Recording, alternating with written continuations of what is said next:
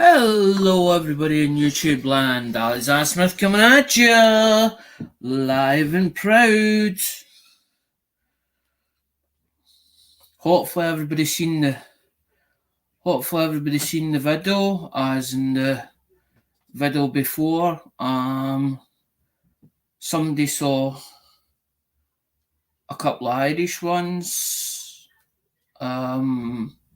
I don't have a lot of Irish coins, so I don't know if I've got enough to put in minimum prizes, but I have now found the boxes which have the world coins in it. The reason why I bought the world coins in the first place was so that we had enough bits to basically put in minimum prizes, and that is why, because I didn't like anybody feeling left out, and that is why I did it. We are going to look at a couple of bits first. And the reason why we're going to do that is because I am waiting for people to come in the chat. Hopefully nobody has got fed up with me. If there's people who would like their items early, please get in touch by email and send me your name and address and your channel name so I know who you are. And that is all I have to say at the moment. I see that one person is watching. I am just going to change the front camera to the USB. And the reason why I'm going to do that is so that we can have a look at a couple of stuff now until people start coming in. Hopefully this is not the wrong way around. Hi, dog.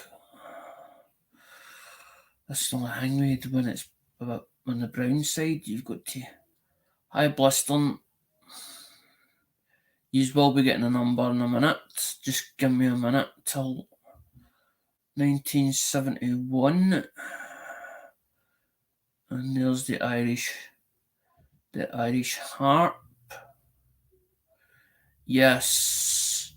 Couple of them, Doug, as in I've not got many I can put in minimum prize, but there is more world coins that I managed to, that I kept saying I couldn't find.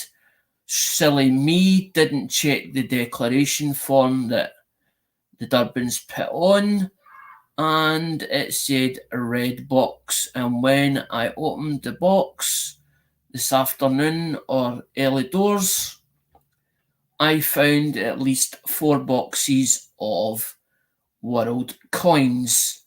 I thought that's the boxes that was from Cheapskate. But I'm wondering how I can manage to get more world coins, because Cheapskate said that there will be no more, he won't be doing another international package, so I need to see if I can find other coins or something to use as minimum prizes. What I mean is when they run out, because it will not take long for them to run out, especially if I'm using 4 of them, 4 at a time, because I'm putting about 4 in a little package. Let's get a bit of damage there, collateral damage. 2000 with the Irish heart on it. Ireland always used to put the Irish, they've always got a thing about the Irish harp.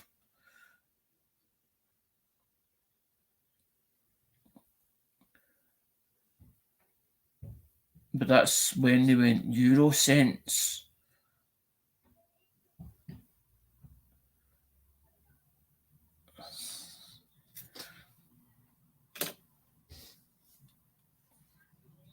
Yes, I know. That's why it's not because it's he's not doing another international package and I've got to get him sent from Cheapskate straight to here instead, and it's the palaver it's got to go through to get it here.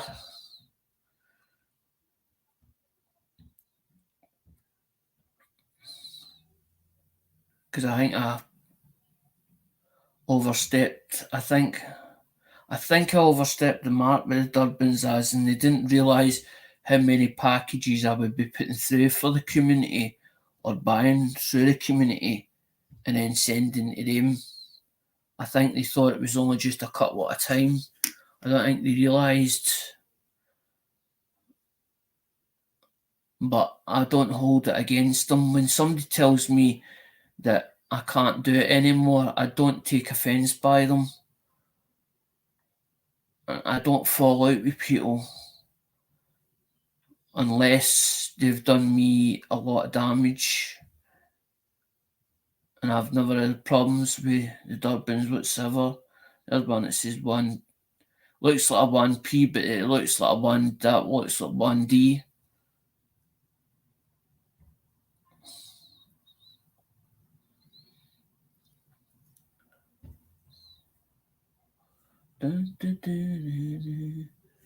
I know I'm trying to find the Irish 1952.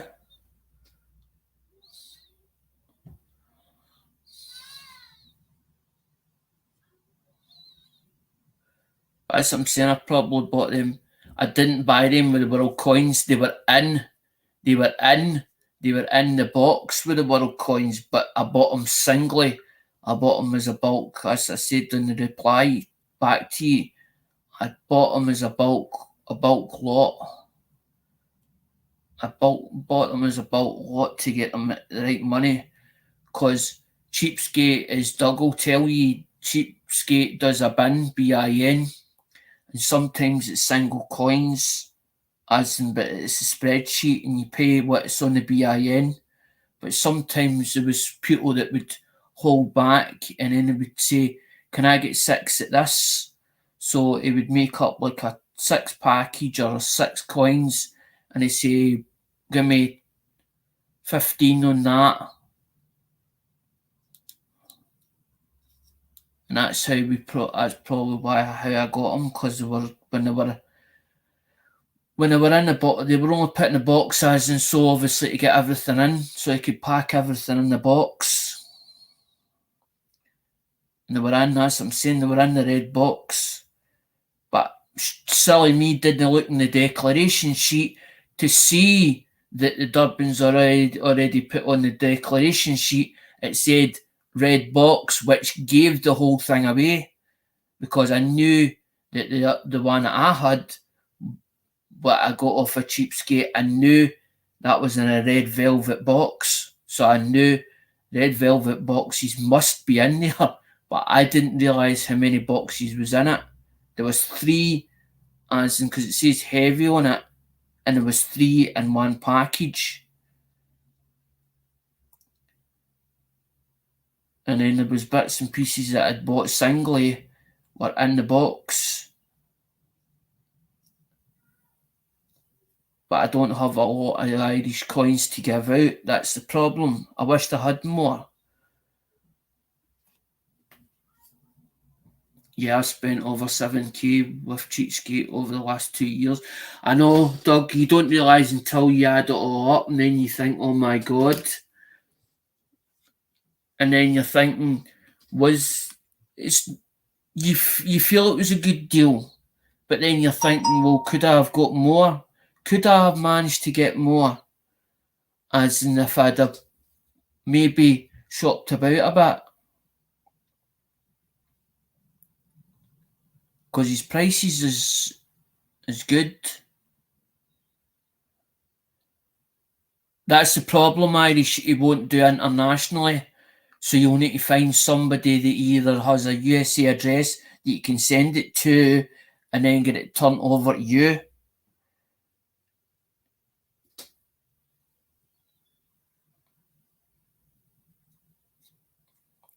Because when that World Coins finish, I don't know what I'm going to do.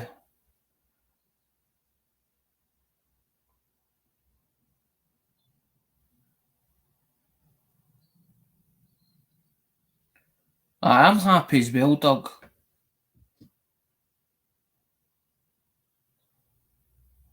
Well, it's good then, Irish, if you've got a poxy in USA.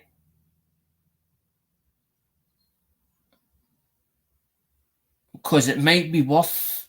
Because I wouldn't mind Daz getting another couple of boxes of them.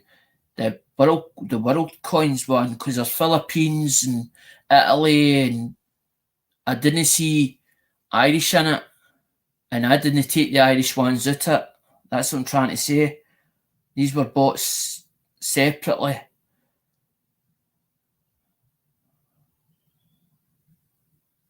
Sometimes he does certain coins separately. Because once you start buying off a cheapskate, usually what he'll do is he'll send you an email as and you can actually buy it before the day of the auction. So some people started doing that. Because I wouldn't mind getting another couple of boxes of the world coins because they were at 30, I think were $35. And they're quite big. They're quite big boxes, Irish. The box itself. Because I do like to. I don't want to stop the wheel because the whole idea of the wheel is to have fun, and that's why I don't want to charge anybody spots to get on the wheel because it'll fling them off track and people will no want on it. That's how I said about the shipping pot fund because it's only just to help. That's all. It means then that I don't have to subsidise it with eBay and then put stuff on eBay. That's what I was explaining, the time that it takes to sell stuff on eBay and then waiting for the money as in changing hands for the seller over the eBay system and then for eBay to get to deposit it into the other account. I can't concentrate on this doing the channel plus also doing eBay at the same time. I wish I had more hands.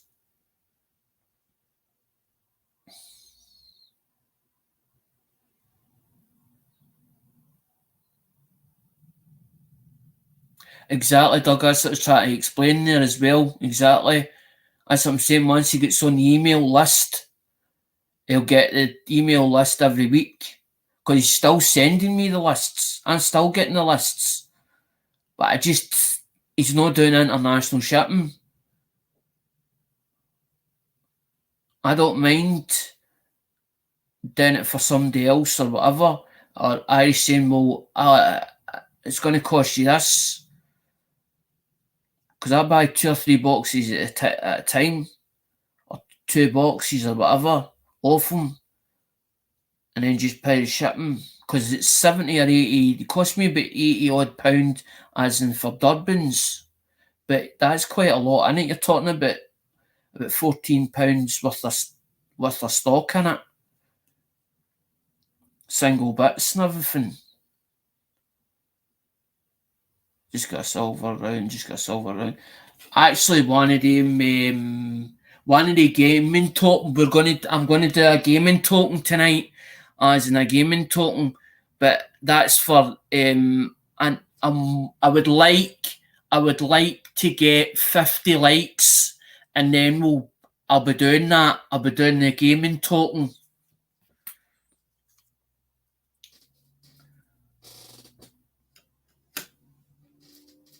Because I've made that into a GEW pack. Because that coin on its own is about, as Doug will tell you, was about 20 odd pound for that coin alone. That's not even retail value, that's probably a grey sheet price. that coin.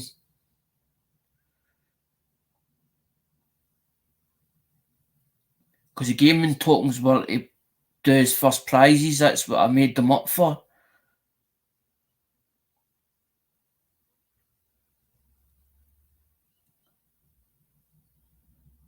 Exactly, Doug. But as I'm saying, he would send it to a USA address.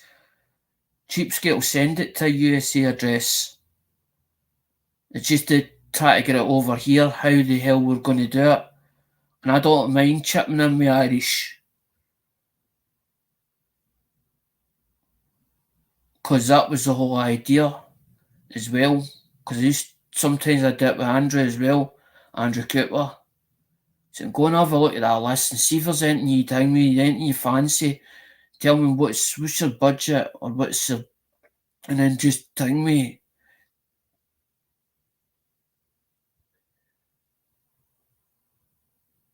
Put it in my box, and then I'll buy it up. I'll buy it, and then you tell me. You just give me the whatever it is.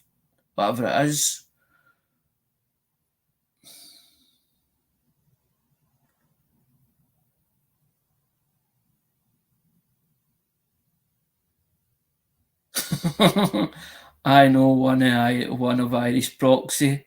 He's a cat dude.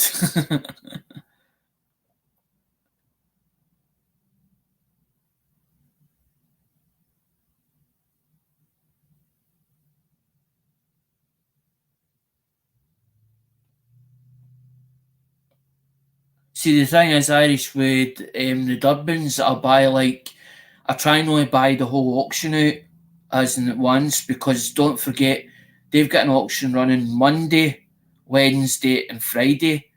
That's like 3 sales per week, as in auction wise. But I might buy like 15 bits in one hat, and then what they do is they wait until my box is full, and then I'll get a shout. Diane will say, like indirectly, that's that box. The box is full. But then I'll start a new box. That's what'll happen. Then I start a new box. I just want to show, because there's only 3 people in. We need 12 names because Ink's on the list. David Carlisle's on the list. Wee Polly's back in the list again. And Irish is to get a number as until he gets a package, because that's the whole idea of this. If you haven't got a package yet and you're waiting for a package, you're still on the list. So you should have allocated a number. You should have given me should have sent me an email and tell me what number you actually would like. Because Polly's done it as well. I think David's won. Ink's not picked a number, but Ink's put a bit of money on the shipping pot fund. Anybody that goes into the shipping pot fund, as in gets allocated, they'll get allocated a number until they get a package. 13 if that's possible. No, we've only got 1 to 12 Irish because we cut them down, didn't we? Because the size of the spaces on the board. There's 24 numbers on that wheel. I cut them down into half so I could cope with it. I know you were only kidding, you're pulling my leg. I know that. Because that's what I'm saying, you still got a package yet to come. Because I had to sort of hold back because I couldn't find the boxes. That's what I'm saying. What I should have done is I should have looked in the declaration. I went into the double cupboard and I took the first 2 boxes out the road. It was on top of each other. And then when I looked at the declaration, I seen red box. That's what gave it away. I was like, red box. I was like, that's velvet. That's the velvets. I was like, that's where the world coins is. They're in there. That's where they are. I done it this afternoon before coming live. get the package ready because I was talking to George, found it buried on Messenger because the daughter's been talking to me on Messenger, and she does watch the lives. She watches all the videos.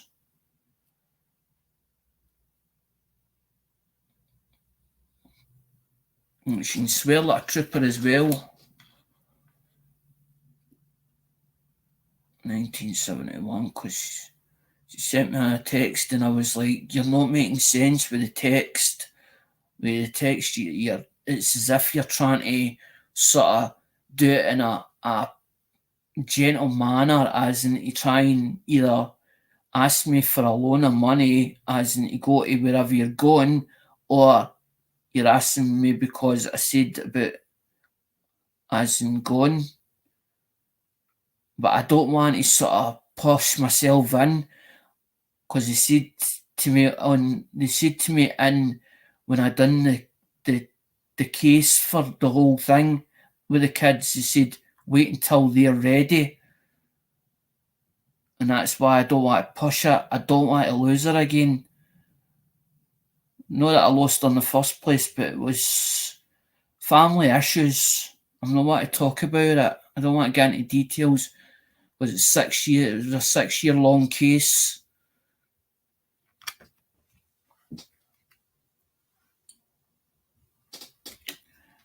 The only thing about the only thing about George is he's lackadaisical. You've got to keep reminding him, George found it buried. He doesn't know me anything, but he keeps in contact with me, as in George. Because that's... See, when I was doing... The reason why I said about mirror is because when I was putting them under the microscope, it was showing it mirrored the opposite direction. It wasn't showing it like that. It's showing it the right way around now. But it was showing it the reverse.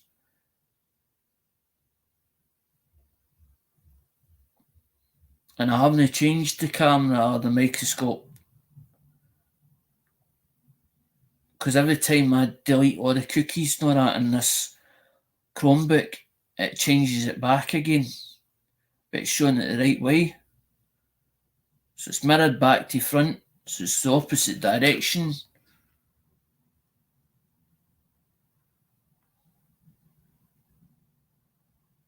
Doug's picked number 9, so number 9 will be taken then.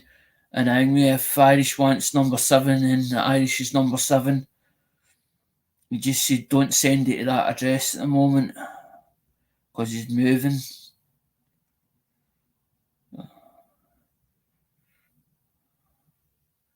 Because my email address is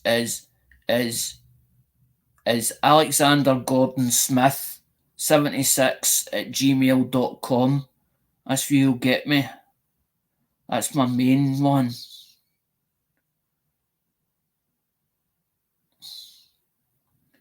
But it should be in the about section. But you can go get me on Facebook. Because Doug, you can't get him on Facebook because somebody, some dirty rotten bastard decided to hack his account. Decided to hack Doug's account on Facebook, and they changed They changed the password. So Doug, you can only get him on email. Didn't they, Doug? Bloody rotten bastards.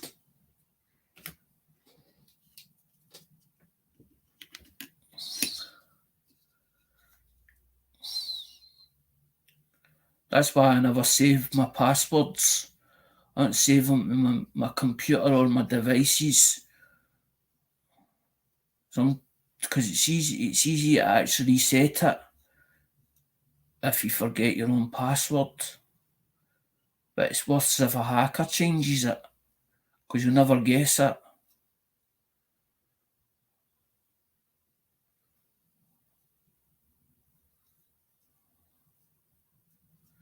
Because they took over Doug's Facebook. but they've changed over. Facebook's now changed it over to Meta. So I don't know if the security's clamped up a bit tighter now. I don't know. It's 1969. That one. I don't know if that's silver. I haven't a clue. Not sure. I always like how it's EIRE for Ireland.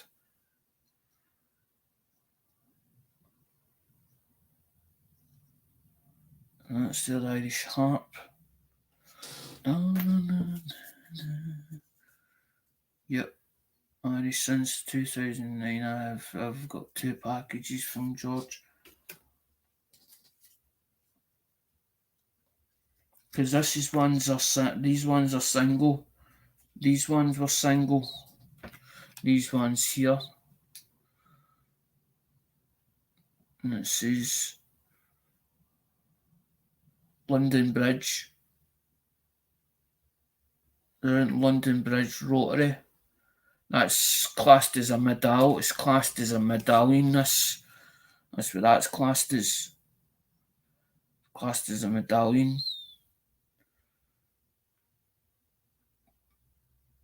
Basically, it's like a copper.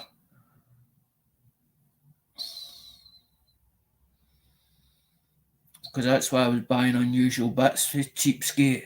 Anything that was unusual, so to use it as first prizes, stuff that was sort of unique or different to everybody else.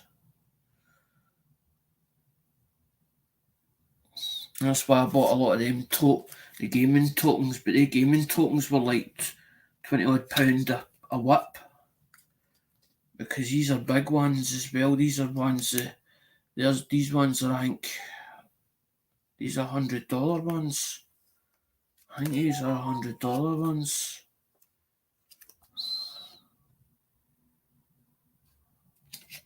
There's one with the Civil War.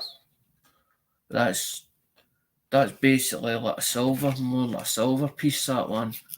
That one's huge. This one here. Our heroes and our flag. And then you've got this painted colour there.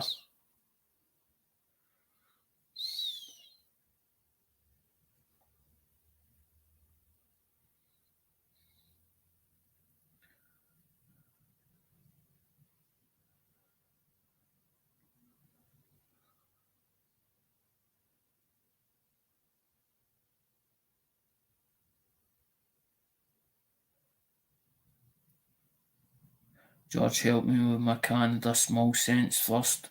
That's what he says. Don't. He's on. George has put a lot of stuff on eBay, but that's why I keep saying don't message him through eBay, as in message him directly, as in if you're looking for anything Canada wise. What I do is I build up my contacts and my acquaintances, ones that I can count on, people I'm not going to get bumped or get shafted with, and then I start dealing with them, and that's what I've done. I would still be dealing with cheapskate if he did internationally, as in straight to here, because I don't have a USA address or anybody that I know a USA address.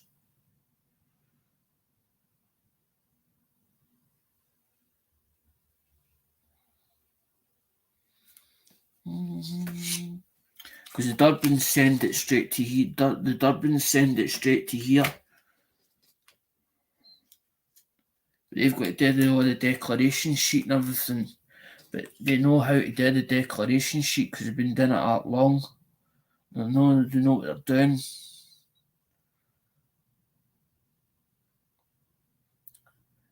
But people said problems with international, and that's why they won't do it internationally. I didn't know. I didn't see that. Gaming suppliers there.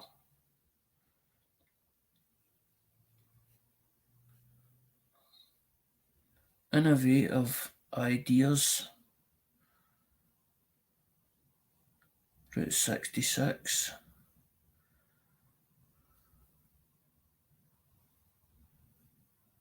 Where it all comes together. Nevada. Las Vegas, Nevada. New products.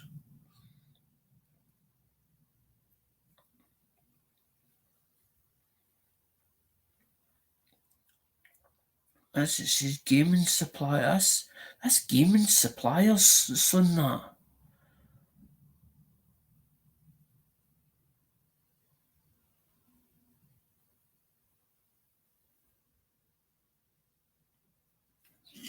I can't see because Bliston's got a.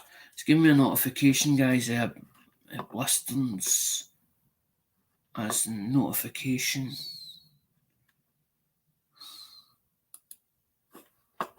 Yeah, the late peg leg sorted me out. What one for my silver rounds and stuff like that. That's alright. He's actually shipping me some albums and in headsets.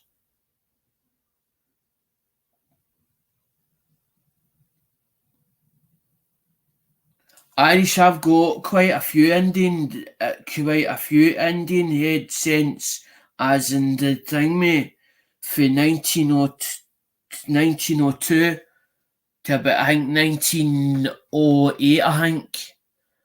As in, because I'd bought quite a lot of them after every now and again I would buy a roll because they were slightly a wee bit dearer, as in you buy the Indian head ones.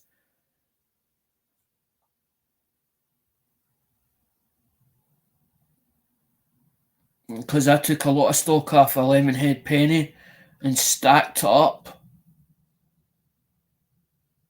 Because that was the whole idea.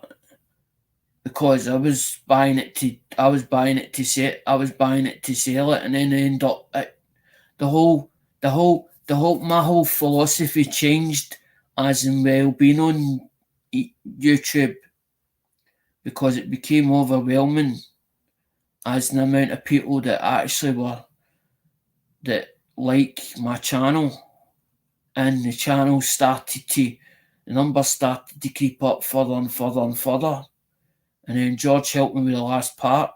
But all I was interested was as long as I got up to the 1K, because I'd seen guys that I knew on Hazy Daisy's stream, and I saw them get up to 1K, and I was like, well, can I not get up to where they are? And I wasn't jealous of them at all. I was like, well, if they can do it, I can do it. And then I was like, but I only want to be up there as in with them, because I felt left out. Eventually, I actually did. I felt left out. I was like, well, if they can make it, so I must be able to make it. But it got frustrating for me because it was like taking me longer to get there, because I was only getting 1 and 2 people at a time subscribing to the channel. And I'm like, am I doing my content wrong? Am I doing this wrong? Am I doing that wrong? Have I said something that done me that's upset or offended people? And then I would change as in what videos I was doing, as in to try and get people interested in the channel.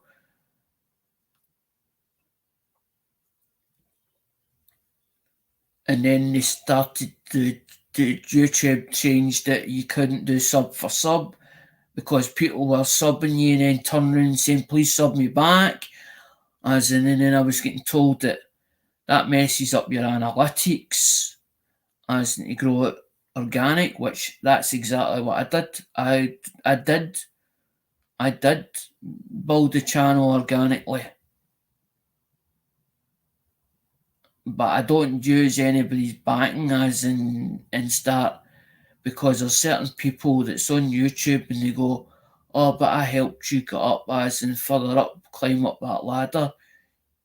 You as in worked off the back of me.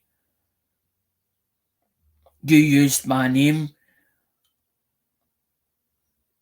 so to create drama so that basically your channel got further up there." If I'm talking about somebody, I'm taking the positive stuff out of their channel, as in and shouting them out in a good way, not in a bad way. Because I don't agree with all the drama. I don't agree with all the drama, as in people having a go at each other, because all it does is just rips a full community apart. It's, where do I side with this person? Do I side with that person? Because he's saying this and she said that, and then and sometimes you don't know if it's clickbait or not, or where it actually is.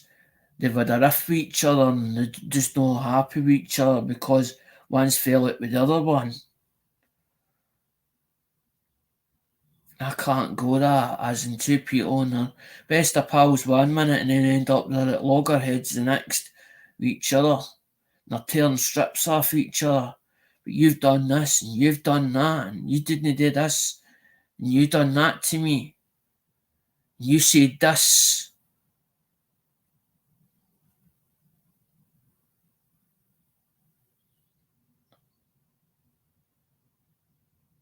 I like when we all can go. I love being in the chats. We use guys as in when it's the auctions because we all seem to get on.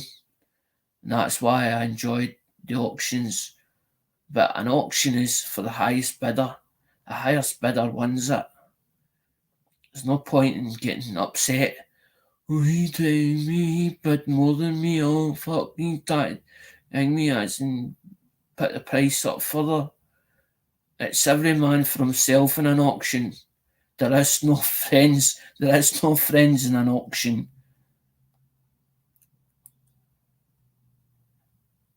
My dad used to go into proper auction houses and he'd be pally with other people in that auction hall and he'd, what is it you, what you after this week?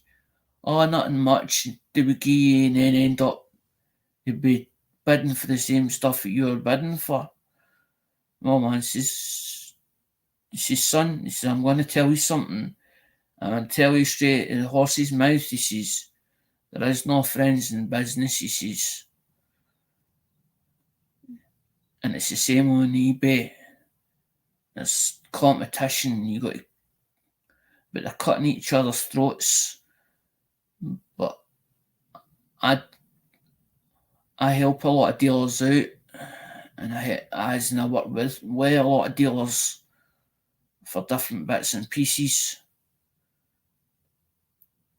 And then they'll turn around and say, I can get it cheaper, but I can't do it through eBay. I turn around and say, well, you need to email me or give me your details as in your Facebook or whatever, so where I can get hold of you. Exactly, Irish. All our enemies till the hammer drops. True.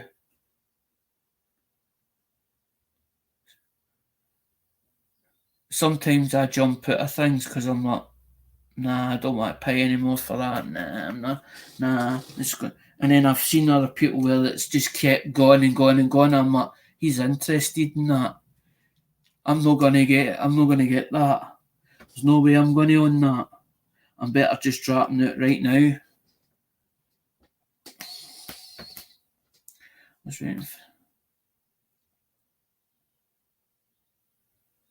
Irish is bang on. That what he's just said is bang on. All our enemies until the hammer drops, and then friends exactly. Because we're all after the same bits and pieces, but then sometimes you get people that is, because we've all got different things, we've all got different goals on our own channel. We all do different things, and everybody's so unique in their own way, and I put my hands up to all the creators out there, especially even Irish, even though they might not do videos, right? But he might have a hobby that he enjoys and he knows more about it, so he can talk about it. And that's what I'm saying. Everybody's got their own little niche. But I done this one because I wanted to put something back on the table, to give something back to people that have been supporting me or loyal supporters for a long, long time. But I didn't want to feel anybody not welcome, if you get me, as not welcome within the channel. Because this channel's still got a long way to go yet, as in if it was to ever get monetized. But YouTube don't pay me for anything that I put out there. And I'm like, I've gave up with it. I'm like, I'm not really interested. I'm not really bothered about YouTube themselves. That's how I was like, F you, as in done the Sam Sparrow, because I was like, well, if I never get monetized, bugger it, damn it. I should, because it was somebody that made me realise and said, you should be actually enjoying it, Alec. But there was a stage where I wasn't enjoying it because I was getting so frustrated at myself because I couldn't get there to the monetization stage. And then I stopped worrying about it. I stopped stressing about it. And that was what made it better. It took that pressure off of me and decided I'll just make videos. I'll just make videos and enjoy what I'm doing, as in put the content out there for everybody else that enjoys looking at coins and interested in coins. Because when I sometimes do phones, some people will like, I'm not really interested in that, but a lot of the phone stuff is informational videos because it's about unlocking and stuff like that. It's about what goes into the actual hobby, what is actually gets done, and how it gets done. That's what the information that there I'm giving, because you don't have to have a lot of money as in doing eBay. You can start for the basic minimum, as in £20 or £30, what you can afford to put out there, as in a very low budget, and still manage to make a wee bit extra on the bits and pieces that you're buying off of there. And that's why I do the cheap and cheer. That's why I've always done the cheap and cheerful line. I do it for that's what I was saying up in one of the charity shops the other day. I'm doing it for people that's on a low income, that's on a low budget. Because I've been there. I know what it's like with a family. I had 6 kids to deal with. I'd end up 4 girls. And that's the oldest one that's just come back. Now she's 18. It wasn't my fault what had happened. It was just a relationship that wasn't working. And it was always either over an argument, either over money, short of money, or the kids itself, or the kids themselves, as in me fighting, or not enough money coming in, and having to buy bits and pieces and struggling. That's why I used to, as in, take a wee bit of money out of the pot and and buy stuff off of eBay to try and help her out, my ex-partner. But she wanted to do it on her own time. She didn't want me to do it my way. She wanted to do it her way. And it ended up destroyed. It destroyed me as a person, and it destroyed the kids as well. Destroyed the kids, and the kids ended up elsewhere, as in what they call temporary foster care. But it doesn't just stand in temporary foster care. If social work are involved and you don't do your part and they think you're not doing your part, they take it to a children's panel, and a children's panel decides.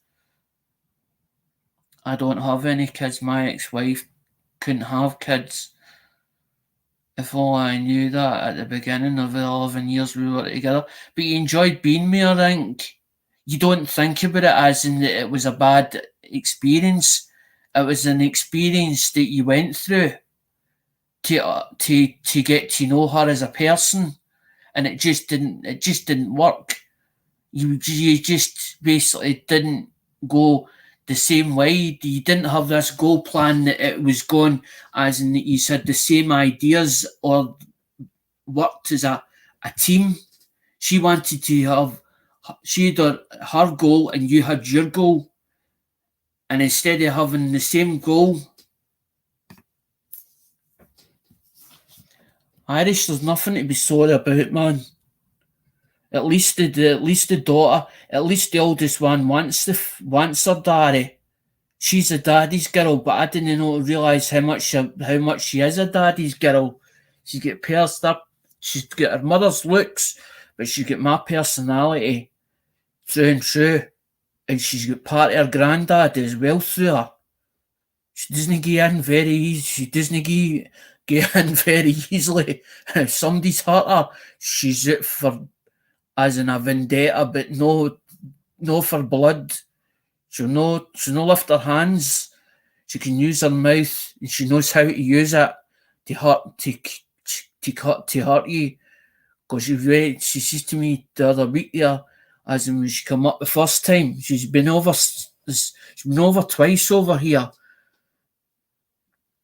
As I'm saying, she watches the videos and all that. I didn't realise because it wasn't in these meetings. They didn't tell me nothing about what was going on. They said, "Oh, they're not allowed to do this. They're not allowed to do that." So it totally confused me in what they were allowed to do and what they weren't allowed to do. So I'm like, well, they're not allowed on the internet. You're not allowed to do this. They're not allowed to do that. And then I'm getting told off the family liaison worker that was involved, that she'd been involved for the last 7-8 years, and then she started letting things slide or slip, as in tell me bits and pieces of information and very like bits yet, but it was all like mixed bits, and then they end up returning and says, "Oh, by the way, your daughter watches everything that you do." What do you mean? He's never taught me that much. He's never even let me know that. But you only want to tell me wee bits and pieces, wee bits and bobs from time to time as they're growing up. And then he says, "Oh," so they turn around and says, "Well, they'll come back when they're ready, or when they're ready, you can have, you'll be allowed to see them." That's why it annoys me, because it's like 10 years of her life that I missed. The 10 years. And I'm like, she's 10 years of growing up, as in through foster care or whatever else. And maybe she's had the pain inside. Because what you do is you put a brave face on it. I am alright, I'm okay. But you help everybody else out, bar yourself. And then when you want or you need somebody there for you, nobody's ever there. And you're thinking, well, what's the point? What's the point? I've been there for everybody else, but nobody's ever there for me. As I said to the other day, I said, don't feel as if you're alone.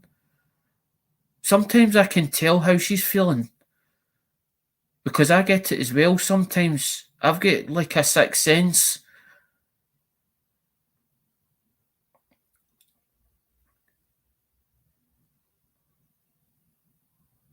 I like that one. Hank says, "Yeah, and when I got to know her, I would have left a hello." Some people you don't know. Some people put on this act, think they make you believe that they're so good, and then you find out there's totally different people, a totally different person. The best person to meet is somebody that's upfront, it tells you, it's honest. I don't hide anything from you guys. I just don't go into the personal issues or the family issue stuff. But I always tell you, as in if I'm back logged with stuff or whatever, or I've not done something, I'll tell yous. I didn't do it. Never done this. I never got that done this week. But I'm actually proud of myself for finding the boxes of world coins. I'm like, that's for minimum prizes. Now we can really get on with things. I just to find the slabs. I've just to find the slab stuff because I've got slab stuff and I've got ones that's no slabbed. Because I'm like, that's first prize and second prize and that. Because I've done well I've done well for the time that I've done it in.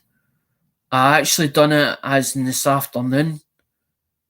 Into the box, ripped the box open this morning about 9-10 o'clock. But I think because as in Louise being there, I think that's what gave us that burst of life, as in that energy back, that drive, the passion back. Knowing that she's there and think, well, I wonder if she want to maybe as in a text and say, look, do you fancy going there or whatever? Because it make me want to get out a bit more. Because she seems to have this confidence is that I don't give a toss. But then there's this part here that's sort of hiding, as in deep down. She's like a hardy character on the outer side, but she's a big softie when you get to know her on the inside. And if you get close to her, she's a big sap. Because I remember the time where her mum was, I don't know what happened. I don't know if she was emotional, her mum was emotional at the time or whatever, but I always remember this hand going over the top of the driving seat when we had the LDV, and she gave her mum a thing, me mum a hanky, and just turned and says, Mum, it was alright. I don't know what happened that day, I can't remember. And that's when I seen the soft side there. And I thought to myself, she acts tough. She acts a big hardy, exactly like my dad, as in this hard exterior, as in you couldn't budge it, stubborn as a mule, but with a soft centre. And I thought, that soft centre's all soft centre's there. She'll help anybody, but she tends to.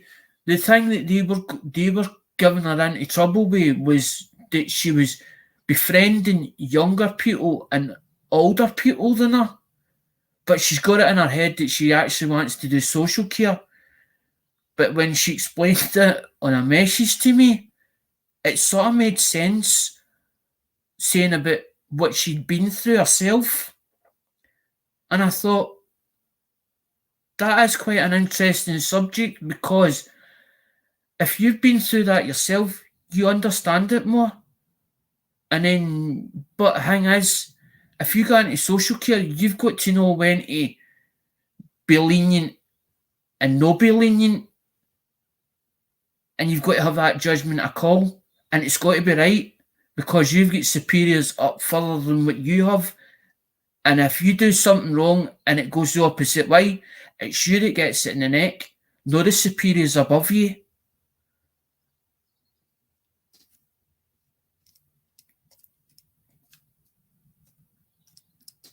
I don't want to go into all that. Car on.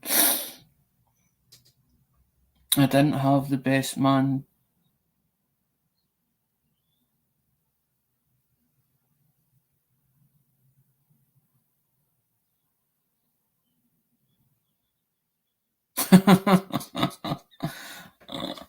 Nice one, Doug.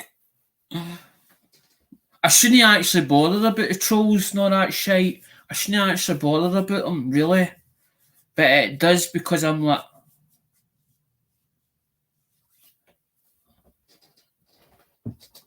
no, you're fine, Doug. Bummer, I tried. No, but it says some seen you've all got spanners. There's a few of these that's all got spanners. So you can delete things or whatever else. So, but we don't get much. I don't think we get much trolls. I think it's because if the channel was a lot bigger, I think then we would get the trolls in more. I think because the channel's still small yet, the trolls don't really bother because there's nothing really. If you tell something to your supporters, right? You've already told it, so they can't use it against you if you've already told it. I didn't say I was a perfect father. Never did. Didn't say I was a perfect father. I made mistakes, but there is no manual. There is no manual about how to be a parent. And if you were brought up a certain way, that's what you have in your head. The way you were brought up is the same way as you bring your own kids up. But sometimes the law changes. Sometimes the legal system changes from time to time, as in certain things in it. And if you don't read a paper, because I'm no one for, I'm one of these people. I don't need papers, and I don't read social media. I only if it's something that interests me, and I see something, an article that's interesting to me, or it's like a big legal aware, then I'll read it. But if it doesn't say something like that, I don't bother. I don't even read it because I feel that social media, a lot of the times, they scaremonger the public. They make it worse than what it actually is, and that's why people then get so scared about certain things because they made it sound so bad.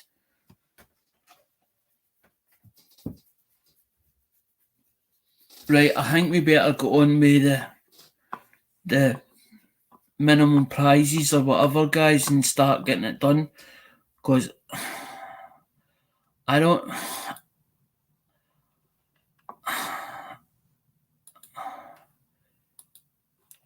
I looked up. What happened is I looked up where she'd last texted me and said she was, as in the daughter, so I looked the place up. So she's no far for the house or for Nan's for here, and I'm like, I wonder if that door will go because she says to me, Dad, I happened to lose my AirPods. And I was like, you lost your AirPods? I was like, whoa.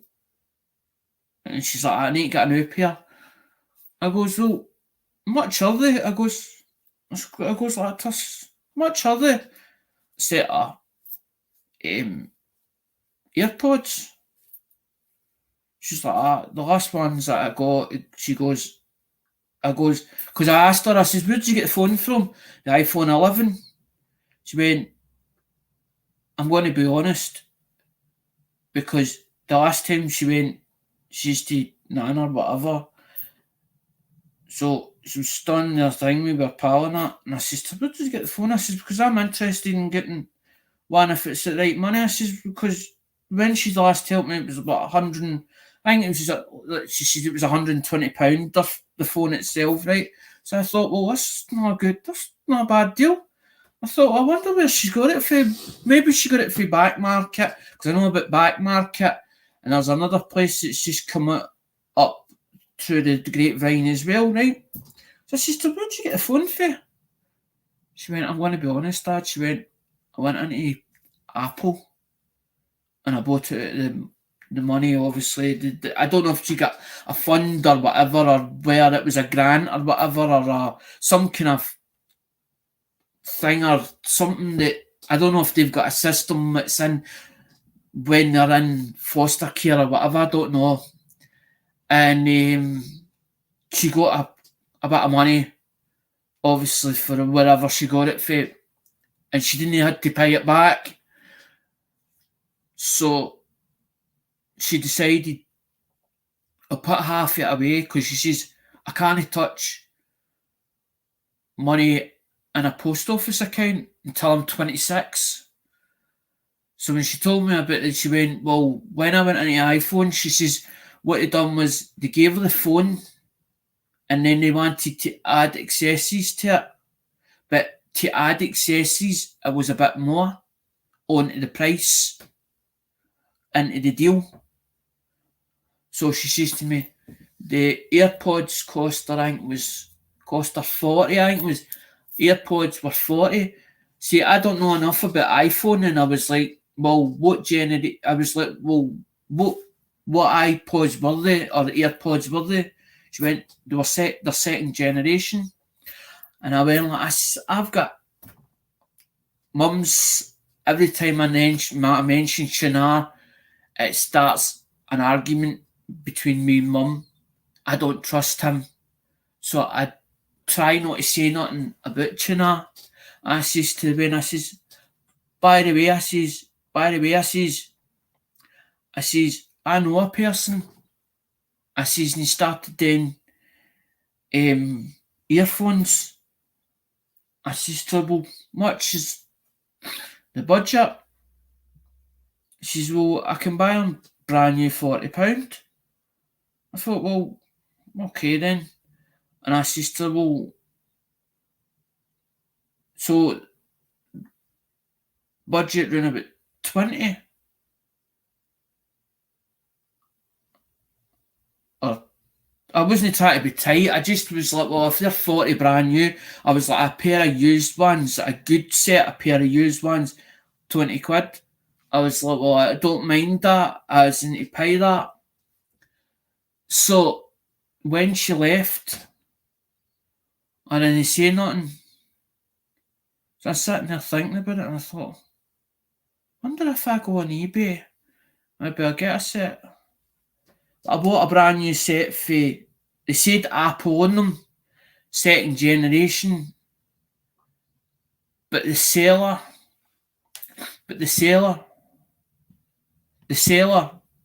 was in China, so they could be Chinese copies made out to be Apple's, but it's got Apple's name on it, and even the box or the photograph that they took had California on it, which California is the main manufacturer for Apple, but even though they make the stuff in China and then they put the California name to it or the logo.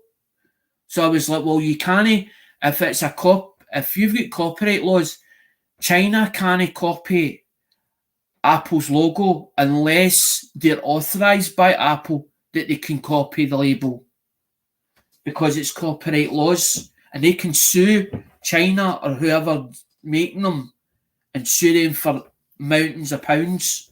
So I was like, well, obviously they must be genuine, or it's just a picture they've used and somebody's copied this picture. But well, it's £17 or whatever they were for these ones. When I ordered them, I noticed the delivery date on them was like the 24th of May, and I was like, well, that means then that they're not going to come soon. So I'd been looking on Facebook, and a timeline popped up, and it was Chinar's timeline, and there was a box. I swear to God, there was a box sat like that, and somebody had took a picture,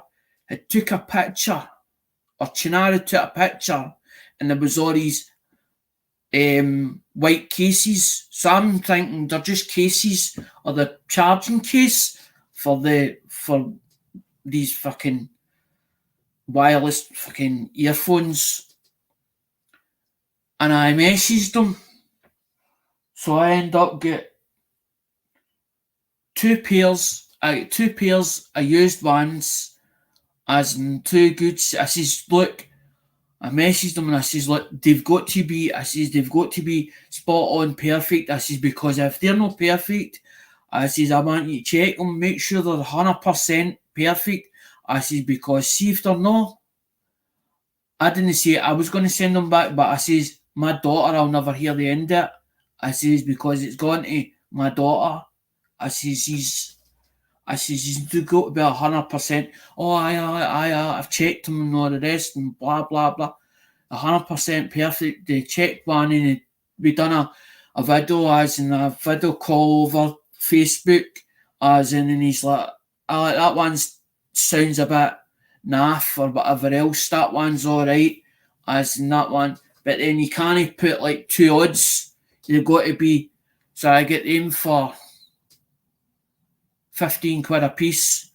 So I've got two sets and I've got another set coming brand new from China. So that's I'll get three sets thing me for their iPhone. But what I says to her is, I says, you're only getting one set. I says, and you've got to look after them. Because I was like, well, I'll hide the other two. And it means then that I know they're here. So if she does lose them, because I'm not going to be hard on her. If she turns around and says, by the way, Dad, I think we was out drinking or whatever, I think me, I laid them down. And I don't know where the thing they've ended up, because she says, I was half pissed. She says, I was standing at the bus stop because you mentioned Calderwood, and I was like, why are we doing up in Calderwood? I says, you're further down the road where you're the now. Or Ellie's mum stays in Calderwood. She says, whereabouts? And she's like, just a conversation with her when she was here. So her mum stays in the high risers. I went, alright. I said, so you were standing at the bus stop, and she went, I think I laid them down, Dad. She said, I think I put them on the seat, or they fell out my pocket. She said, because I've looked all over the place. She says, I can't find them. But I didn't want to keep her thinking, well, alright, I'll just go to Dad all the time. As in, if I'm a bit short, I'll message Dad and hang me, he'll give me it. Because I'm one of these people that I was taught to stand on my own 2 feet, right, with my father. And I'm not want to be as hard as what he was in me. But I don't want her thinking that she can just phone me up Nelly Willie and turn around and say, oh, Dad, can I get £20? And it becomes a habit. I'd rather her be able to stand on her own 2 feet, because she is streetwise. She is a good kid. There's not much she does ask for, because she said about the black. Because we were, funny enough, we were talking about as in past tense, and she mentioned about the blanket that she was sent because she was having problems at the time. And Lindsay phoned me up and says that she's not seems to be happy. Is there any way you can come up with a suggestion or some way you can make her feel that she is loved? Because she's having a hard time at the moment. So it ended up, it sort of made me emotional when she told me this. And I sent her this blanket, and it's got the line, but on it there's like words on it, something about a father and a daughter or something like that, the way the wording goes in it. And we were at the meeting, and I says to Lindsay, I says, by the way, Lindsay went, I gave her that blanket. I says, but how was she? How did she react when you gave her it? She went, she just pulled this face and looked at her as if to say, what the hell is that? But she eventually took to the blanket. So she actually said, she happened to say it about the blanket being on the bottom of the bed or whatever, that's where she is now. She says, I keep it a comfort blanket. I thought, well, that's good if that's the case. But she does go to counselling and stuff like that.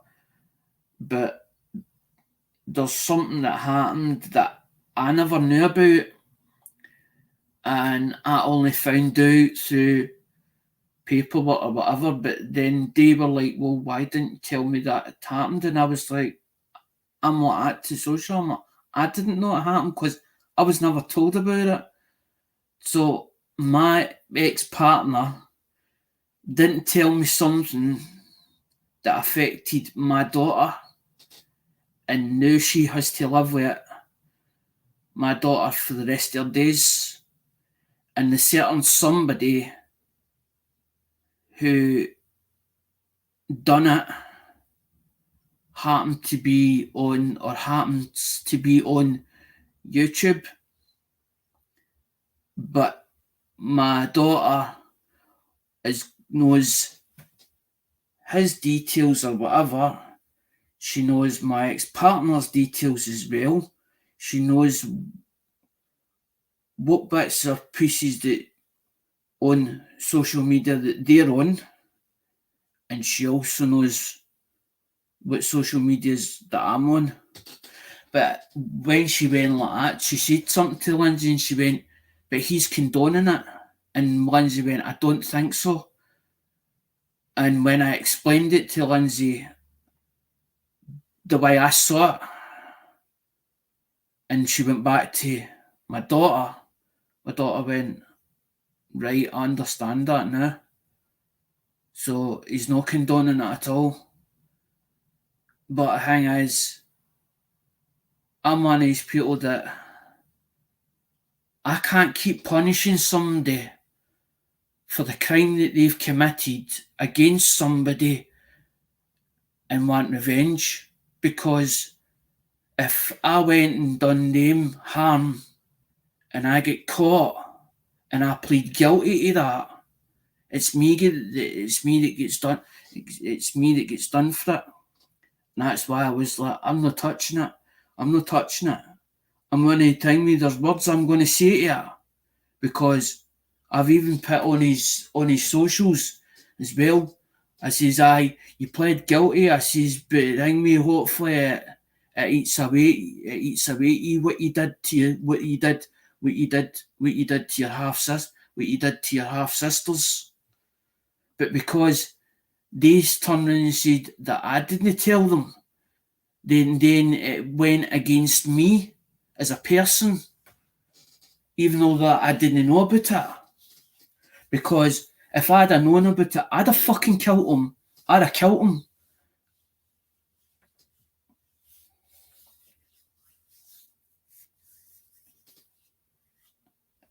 And then they turn around and say about family court.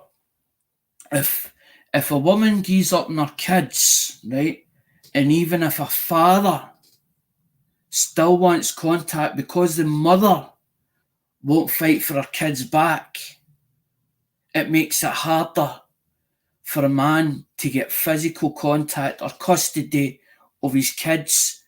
They've got social work department or the courts themselves have to be able to turn and see that there's nothing untoward that they feel in the paperwork that they read about that guy for him to get custody of his own mate, mains, and they made out, well, you're not well enough, and all the rest. You've got as in mental issues and all the rest, and this car on and that car on, and because of all that, it went against me. So I never get the chance. To even turn around and say, well, okay, we'll give him supervised contact. I never got that chance. My ex-partner did. And when she was in the room, she said something in that room and they fucking overheard it. They overheard it while she was in that room. And that's when they cut ties off. That's when they cut ties off. Exactly, Vanda. Can't live in the past. We need to make every day better than the last. Aye, but that's what I'm saying. Now she come back in the scene because now she's 18. Now she's 18, so she can do it to a certain degree. She can do what she likes. And she decided that she was ready, as and even though that she.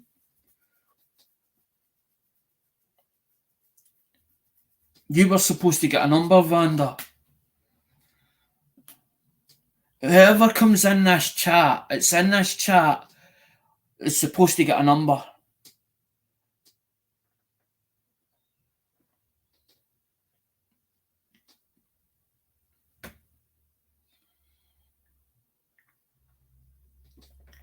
Because that's the whole idea, is to get a number. But I just ran on because I'm trying to be honest. I'm trying to be honest with people. so that they understand.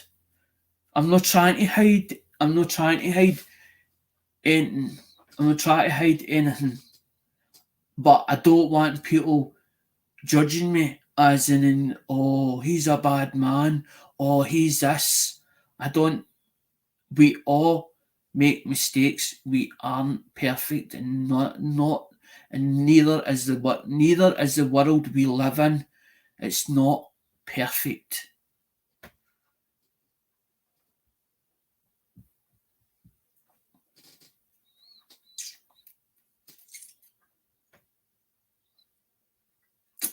Well, David's got number one. Polly's got number four. I think somebody picked seven because David Carlisle's to get a number as well.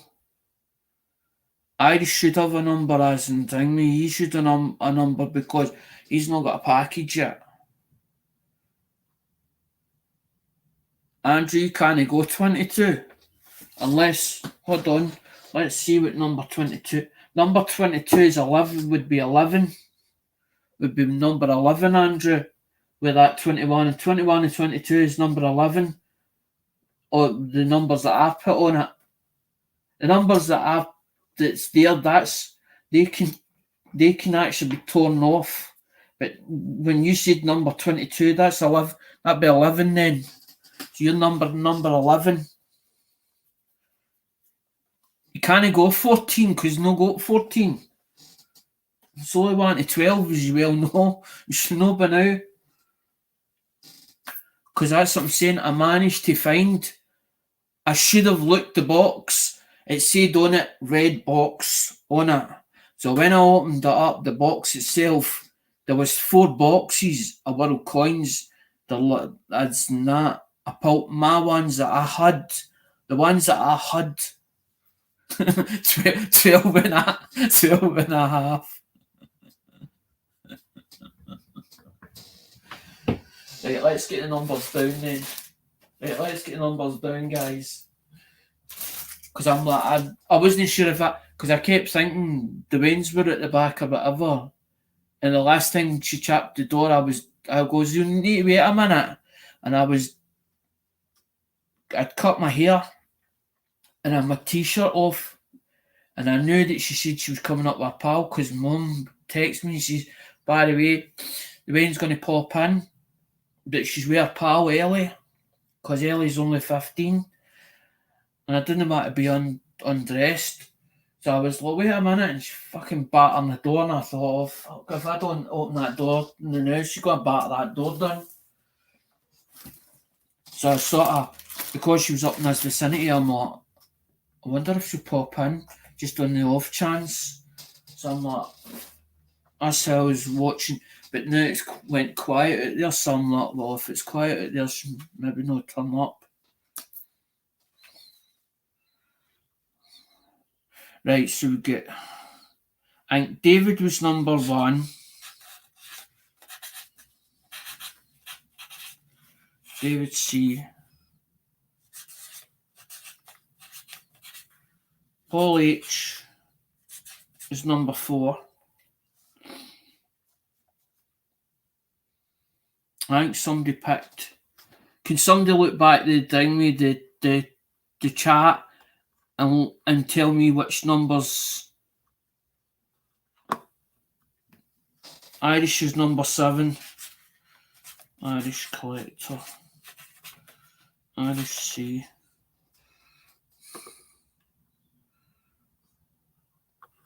Andrew's just screwing about.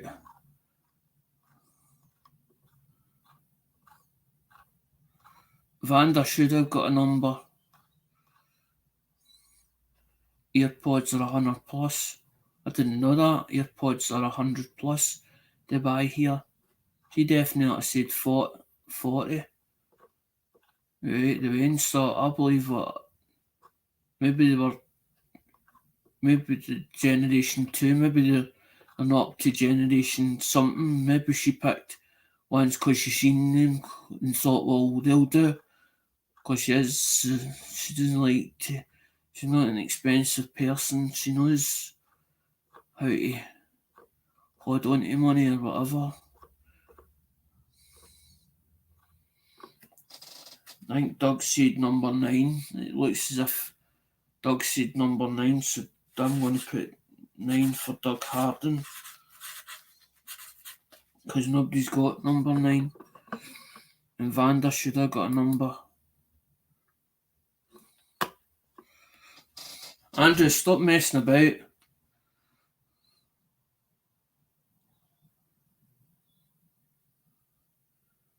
Number 10. I'll put Andrew's 10. No more. No, don't change your number again, Andrew. That's you getting tell.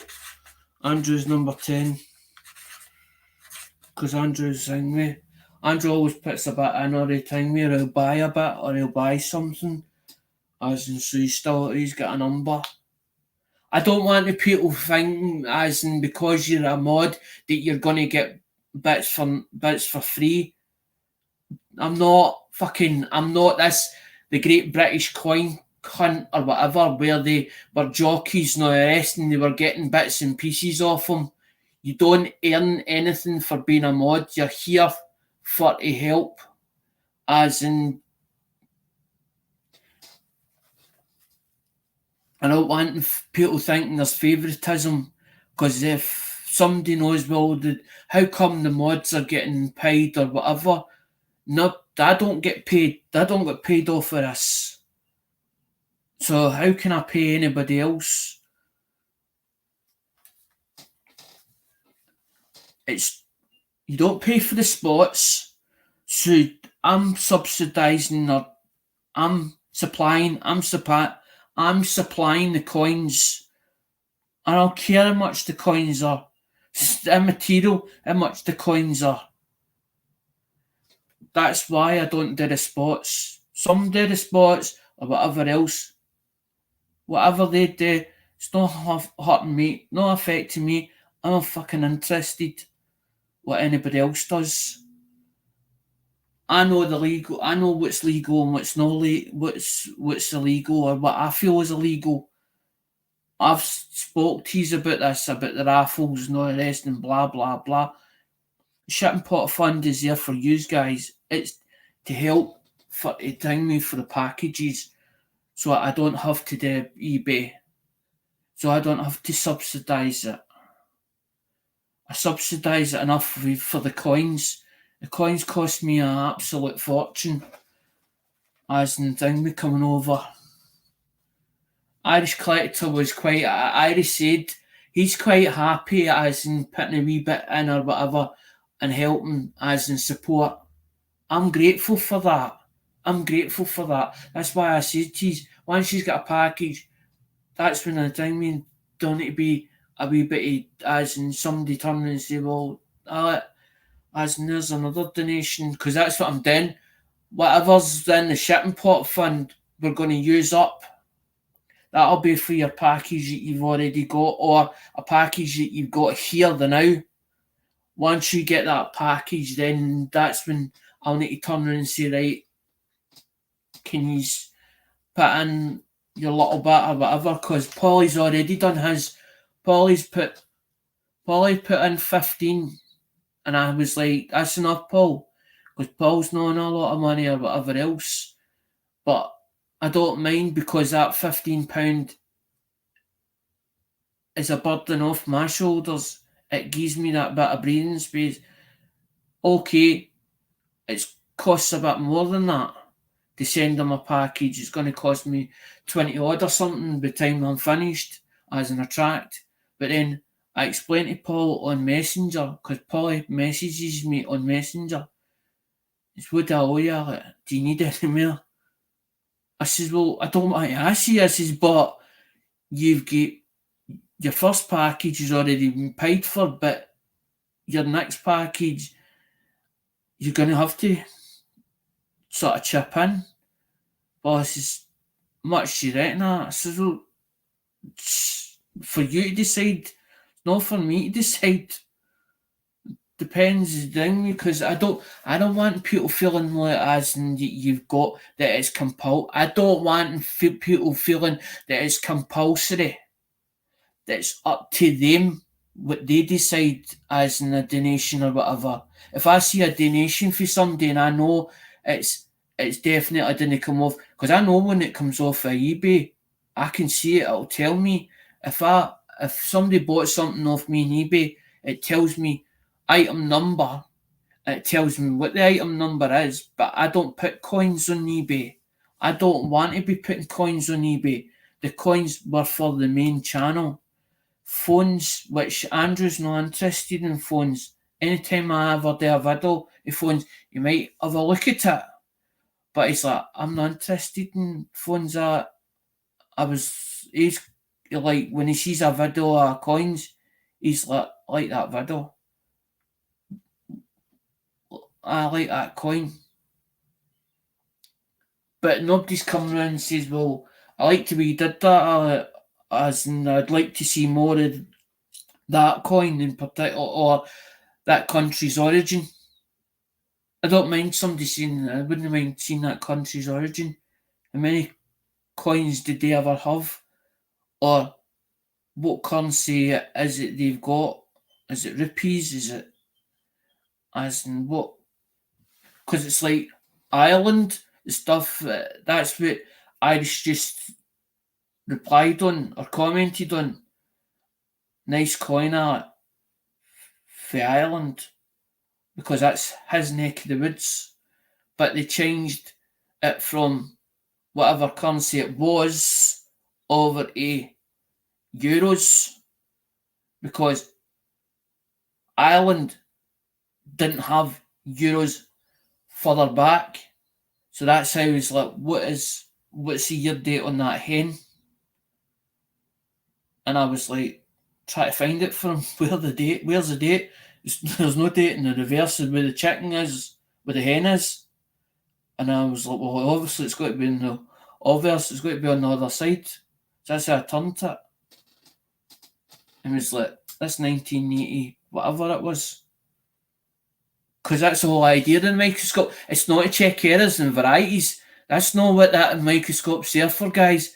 That is to show you how good that coin is, as in the coin that you're going to get, or the coin that you maybe get at some point. That's the whole idea behind it. Because it's like Andrew saying about the rolls of pennies. You've got more rolls than Greg's. And I laugh about that because I didn't think about it that way until Andrew said it. It was like, he's got more rolls than Greg's. What's he on about? What's he bloody on about? And I was like, oh, baker. Greg's the baker. And I was like, ha ha, that's funny. That's funny, Andrew. He says, you got more rolls than... But they rolls of pennies will get opened at some point. They're getting opened at some point. I'm trying to make sure that I've got certain year dates, as in there's certain things, because there's people that's like, I've got an album and I don't have this date and I don't have that date and I don't have that. And there's sometimes I've got to turn and say, by the way, I'm sorry to tell you, I've not got that date. I can't help you. I want to be able to turn and say to people, by the way, I have got it. I've got 2 or 3 that the same one. I've got doublers, I can give one of them. I want one I can able to show and hold up.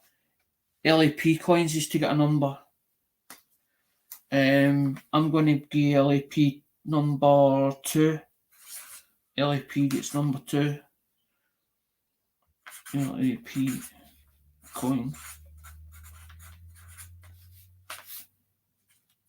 See, I don't want to start all this carry on. Well, you can't get coins because you're not in UK. I don't want that. Everybody is going to get coins whether in USA or whether not. Oh shite, aye, I didn't see Oz. Sorry Oz, didn't even see him. Number 3. Oz gets number 3. What's that? I think he's just shown up. What's that? 720 to get a number as well. Try to think what numbers there, what one numbers we haven't done yet. Number 5, 710. We better give Vanda a number. I know Vanda's away, but Vanda Costa. I was trying to actually find her channel the week there. Try to find it. I gave Vanda number 11 again. So still numbers there. Because I got them all mixed up. They're there in the book. I always put them in the book. And then I put the name on the package so I know that's done. The packages are down my feet. I try to get room this way because I want the sort of, I can't get in or out. I can go in. That's what my man says. You can go in the tightest space, son. As in I can get in the tightest space and stay there without moving. But I don't like standing anything. Oh fuck aye, Bliston. Bliston's to get a number as well. I forgot about Bliston. Jesus. It was just when somebody reminded me there. Aye, Bliston. Bliston's to get down with. Bliston can get number 8. Bliston. Jesus Christ. Bliston nearly got forgot. He's been there. Early doors. Thanks for reminding me. Bliston. Bliston's not got a number. Fuck. He's got a number now. There it's there. So we've got 1, 2, 3, Polly's 4, 5. I see number 6 has not been taken.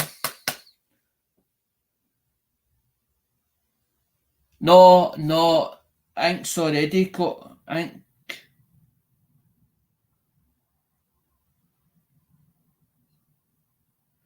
Oz is right. Ink's not got a spot. Ink's to get a spot. 1, 2, 3, 4. Which one's not? Which one's not been taken? Number 6 has not been. Oz is fine. Oz is fine. Ink's got a spot. There's 12 spaces. David's got number 1. Paul's got number 4. Irish Collector's put in some money, so he should have been allocated a number, but he's not in the email. I heard that phone text going off. I hope it's not a rain time, me. Because I got a funny feeling she's no money on her. I think that's the problem. I think that's what it is, and she's trying to do an attackful way with me, as in to try and get any money or whatever, because she's not got money to the Monday or the Tuesday. And I think she's out with pals or whatever. So because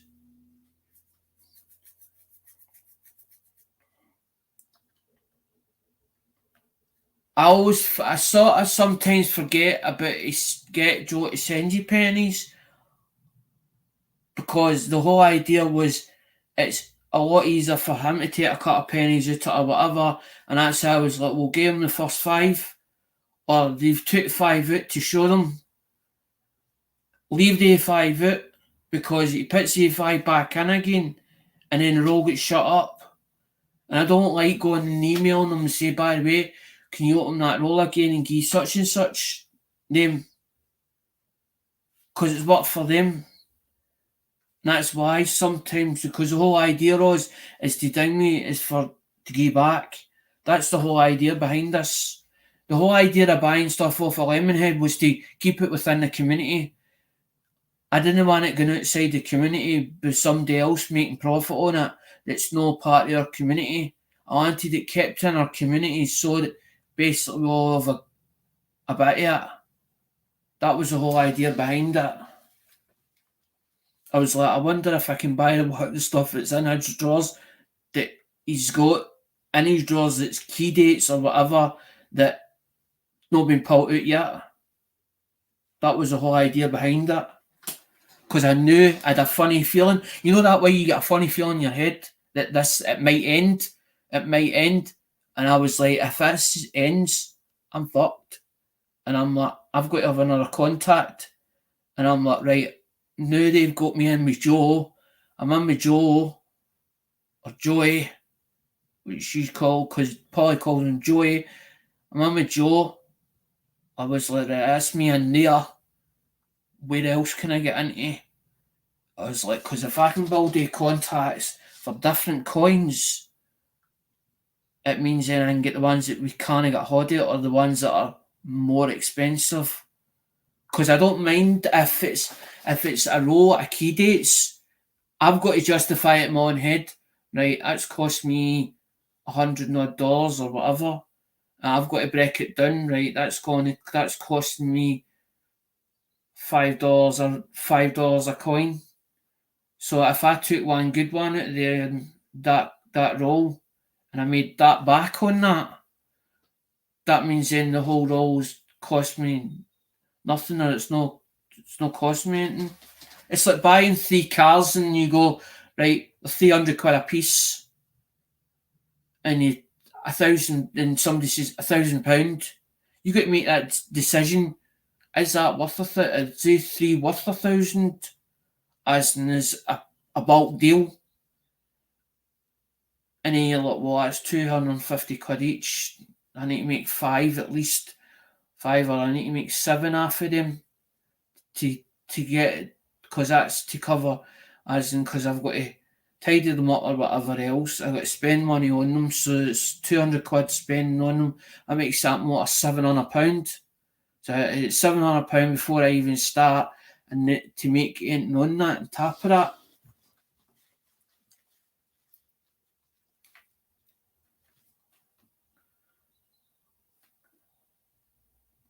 Blister, and I'd like to be able to give you coins, as in, because some of the coins you've shown, some of them I've got, as in some of the coins that you showed, I do not buy off as in Westminster, unless they've got a deal going. If I see something that's in a deal or whatever else, and I like the mystery prize, I wanted to tell me to buy one of the mystery prizes because I wanted to see what was in it. I wanted to see if it was a good deal. I'm one of these people that I see something at a bargain price, I'll buy it. If I can buy a full roll or whatever and give so many out of that roll, it means then it's not costing me an X amount. It's alright if it's there's a budget, a set budget. The set budget for the first prizes is between $30 and $50. Some of these slabs are worth between 15 and upwards. Some of them, like the gaming tokens, they were $20 a piece. They were. I've seen sometimes me as in a $30 coin, as in because it's silver. I've seen me pay $45 for a coin, as in for just one coin, because it's silver. Because that's why I did the first, second, and third prizes. But these are for minimum. That's for minimum. So you get something. That's the whole idea.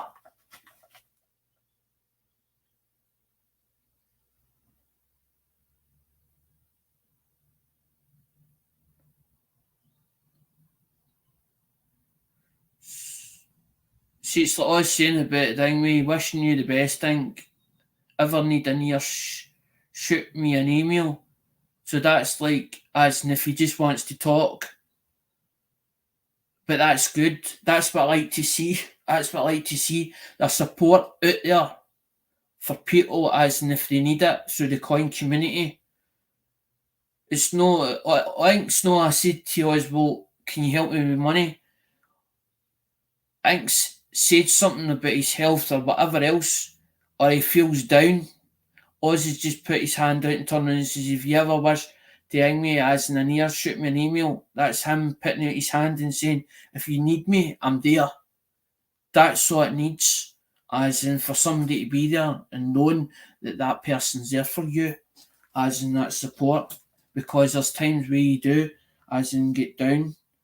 I get down days, but I tend to go into a little shell of my own, and I come out that shell. It takes me time, and it's the same as my daughter. My daughter's like that, as in she got into a little shell of her own. I wonder if that was her.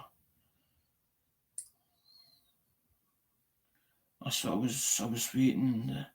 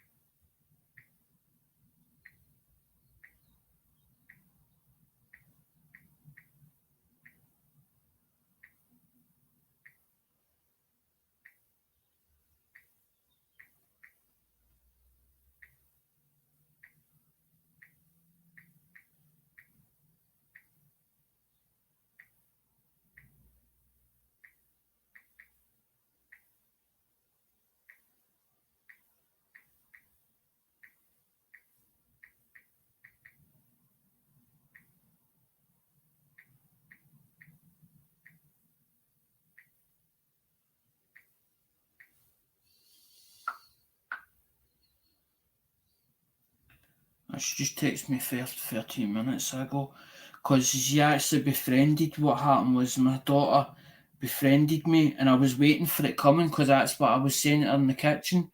I says, the reason why I haven't bothered you on Facebook, even although that I knew that Nan was talking to you, as in thing when Mum was telling me what was going on, I just left it the way it was, and I was waiting till you were ready to befriend me. I says, I don't want to touch that button because I didn't know how you would feel and how you would react. But that was her texting saying that thing, because they're worried about her mental health at the moment. Her mental health. So they're keeping an eye on her.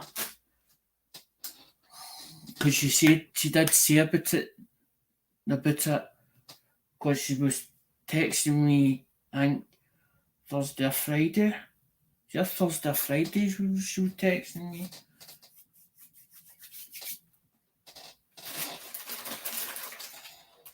Right guys, that's what I'm saying. We don't have to do the wheel anymore for the minimum prizes. I only need to pick it out and put it in your bags. Right, so the wheel gets done for the first, second, third, and the GAW stuff, or for the GAW ones. I don't need to do the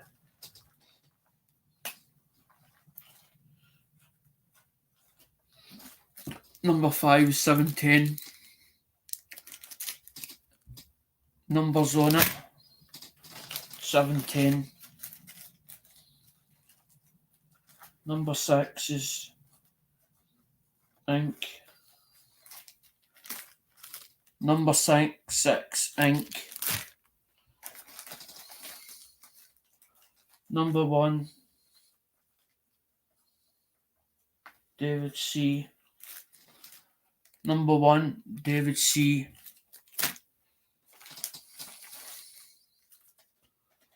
Number 11 Vanda.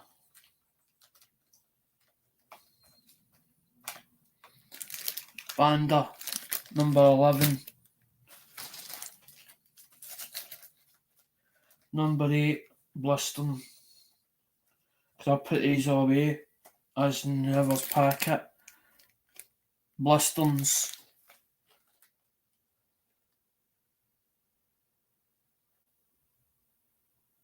Irish, what's Stephanie's channel? What's Stephanie's channel?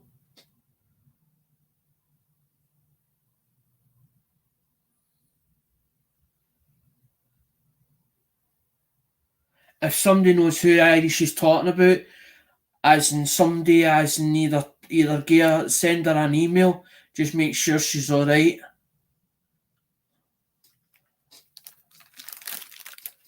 Irish, put in what her channel name is so that either people can either as in send her a message in a comment or even email her. Because I only know people through their channel name. So when you mention Stephanie, I'm like, who the hell's Stephanie? Obviously, the Irish knows who he's talking about. Number three is Oz. Oz. There's Oz. That's Oz.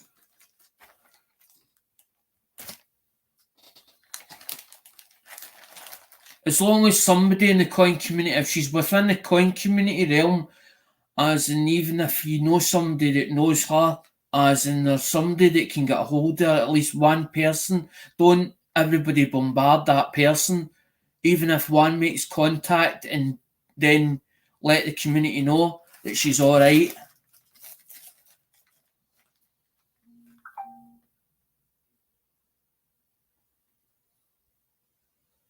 Number 9's Doug H.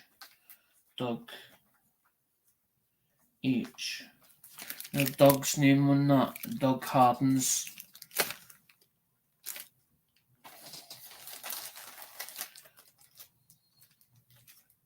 Number 4's Paul's. Paul H. Paul's. I'll put him up there now and that's that done. It means then I can get off of here because that's an hour and 40 odd minutes done. Number 2 is LAP coins. LAP I don't think's had a one. That's LAP's.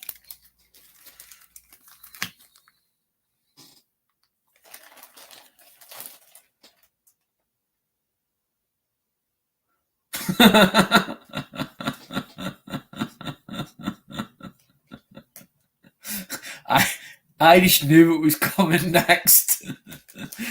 You guys hear why I hear a funny joke?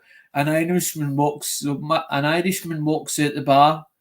He has to have stumbled out. Then he stumbled. Right, go on, Oz. Go on. Tell the rest of it. Come on. Andrew C. The only reason that Andrew C's package is not here is because the plastic or the box is in the double cupboard as in sat up because you're 1963 that I lost money on as in whatever I say a price, if I make a mistake and I paid more for it, it's my downs as in it's not your fault. If I've quoted you a price, I can't go back to that price and say, oh, by the way, that price is different. I lost a couple of pound on it, but I know that Andrew will sort it out or Andrew will come up with something or something will happen. As in, I'm not worried about it. That's just so you know, your package is not in this room. It's in that double cupboard sat in a plastic box for your stuff in it. And every time you have one of these, I add it into that box so I know where it is, so I know where to go and get it. Because you're in the UK, so it's actually cheaper for me to send in the UK. It won't cost me £3 or £4 or whatever it is, recorded. Number 12's fucking not taking again. Can another one a shot again? Who's number 7? 7's Irish Collector.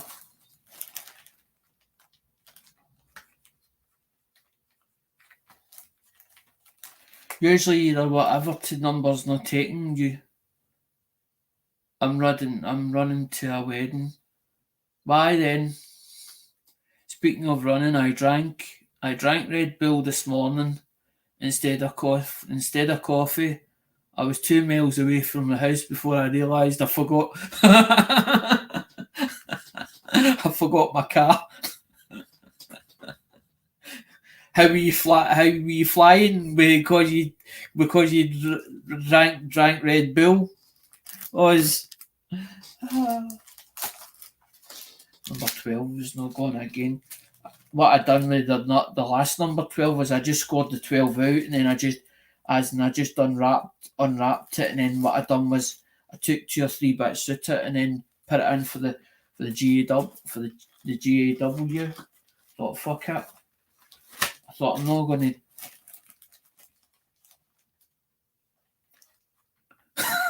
boy are my arms tired. Nice one. I like that one. Can anybody see how many likes we've got? Because that's what I said.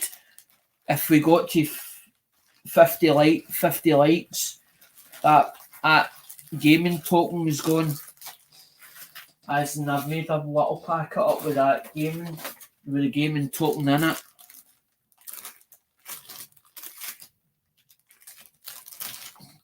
Because there's the 1, 2, and 3, and also I put a 60, a BU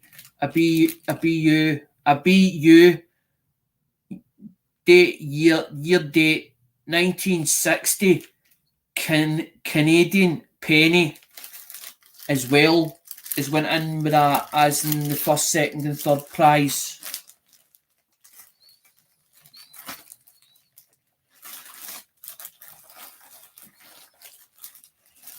Because I think I'd opened 60s, I opened 1960s. I don't know why I opened 1960s, and I don't know if I was taking a look through them, and 4 or 5 of them got laid on the drawers, and I don't know what made me. I ended up putting them into like flips and then fucking stapled them, and I went to put them away, and I goes, I've got the 1960s in a roll.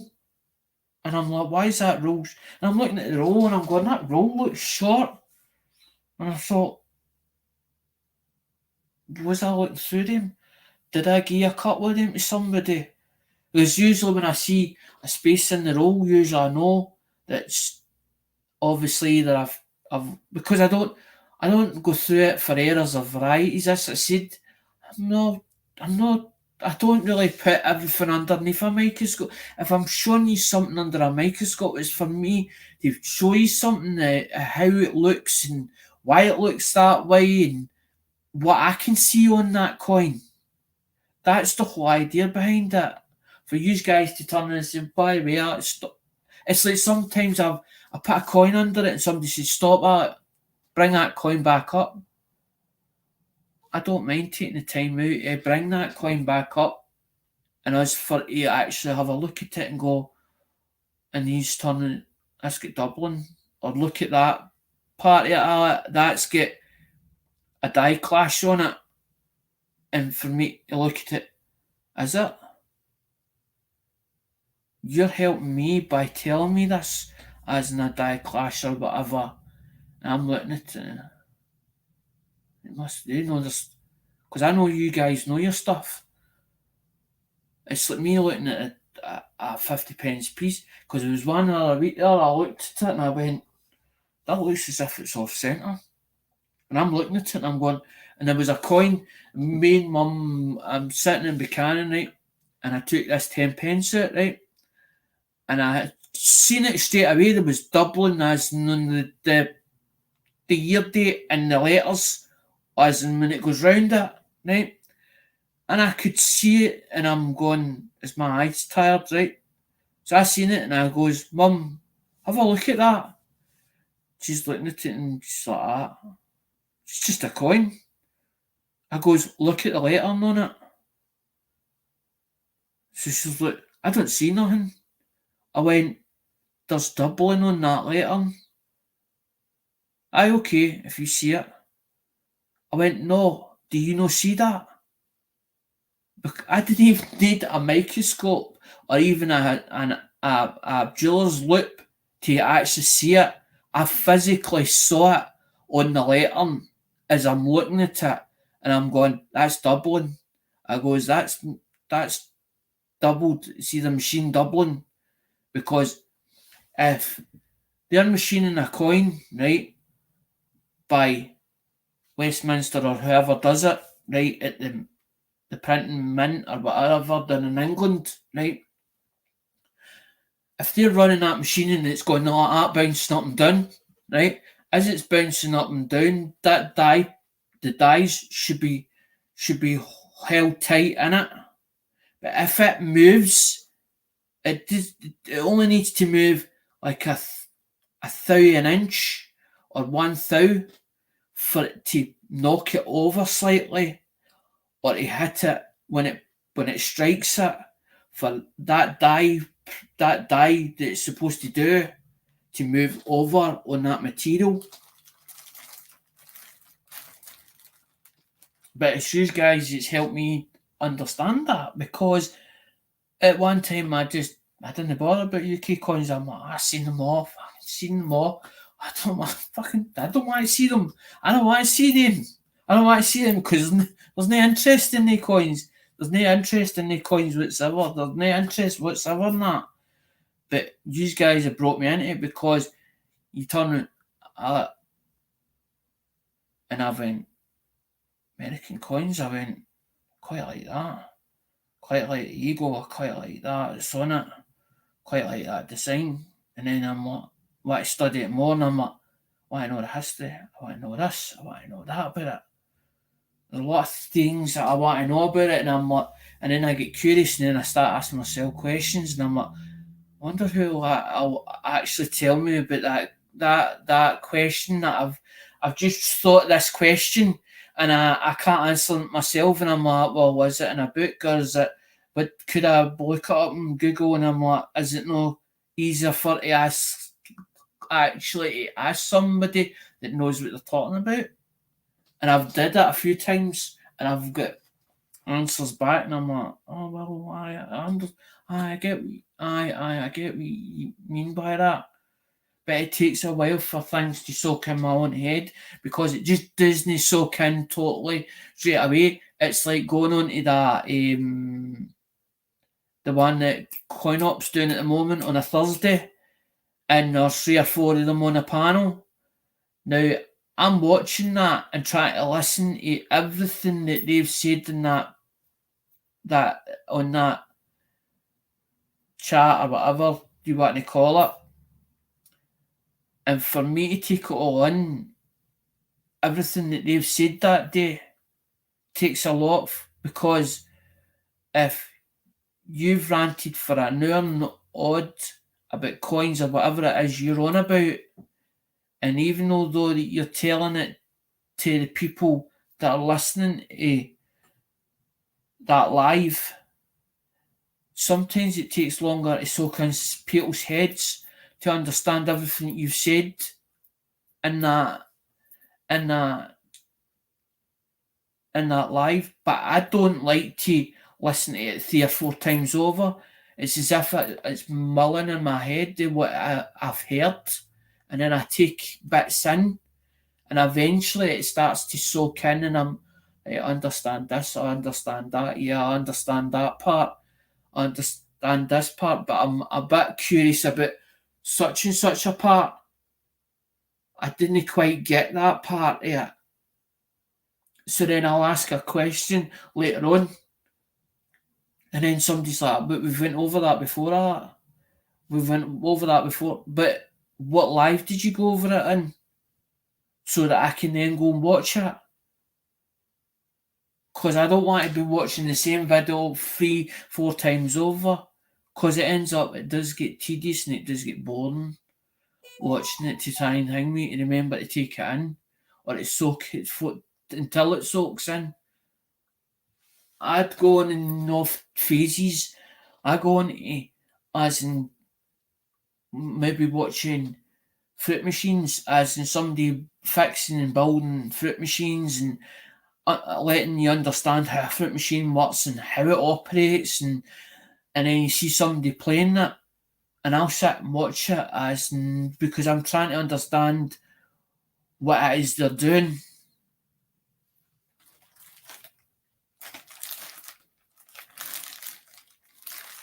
Right, we've got 3 rape to do. First second is third. And then we've got, as I said to somebody, look and see how many likes have we got? Because that's what I put on that. 50 likes.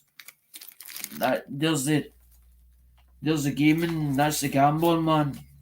That's the gambling talking he's seen as with, or not that one, but a different one.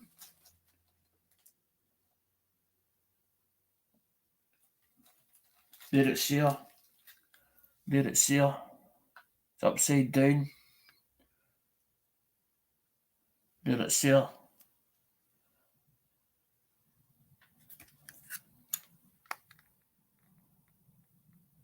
Venetian. Or Veteran. Whatever it says. That one there.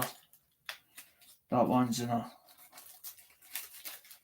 Because we're not going to do the same as Joe does, as in with letters.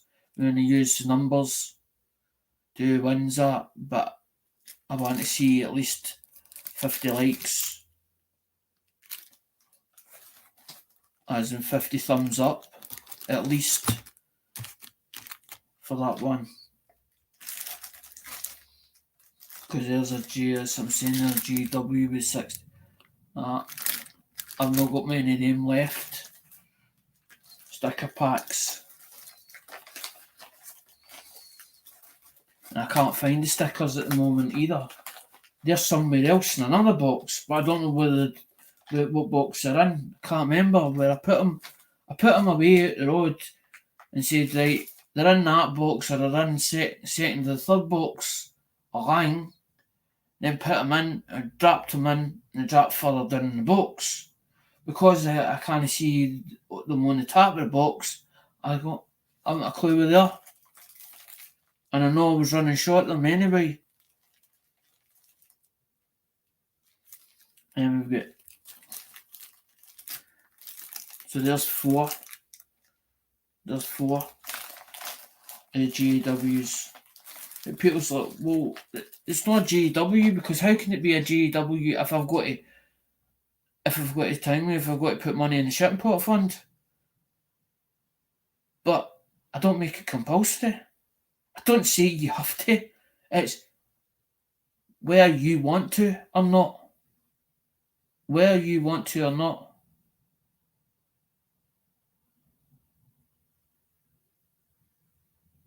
I don't want people thinking that... I'd rather people that can afford it, put it in. If you can't afford it, don't put it in. Because that's the whole idea. I don't want people feeling like they have to do it. It's only if you want to do it, to put in the shipping pot fund. Because that's why the shipping pot fund's there, is to help with the packages to get out.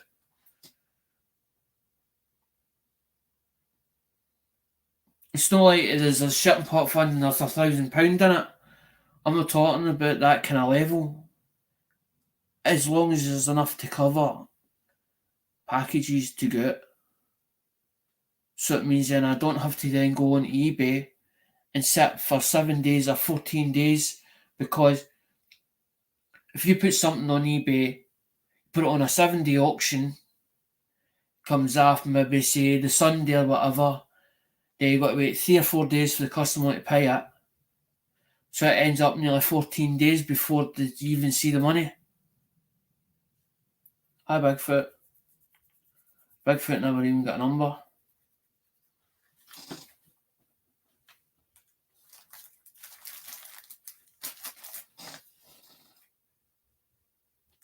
Now, where did that go?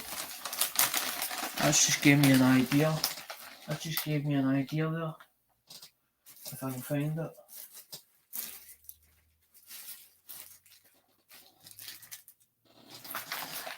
Bigfoot's here. Bigfoot's getting a number. Bigfoot's getting number 12. Bigfoot's getting that one. Bigfoot's just walked in the room. Bigfoot's getting a number. That's Bigfoot's. That's Bigfoot's number. Or Bigfoot's. There's Bigfoot's. I need to remember to put Bigfoot's is on the 12 one. 12. Big F. Because Bigfoot does watch the videos and Bigfoot tends to do the purges. And his purges are good as well. I actually like the purges when he does it. I think it's quite comical the way he does it, but the purges.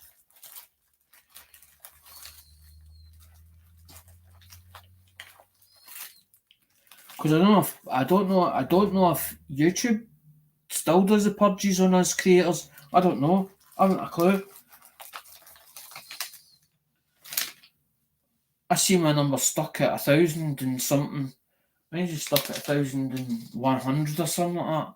Or it was the last time I looked, it was 1,109 or something like that.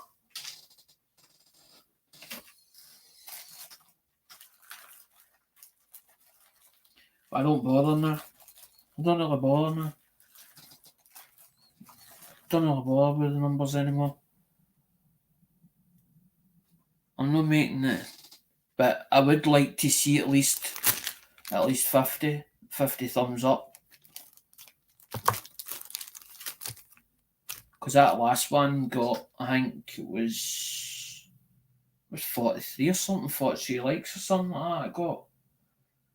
And then that video I put out today, I think got three thumbs up already within the time I put it up. Because I only put it up the night. I only put that video up the night one way when I saw it. But that was me telling you I was going about I would be on here about 7:30. That's what I was hoping, because I'm thinking I hope Wayne doesn't turn around and say that we have to meet her as in me before this. And I was like, I text her and I says, look, I said I'm going live in 20 minutes. I'm on live in 20 minutes. So that was me letting her know I've got this scheduled in. I've scheduled it in because you've no told me as in like, because I texted her yesterday and said as in if she'd been up early, because I was like, I'm not going all the way to Alloa because Alloa's up in Dunfermline, so it's quite a way for us. So it was like a train, and I was like, if we get a train in the early doors, we'll be back about 3 o'clock or something like that, half 3, 4 o'clock. It means then that she's not late, as in if she's got to go back into the unit. Because I'm thinking, if they've checked the unit or whatever and she's not there, they might end up for police or whatever, or she might have to text them to tell them that she's not in the unit. But I says to her, I asked her on Friday, I says, how did your counselling go? And she says, the counselling was good, but because her mental health took a dip, the staff were watching her. So they're keeping an eye on her. I was like, so it means then that she wouldn't be allowed out as in like gallivant about late at night time then. Because obviously she must have a set time for her to go back into the unit again, where she is.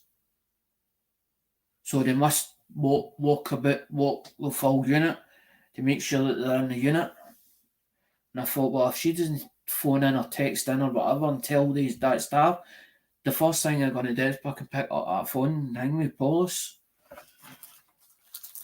And I don't want her in trouble and I don't want me in trouble, because that's what I was trying to say to her. And she's like, Dad, because I'm now 18, the thing you don't have to worry about social. I was like, but they haven't told, I was like, baby, they haven't told me. I says, they haven't told me that it's changed. I says, this is what I'm worried about because I says, I don't want you in trouble. I says, I don't want myself in trouble either. I says, because it'll not just be just me that gets it. I says, it'll be you as well. Because I don't want her constantly in trouble because when she's in trouble, her head goes down and that's when then with her, she tends to, as in shut herself away because she knows she's in the doghouse even though that she's took the consequences of what they've told her, right? But sometimes she doesn't fully soak it in because mums have dyslexic, right? My ex-partners have dyslexic.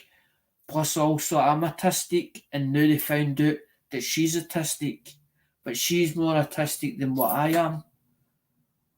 So, when you tell somebody off that's autistic, they either take it two ways. They either take the telling off, or they end up, they know they're in the shit. And that's when they tell me their health can either go up or down. Trying to find a new oven today. Who needs a Wi-Fi smart oven? the oven's smarter than you. That's funny. That is fucking funny. That's hilarious. See, I can't see the numbers, guys, because I've not got YouTube opened, so I don't see the numbers as in the thumbs up or whatever. Can somebody let me know as in if it's reached 50 thumbs up? Because I'm going to do these ones. Because there's only 3 kicking about. So there's only 3 watching according to StreamYard, according to StreamYard's side. This is from this one.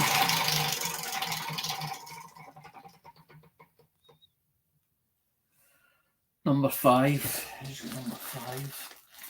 I don't even know if I can put pen. Number 5, 710. 710, got that one. 710. Where's his packet? Let's try to see his packet. Because I usually put it in a bigger packet so I know what it's taking. Try to find the bigger one. Fucking had to put things. I had to.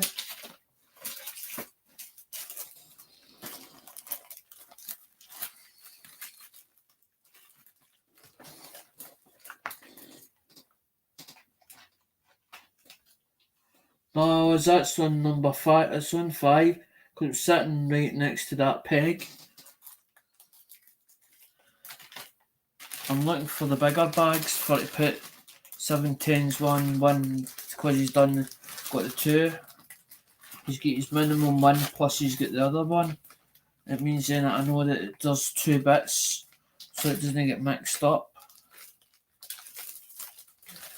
That's 710's bit. I'm trying to find the other bits. The LP coins, that's not. That's Bigfoot's dogs.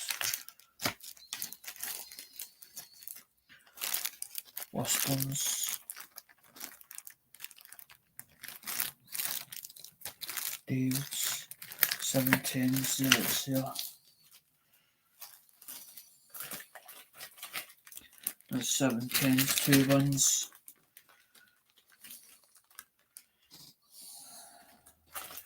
Put that one up there and then put that bag still. No, because I usually buy the bags, but I've got enough of them now, and I've got the weird ones, but I keep putting them away and then I end up, I lost them and I can't find them.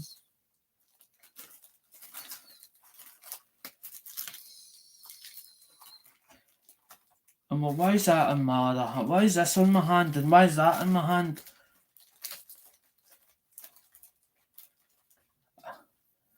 Yup, rigged for sure. I see 10. rig for sure. Okay, I got to visit salesman, play nice. Right, next one.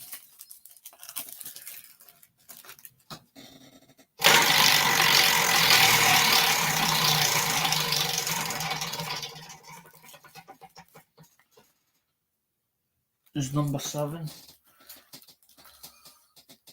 Number 7's Irish Collector.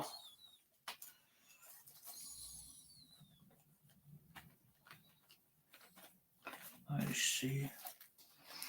I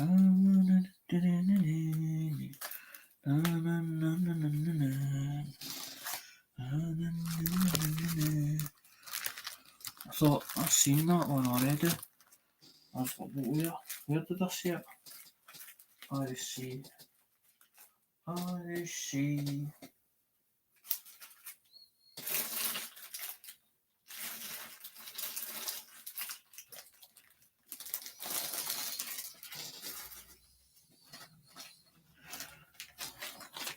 There's Irish Sea as well.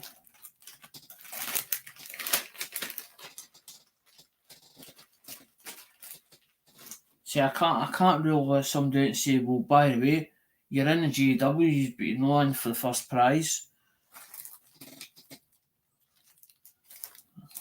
These are just added. These are just added ones. These are just added bits.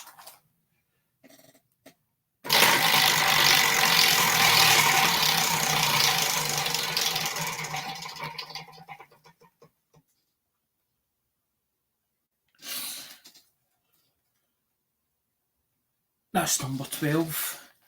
That's Bigfoot's.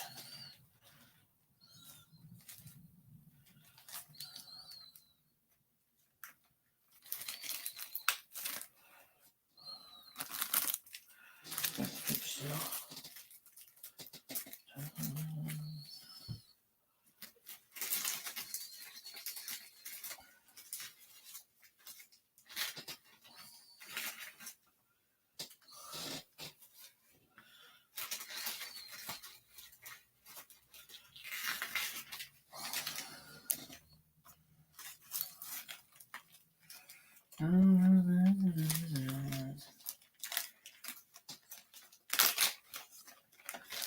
Nobody's telling me if we've got 50 likes. I need somebody to tell me if we've got 50 likes or not.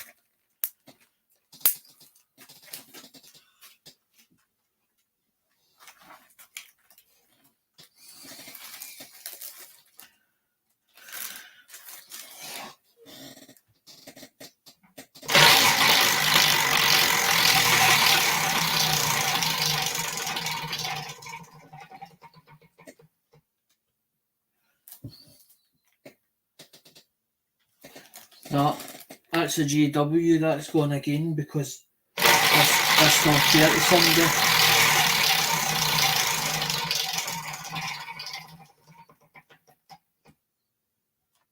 Number 9. Who's number 9? Doug H. Doug H is number 9.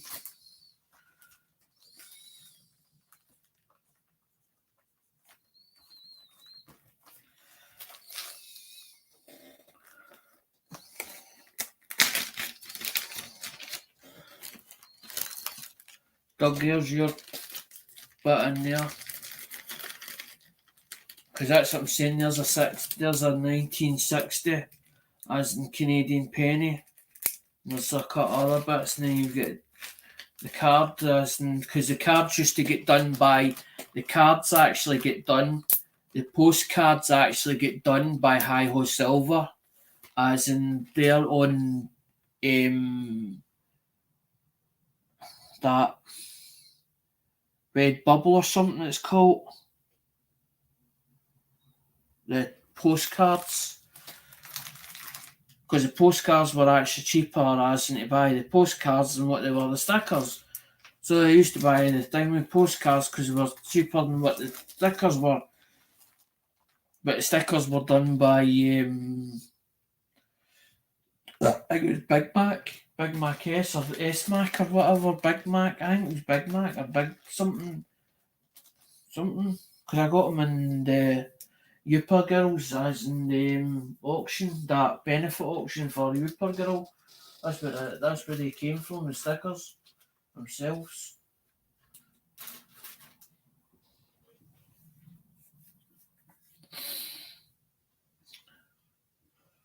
That's what I'm saying. If somebody can tell me where we've got 50 likes or not, how many likes we've actually got.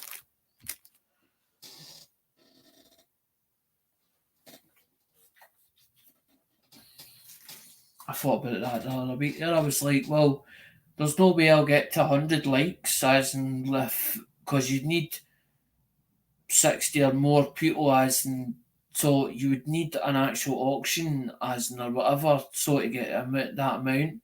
But what if I did, as in 50 likes? Because I thought, well, that last live stream, I got 43. I got 43 likes, and I'm like, if it goes to 50, I was like, that's even better. Alright, it's only 10 likes, Doug. Oh, well. I might just do it. Because that gambling token's like 20 odd. Didn't even know there was an auction on, William, being honest. I know there's some other people that's actually doing me that are live. I know that. Because that was for the 50 likes. And then you get... There's a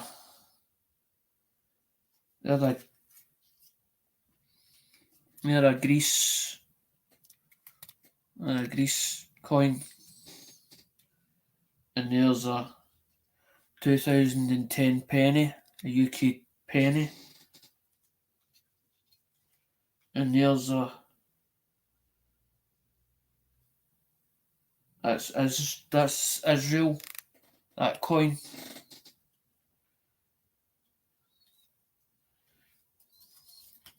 But as I'm saying, that gaming token's a lot dearer than what they bits are. I don't know much there, but I haven't a clue what they're worth, them three. I haven't a clue.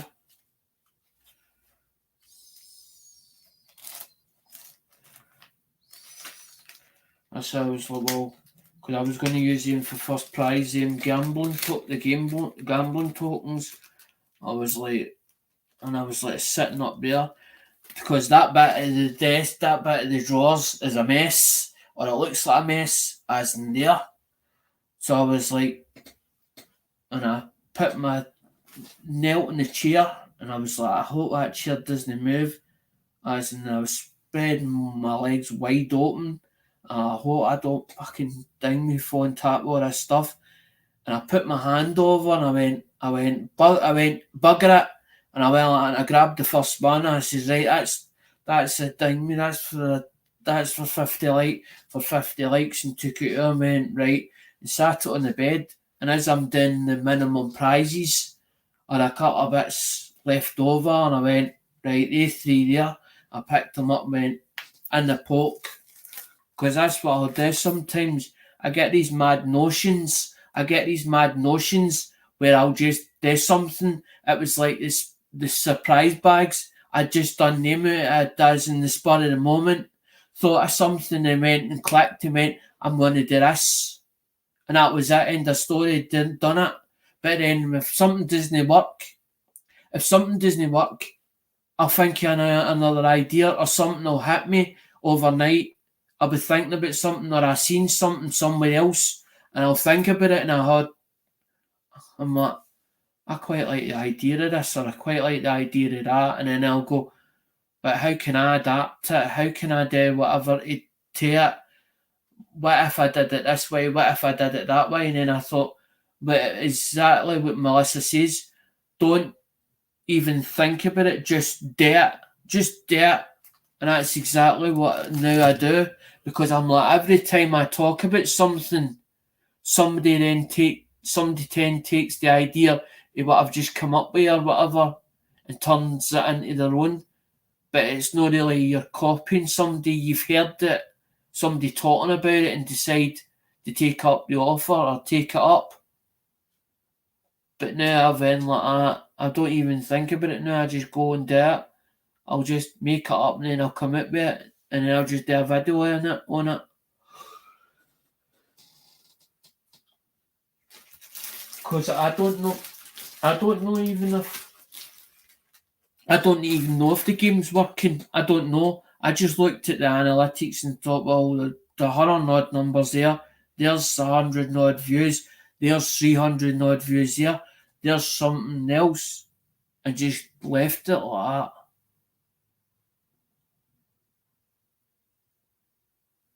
that. Exactly, William. Exactly. Bang on. Don't go overboard. Keep it simple. That's exactly what I've did. Because I'm like, well, because the whole idea that I'm thinking, well, if I was to put a price on that wheel for spots,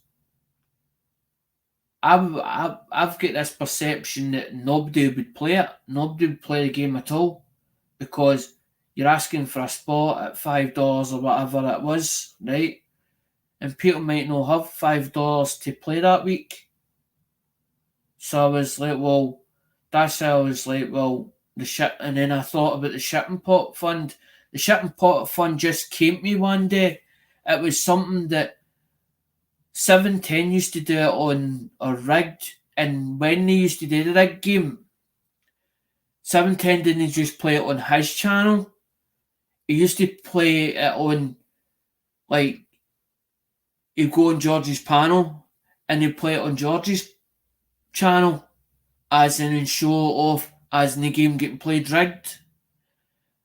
And when I was listening to one of the streams, I heard George saying about put $2 or whatever it was, but the $2 was to go to as in for 710 to be able to send the package away. And I was like, so that's basically like a pot fund. And I was like, well, what's the pot fund for? And then I was like, well, that covers his postage and packaging. And I was like, right. And then all of a sudden I was like, I was blinding light. I was like, why don't you just do a shipping pot fund that? But don't make it as in that they have to, it's like compulsory, they have to do it. Make it like, just say to them, like, I've been thinking about this as in shipping pot fund. Would you like to donate to it? And do it that way. Just do it in a tactful manner. Don't make it sound as if they have to do it, that you're forcing it, on them. And that was what I done. And some people actually have put money into it. As in, like, David's like, how much do you need that? And I'm like, well, what can I say to you? Well, give me all the money you've got in your pocket. I went, I can't. I'm not a person like that. I wouldn't do that to anybody. I'm not one for, because I've had people that have turned around as much as it worth. How much have you got in your pocket? And I'm like, that's none of your business. I'm asking you, I want to buy that off of you. How much is it? How much is it? Yeah. How much will you give me for it? Oh, I don't want to offend you. I don't want to offend you or kick you. Feel as if I'm kicking you in the stones, as in, because to me it's only worth. I think it's only worth this, but I'm only just giving you a figure that I picked out the sky, as in at random, because I feel that that's the first number that's come out my head. But I didn't mean to offend you by that number by saying it. I just thought about it because that was the first number that came into my head. That's how sometimes I'm like, no, I'm not going to do it that way, because my mum was the same. No, you're asking me how much is it worth. No, how much do you want for it? And then I'll go in my pocket and see if I've got that much. Because I'm not telling you how much I've got in my pocket for that Pacific day. I could have 200 or 300 quid in that pocket for to buy bits and pieces, because I've decided to come to a car boot sale or whatever, and I'm walking about, and maybe something will take my fancy. Maybe there's something there for me that might be worth £200 or £300, or it might be worth £50. We've done that half of our life. Walked about a car boot sale, much is it? £2. And then you're standing there about it, and the guy's like, it's £2. I know what you just said, it's £2, but let me have a think about it. I'm thinking about it. I've got it in my hand. If you see me putting it down, you know that I feel that it's not worth that. I'm looking at it because I've asked you the question, do you know what it is? Because I done that to Ellie one day. I walked over and there was a bucket, and there was cut bits in it, and there was this silver chain, and I spotted it, and I'm like, that's a fucking big bracelet. I'm like, it was chunkier than that one I've got on me. It was like double the size of that one. I picked it up and I kept looking at it, and I'm like, and I'm looking for, because if it's no still in silver, it'll turn. You'll see on the corners there, or whatever the metal is, whatever the base metal, you'll usually see if it's no anything special, usually it'll turn green. And I'm looking at the corners there, and I was like, that's not turned green, and I'm like, so I fucking turned it round. I spotted the link on it. I'm like, okay, and I was like that. So I picked up, much is this? And Ali's looking at me. Let me see. I went, it's only about a junk. It's only about a junk. I went, it's shite. And it's metal. I knew what I'd picked up, but I tried to make him make a decision. And what I was doing was fucking stupid me. I've got away from Ali's and I've done that. And I'm shaking it up and down like that. I should have fucking took it. I should have took it down to hang me Harvey Thompson's.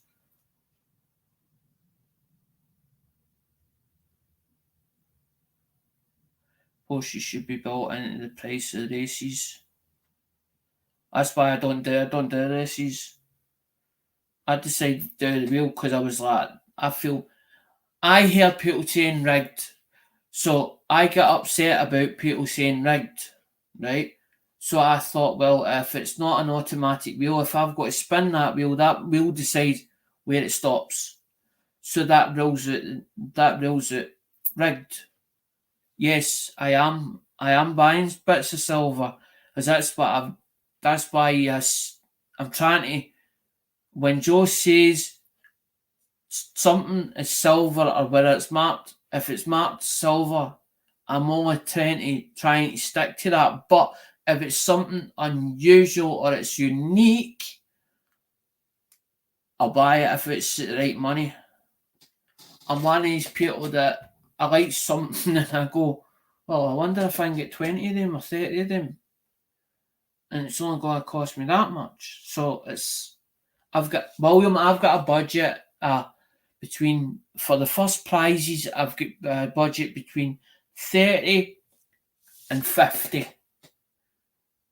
But the thing is, if I buy an item at 20 or say at 50, I can only buy 3 or 4 bits in that sale. But if it's $15 a bit or $15 an item, I can buy 5 or 7 of them. So that's what I do. I don't necessarily always stick to silver, but if I know it's silver, I'll stick to it, as you said. Because silver's like, what? I think it was sitting at 17 or something. It was sitting at 17 or something like that. I think it was 17 something, 17.56. And then it went up. I think it's went up since then.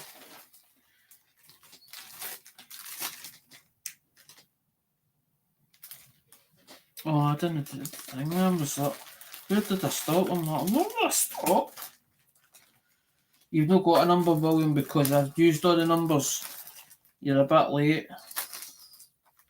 What I try and do is I try and hold on to the first part.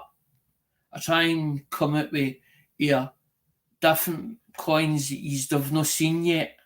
So every week is different. It's not the same coins. It's not the same ones you've seen before. It's different coins. Because I don't want you seeing the same thing. I did the same with eBay. Say for instance I put a load of stuff on eBay, it's not the same items. Because what I used to do was put 12 on, and if I sold 4 or 5 of them, the unsold stuff would go to one side, and then you really got to know the numismatic value and the spot prices exactly. Well, bang on, I agree with that one. The minimum prizes is just minimum little prizes. It's 5 items. There's 5 items in total, or 4 items in total. I usually try and do 5 items, but I have to watch the amount of stuff that I've got laying about, or if I pull it out of a box, and I'm trying to keep enough in my own or party for my own collection so that I've got bits and pieces worth showing. Because it's like my dad used to say, it's if you turn around and say to somebody, I've had that, do they believe in what you say to them? If I said to you I had 1964 and I don't have it to show for it, would you think I was lying? As in if I said I've had that. So, but if I can physically show you that and say I've got 1964, you'll turn around and say, well, have you got any more of them? Or somebody else turn around, have you got any more of them? Or do you know where I can get one from?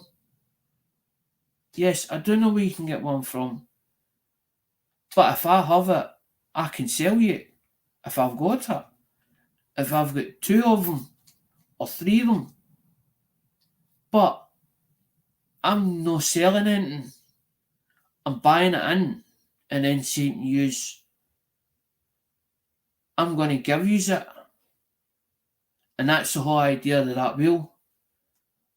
Was for me to turn around and say, oh, I've got these coins, but I don't know what I'm going to do with them. I only want one of that year. That's why I buy the rolls of pennies. Because it means I've got 50 pennies. I can give 40 odd people a penny each. That's the whole idea of the channel, was to give something back.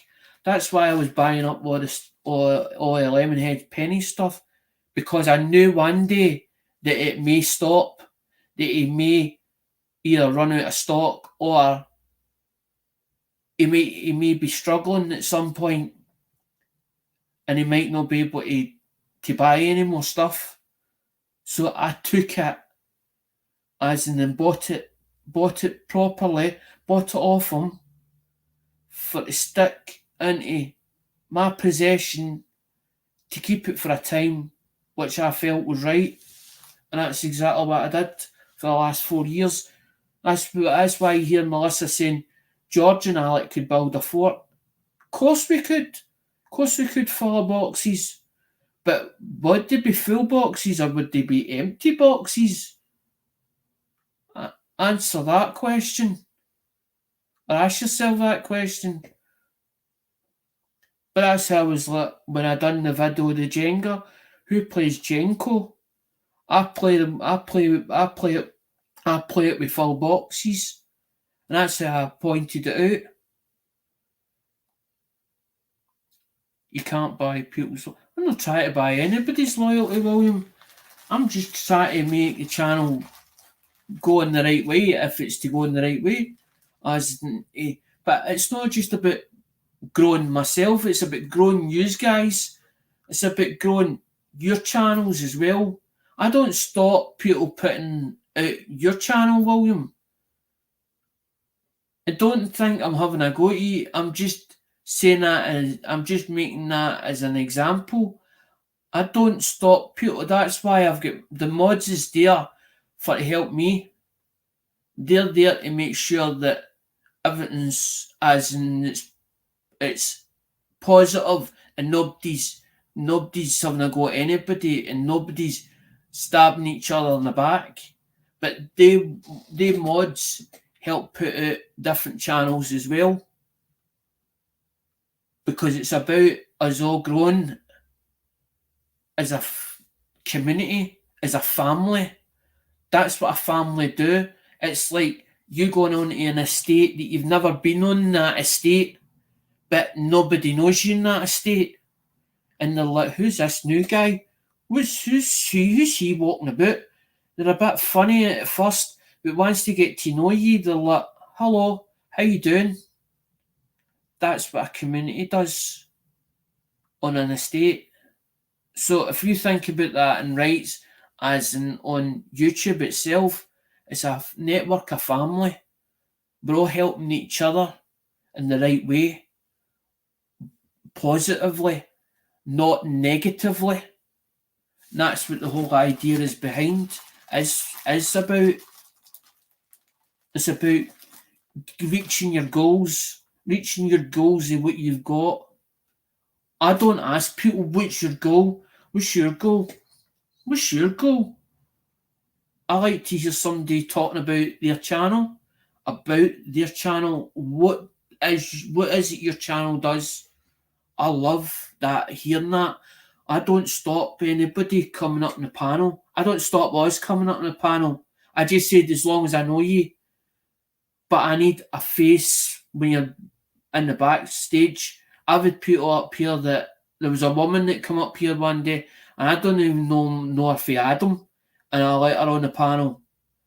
But as time went on, medical stuff came out or whatever, or mental health issues come out about this woman or herself. And I was like, I didn't want to turn and say, right, I'm going to chuck you off the panel. I didn't want to feel that ignorant or as in it to come out that way because people were starting to leave the chat and I noticed they were leaving the chat, but I didn't want to make her feel unwelcome and that's why I left it. But I like to have different topics. I don't like to have the same topic.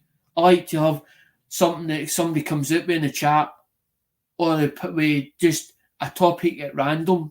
Somebody says, oh, such and such is this has happened, or this is an experience that they've had, or as in they've seen this coin, and what do you think about this? What do you think about this coin? That's what it's all about. The channel's not just about me. It's not just about me.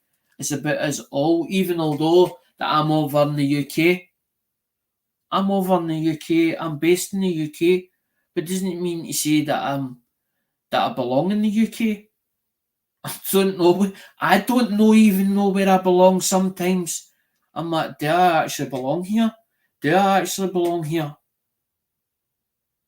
Sometimes I feel comfortable in my own area. Sometimes I don't feel comfortable in my own area.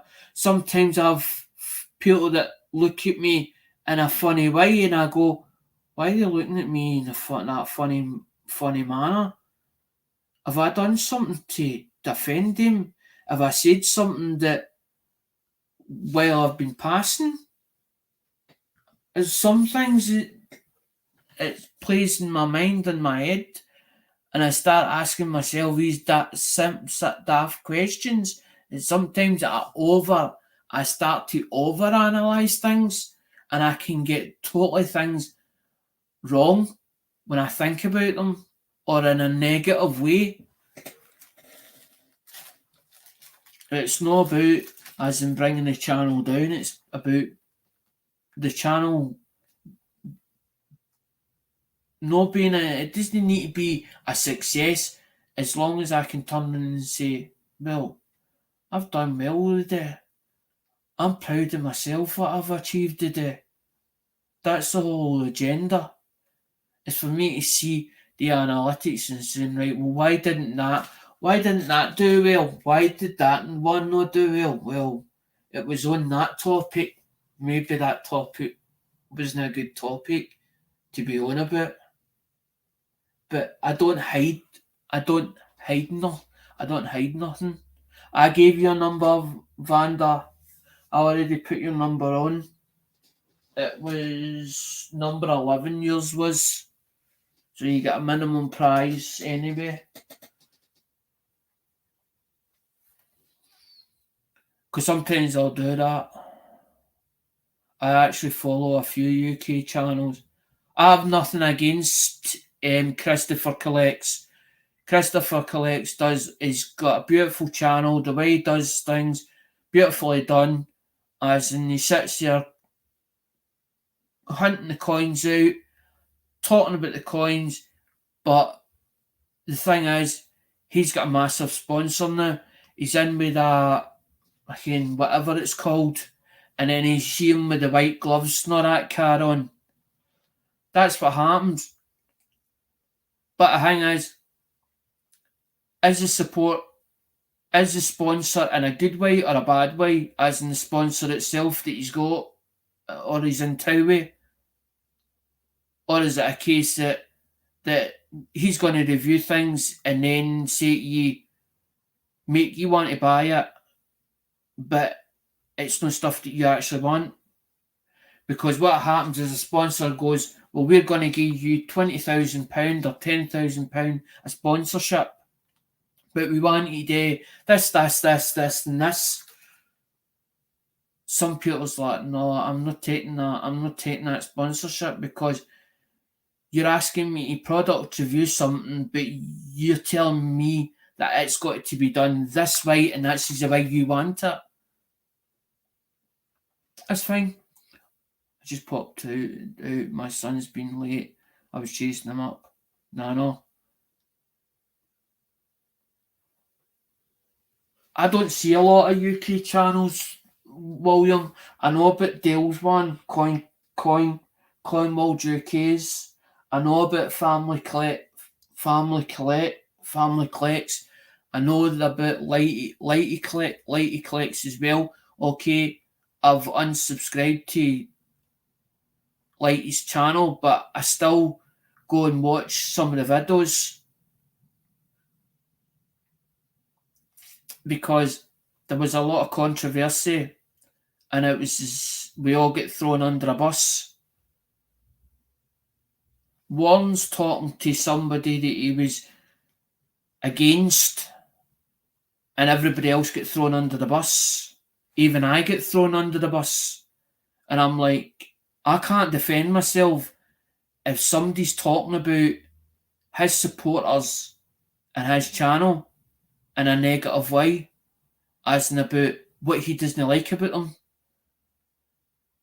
But they can't be there defending themselves at that time as they've heard that when they two are on a phone and the other person is recording that. That's like me turning around and saying everything you said is in strictest confidence, as in what we've talked about Messenger, and me then to go and blurt it out. Everything that you said, you would be like, well, you broke my confidence, you broke my trust.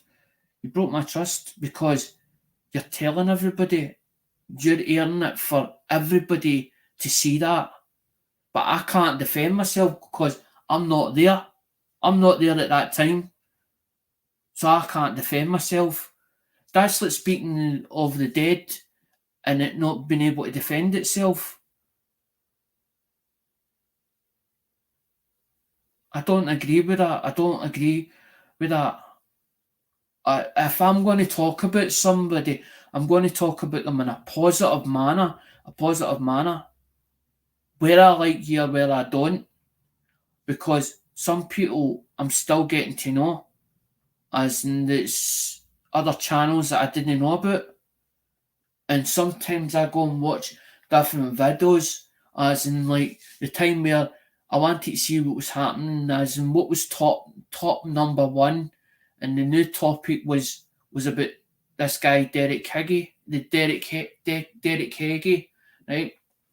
So sitting there watching all these people talk about Derek Higgy at the time, because it became a number one topic on YouTube, and it becoming a really big way as you know this car on. And I'd seen it, but this bare boxing person or whatever, and I was like, what is everybody talking about? What is all this about? And I started watching it and the rest as and listening to what other people were saying. And I was like, well, some people are against them, some people are not. But why is this? And then when I started to listen to it more and more and more about it, I started to work out the bits that in the ins and outs of what was going on. And I was like, made my own mind up about this said person, even though that I'd never spoken to the guy before, never been on a panel with him before, sent comments to the channel or whatever, got fucking love hearts back, and sometimes I get the odd comment back for this guy, but I'd never, when I put an answer to anything that I saw video wise or under comments, I never got a response. So I'm like, well, what's the point of even doing a comment? But as time goes on, more and more things come out about this person, and I'm like, I don't want to listen to it anymore. I don't want dragged into this because it's too much for me I don't know. I don't know the right word that I'm looking for at the moment.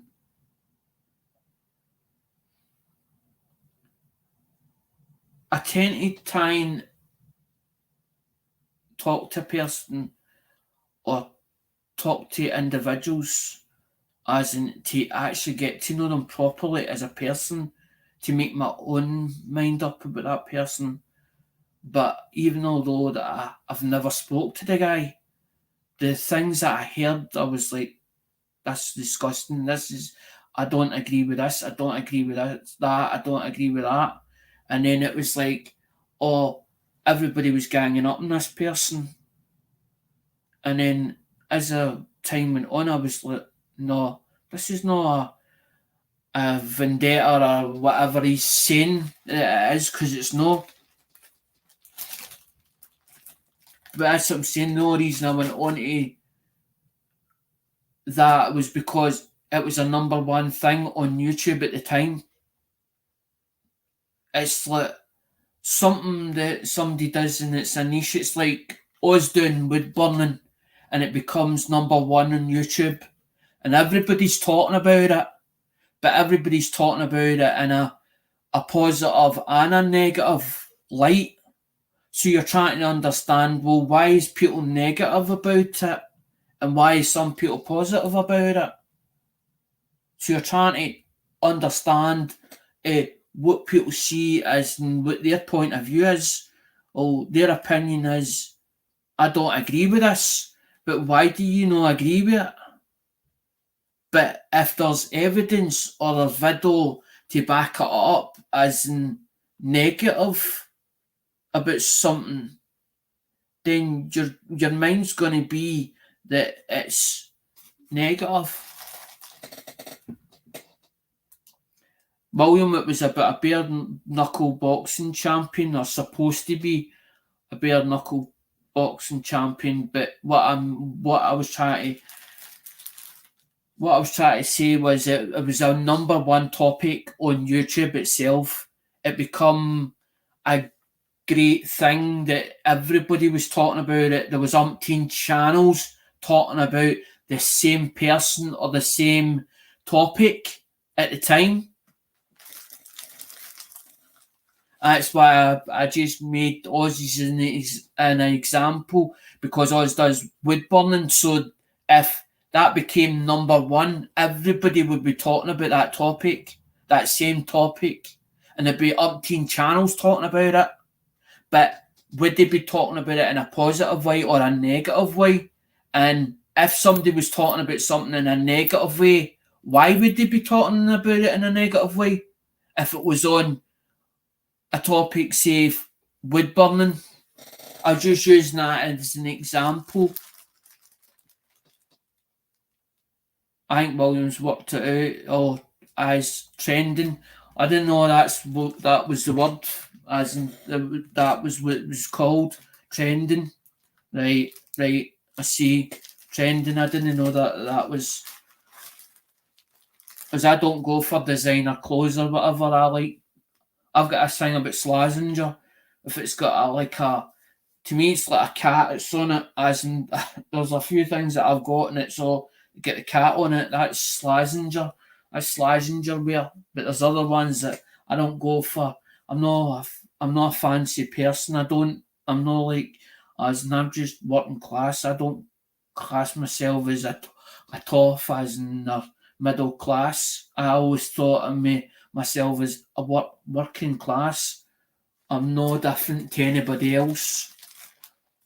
But there's these people that's got to have a designer wear, and they've got to, as in, have a designer watch and all that, and a £1,000 chain on and all that, £2,000 chain on their neck, to make themselves look better than everybody else. Because it's like all these big channels, how did they get big in the first place? Because either the video went viral, or everybody helped them out, or they done something to make their views that much, or did they buy the views to get there? But when a channel becomes that big, as in everybody then follows it, because they want to understand why the channel got big, who the person is, and what it does, because they all want a piece of the action. It's like us with the mobile phones and the unlocking gear, and everybody. I've had people that's come to me and they're like, "You've got this and you've got that," and it's like, "Well, can I borrow it?" But you want me to send it over to a different country and then use it for a 2-month period or whatever, and then send me it back, and what if it's broken? So it's my money, it's outlaid, it's £600 or £700 worth of expensive equipment. You're going to borrow it or use it to make you money, and then you're going to give me it back, and what if it's broken by the time I get it back? What if you fucked about with it and took it apart? I said, no. And then you've got the people at the time that are like, as in these third world countries, and they come to me and, I haven't got that. I'd love to have one of them. And it's as if they're like wanting you to feel sorry for them, just to give them it. Here, just have that. Fuck off. Do what everybody else has got to do for it.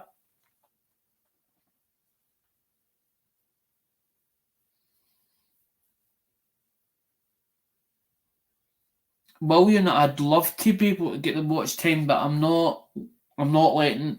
I'd done it for so long, and I felt I was so frustrated at trying to get there with the watch time that I gave up on it. And the subs I don't really bother about anymore, because I've already hit the target. Was, as in originally the target was back then, 1,000 supporters. So my channel hit the first target or the first goal. So I've not really put any goals now. I'm like, well, if it happens, it happens. It doesn't. But the whole idea was the thing about the free, or the thing about the wheel is it's for always to have a bit of fun. It's for always to enjoy it. Not just me. I love doing it. I love hosting it. But I also love when somebody else gets something. Because that's why you've all got, because that's why the minimum, it's like me going out as in this, the way I think about it, right? A showman goes to a piece of ground, he rents the ground for a week, right? And they're not allowed to shake a bucket, as in know how when you used to go for a charity and you shake the bucket, they're not allowed to do that. They're not allowed to shout roll up anymore, as in or even do that with you anymore. I watched it as in I went to one of the fun fairs, right? And they were standing there like that, right? Not even saying a word. And I thought, something's changed here. Something's changed, because they used to roll up, win a prize, and actually do that with a hand signal. Not allowed to do that because that's cohering you or enticing you. Not allowed to do that anymore. Not allowed to do it the old ways that you used to do it. But the reason why I started doing the minimum prizes or whatever else was to show that everybody won. But that's an old trick for a way back. That's generations this has been done. That carry on. As in, they've done the prize bingo, the prize when you hooked a duck, you won a prize, and you paid, like, I think it was like £2 or something, like a pound a time. Or when you used to get the goldfish, you're not allowed to, I think something about you're not allowed to use livestock or something now. As in, so now it's like, as in a cuddly toy or a xylophone or a fucking one of them punch ball things. But that's what I'm saying. This has been done generation.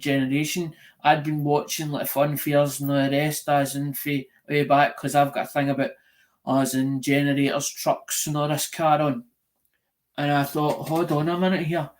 This is quite interesting how that they show people do this and make a living off it and manage to maintain their stuff, keep themselves as no winter, because when they put the units away, the rides away, there's like a full month or 2 months where they're not earning a penny because you go back to the yard.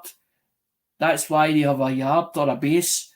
You back to the base and everything gets put away. But as they're in the yard, the trucks get maintained, the rides get maintained, it needs lights or lighting needs done. It all gets done at that time, as in for at least 2 month period. But over that 2 month period, they've got to have enough money in the pot to cover them through that time that they're not working, as in the grounds. But when people see them on the grounds, they actually pay for the rental of that ground, whatever ground they're going on. They don't just get it, the council just doesn't put them there. They don't go on a piece of ground and they get it for nothing. I won a huge stuffed animal on a plate carnival game. Well, that's what I'm saying. Well, I'm partly off it. My dad led me to believe that we're off show family, because there's been a few times where I've went to show fairs or whatever, right? And it's like as if I've been watched, but not been watched. And then all of a sudden, I've had somebody coming over at me, either talking to me, or they've literally opened the unit up and went like that, that's yours. I went, you didn't need to fucking give me that. You didn't need to give me that one or whatever. I've nearly had it coming out like a penny pusher, right? Walmart's attraction, we're at East Kilbride, right? And I'm playing the machine. Now the fiver's like that, nearly on the verge, right? 3 or 4 people in the unit, and she opens the fucking door like that, and she hands me it. Is it because that she knew that it was far enough that I would win it anyway, or was it done deliberately? Because I was like, well, I shouldn't have won that yet.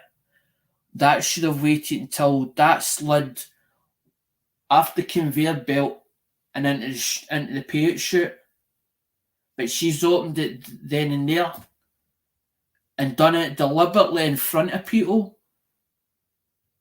I'm like, something doesn't add up here. And then I think, hold on a minute, because my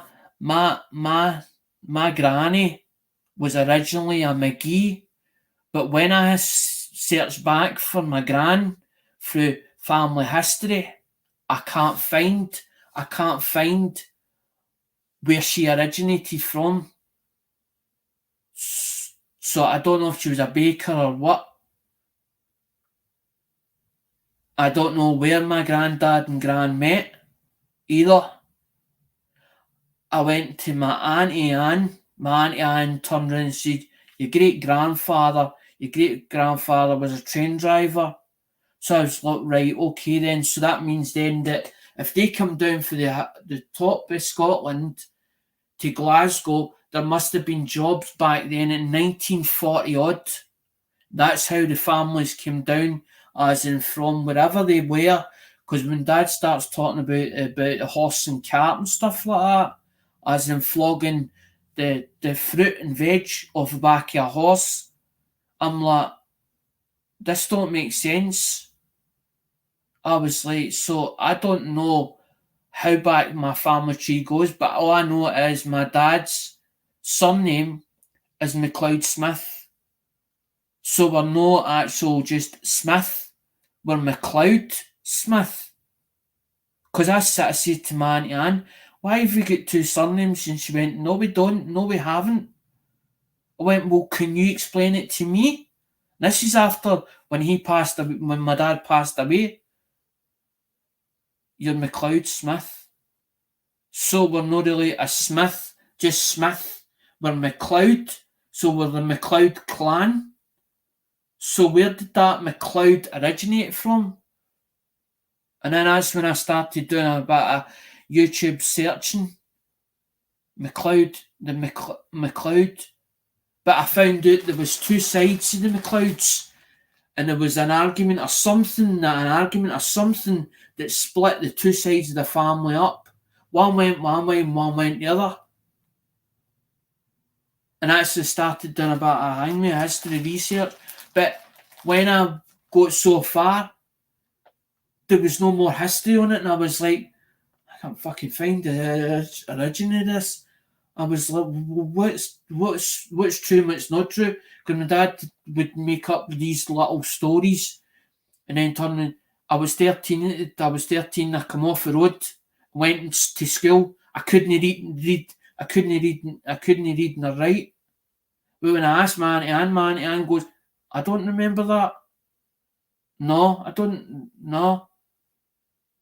But then she divulged something that I didn't know about my great-grandfather was a horse-drawn tram driver. That was 1940 odd back then, because the horse-drawn tram was only a short period of time, and then they moved on to an electric tram that went across on a line. There was a line up the top, and there was two tracks going across, and they've still got somewhere in Glasgow. There's some of the tram tracks still there. There's actually the steel in the road and parts of the road, and some of the rest it's gone. But it was gone from one end of Duke Street right through to the bottom of where Central Station is. So what was happening was it was going up the line and then turning round and then going back up the line again, all the way. I think we went up to right to Bridgeton Cross. So part of my family's history, I don't know or I don't understand. But then it was like, you've got cousins and great cousins that are still on the road, but they're up in Fife, as in Burnt Island. I've never met them. Because my dad come back with a cigar and I was like, where the hell are you going when we were on holiday? Mate, I went to see a guy. Who were you away to see? Oh, I just went on the train. Where did you go?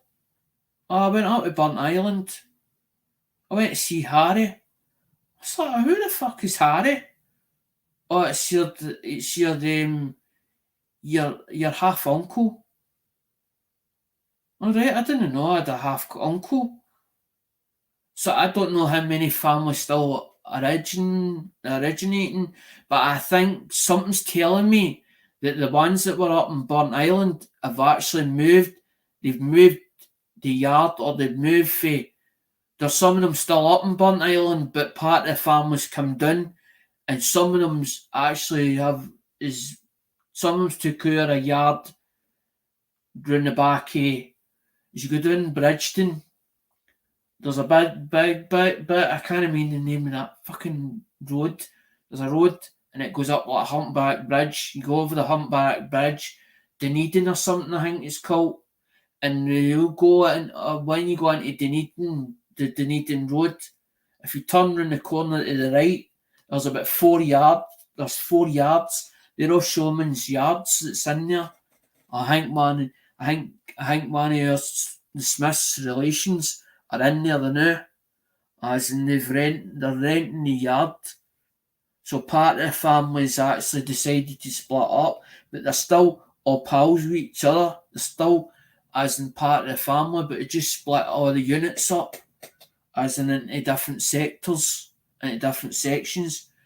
Because part of the family's once there's a part of the Smith family now are doing a big attraction or the fun fair at Airdrie, and then there's part of the family or the Smiths connections.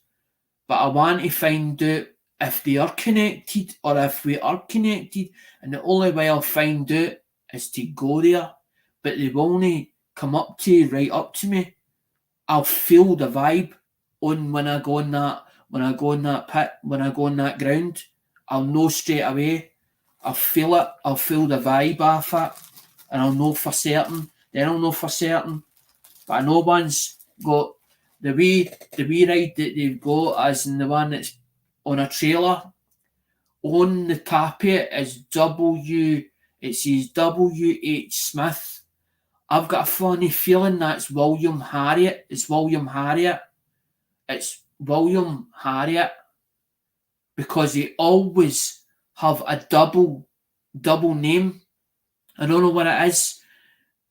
Part of the family ends up with a double name, but Harriet could be a woman, or it could be a daughter, as in that Harriet. It might be William and Harriet, but it's put as William Harriet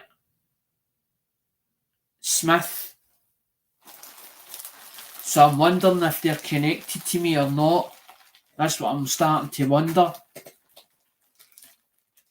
Because why is it I always seem to think about when I'm going to do a game or I'm going to build something, like when I did the channel, because I built it off or I was streaming, or I used to I used to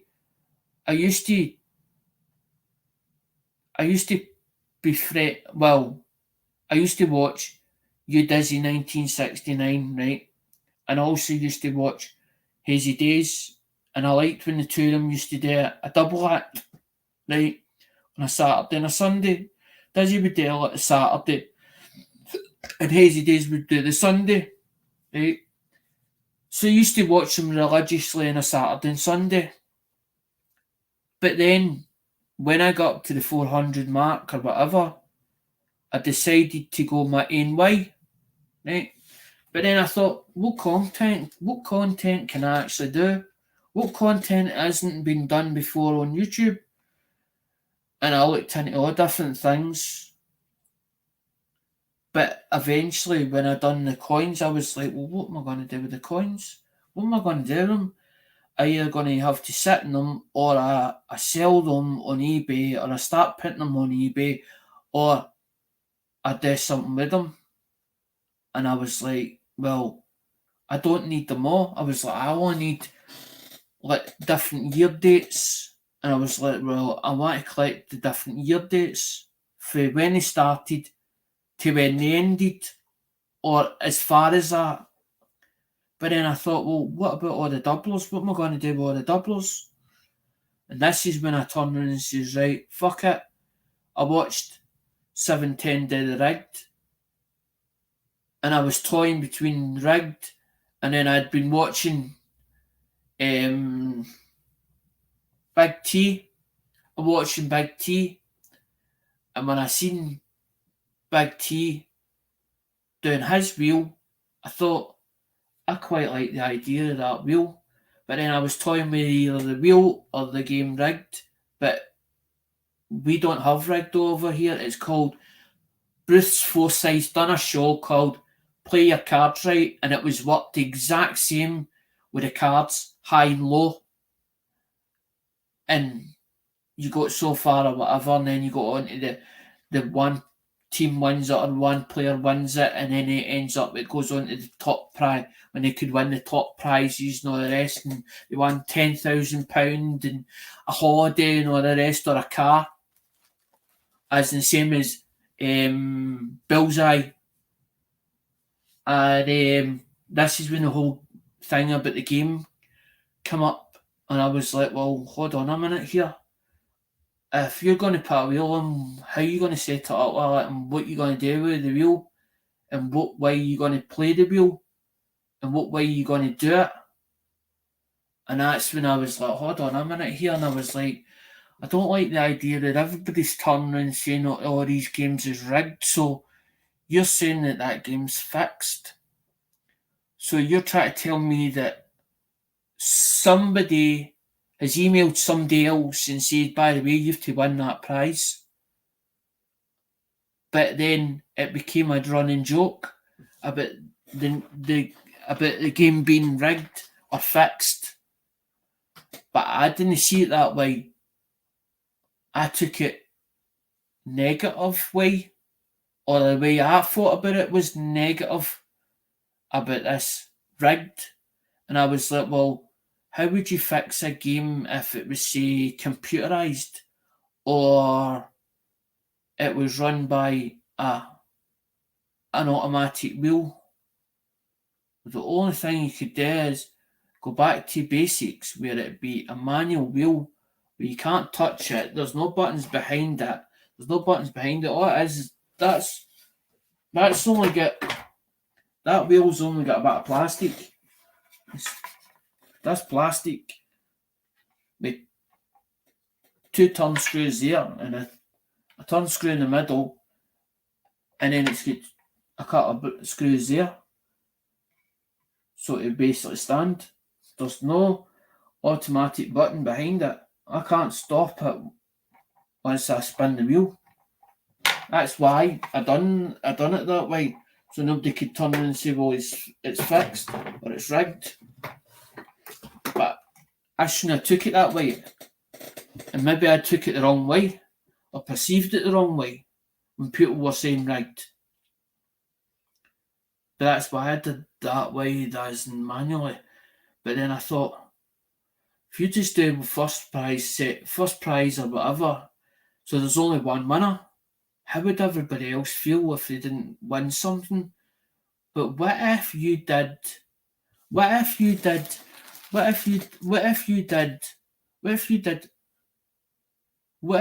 minimum prize of it? So everybody's then become a winner. So there's nobody feeling left out. Nobody feels left out because they're all getting something.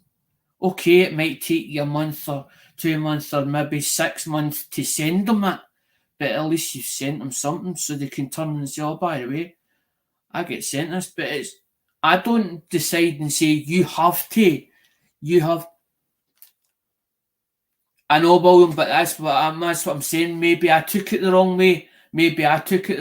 As in, maybe when I first heard it, maybe I did get annoyed about it because maybe I perceived it the wrong way. But then eventually, yes, you're right, I took it then eventually as it became a thing that everybody was saying, it then became a running joke, but it wasn't until later on.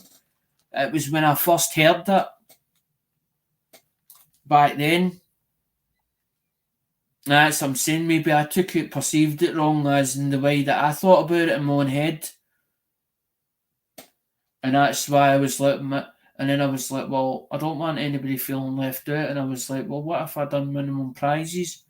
I was like, but how are you going to do this? How are you going to work this out? And I was like, well, if I get the boxes, or I get that amount, or if I get 50 of them and 50 of them and 100 of that, then there's enough to get everybody something, even if it's only one item. But then I've went a bit further. That's what people say. You go too far, Alec. You take it. You go too far. You go beyond your means, or beyond yourself, what you put out there. Because even I sent, like, when Charles Kelly, I was doing the surprise bags, and I put them on my timeline, as in on my Facebook or whatever, and I was like, they're £25 or whatever, or $25. So it's covering, at that time I was covering what it cost me for send it tracked. And Charles Kelly gave me more. He goes, oh, but he's like, you're making nothing out of it yourself, as in you should be making something out of it. And he put like twice the amount. It was like 50, 60 odd pound or something like that. It ended up coming to. But I couldn't have it upon myself, as in if I said it was $25 or whatever, right, and somebody gave me that 25, that paid for the tracking. So I was no making anything out of the coins at all, or even profiting, or even making anything at all out of the coins, right? And people's like, but you're not making nothing out of them, you're not getting your money back or what you paid for the coins. I'm like, I'm not interested. All I'm interested in is covering what it cost me for to send it out as tracked or whatever, right? But he didn't realise that I sent him two packs. But see when he counted it up, the stuff with it, it's like, you've went over and above, Alec. You've done as in whatever. He was like gobsmacked. And a lot of people that he was telling were like, I don't believe Alec's done that. But then Charles started to ask for certain people. He started asking for his money back and all the rest, as in what he gave out and all the rest. And people was like, don't talk to me about Charles Keller. And I was like, well, what's going on? He's like, fucking, he's been asking for money back. Just watch yourself. Just watch yourself.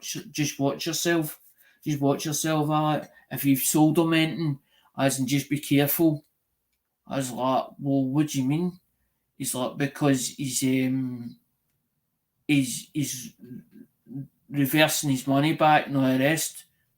As in, so he's got stuff or whatever. People sent him stuff or sold him stuff, and then he's going on bad mouthing people and wanting his money back. I was like, so what you're telling me is, and I was like, it's not done me any wrong. I was like, Charles Kelly's not done me any wrong. But I just stopped talking about Charles at all, because I was like, I don't want this drama or whatever. It was the same way at Justin Busman. I done the video or whatever else, done what I had to do, and then I was like, that's it, finished. That's it, I'm moving on for it. And everybody's like, but you were saying about this person or whatever. I was like, I'm just telling you the experience that I had with him or whatever else. But people actually turned around and says, call him. It was Jeeping John. Jeeping's like, call him out, and he's like, so I don't know if I was watching a live stream or whatever, and he was talking about what had happened to him, and he says, I don't know if he get it delivered to the show or whatever, and he went to this show and he opened the box and it was full of fucking, it's full of bubble wrap, And Jeepman's like, Jeepman was like gobsmacked when he opened the box and it's full of bubble wrap. Just full of bubble, totally full of bubble wrap. And when Jeepman told me about the story, I was like, oh my god, I was like, you're joking. It's like, no, I'm being serious. I'm being deadly serious. And I was like, who was that alpha? And he's like, Justin Busman. And he's like, if you've had any bad experience with him, he's like, just call him out. I was like, I don't really want to do this. I don't really want to call him out. He's like, but the only way to stop it or to make others aware of what's going on is to tell it. And he'd said it a few times and I went, fuck it. One day I was like, fuck it, I'll just do the fucking video. So I done it. But there's some people still talking about it. But what happened is he didn't pay me it. I went on a panel with Clonwald and I was talking to Clonwald to Dale. And Dale says to me, well, why did you pay that? I said, well, I paid it with PayPal. He says, what I would do, he says, if it was me, but he didn't say it that way. He says, phone PayPal up and see, just tell them the script or tell them what's happened or explain it in your own words. He's like that and see what they have to say about it. So I was like, so I sat with it for about a day or something like that. And I thought, fuck it, I'll phone PayPal and see what they've got to say about it. Because when he was trying to get the money off me, the last part of it, he's like, I was like, you need to send me the invoice and what it is. So he sent it over Messenger and he's like, I don't want you to send it goods and services. I'm like, well, why do you not want it goods and services? Or just send me it friends and family. I need the money. I'm short. I need it now. So the invoice was saying like request amount or something like that was 100 and odd or whatever it was.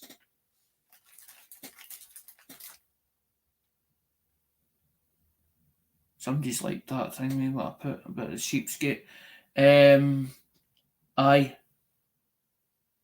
So he's like, I need it friends and family or whatever, and I had the fucking invoice for it. So I paid the invoice. But I thought that when I've done the invoice, that he's already sent the invoice to friends and family. So I've paid it. So I'm like, well, I'm thinking to myself, I'm only going to get returned the first amount because Andrew, even Andrew will tell you, even Andrew will back us up. Andrew said, so the last 2 auctions that he done, and Andrew's like that to me, when you getting that silver, Alec? I was like, well, I should be getting it next month or whatever. I says, and you should be sending it. I says, but what he's doing is he's sending the pennies first, and that's the first box. I says, but there'll be a second box after that. I says, and the silver that obviously I paid or bought, I'll go over in the next shipment. And Andrew's like that to me, there's something fucking fishy at it. Even he said, I know. And we were talking about it. And all of a sudden, I don't know what fucking happened. Something happened at the time. And I was like that to Andrew. I says, he's fucking me about. I says, 1 minute he's telling me, tell me he'll send it or whatever else.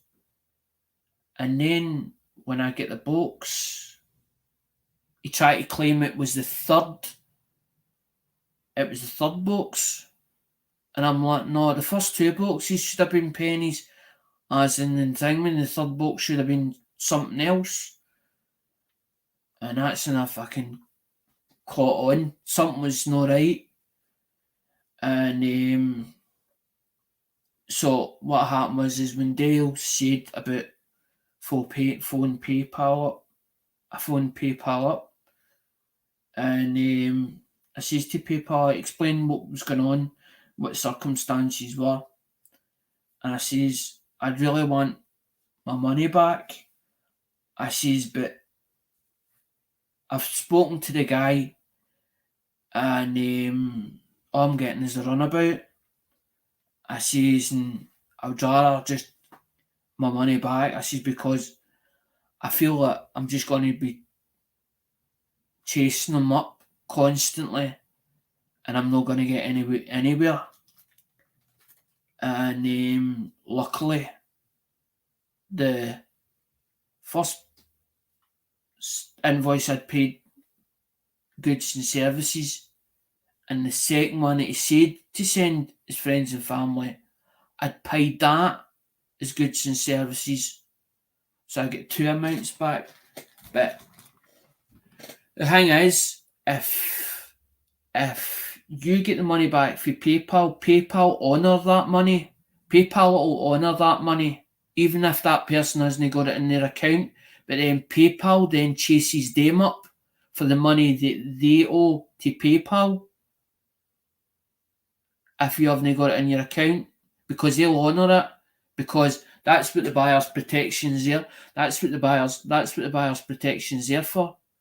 It's for if anything's to happen, because you're paying for goods and services. You're paying for goods and services.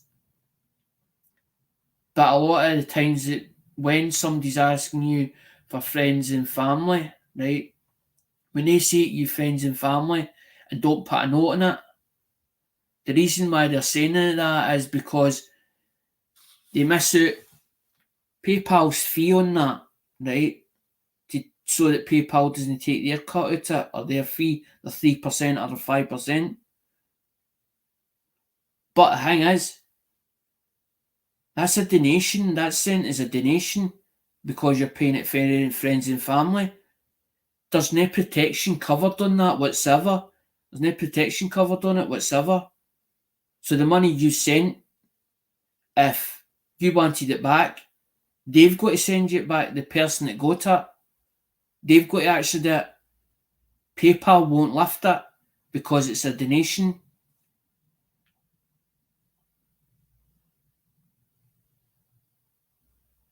Can't see what the volume's saying there.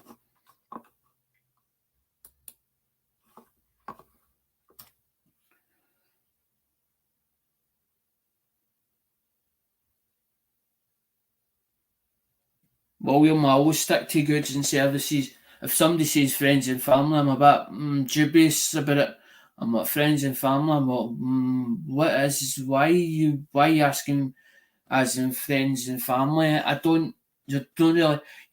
I class everybody I know on YouTube as an acquaintance, not as a friend or a family. As in, I can't class them as a friend. So I'm like,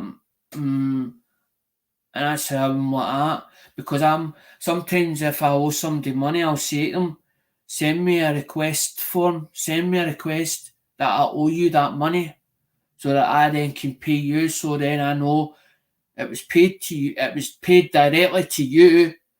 Because if I do it to somebody and I send it with one digit out or a one letter out in an email and an email address, and it gets sent to the wrong person,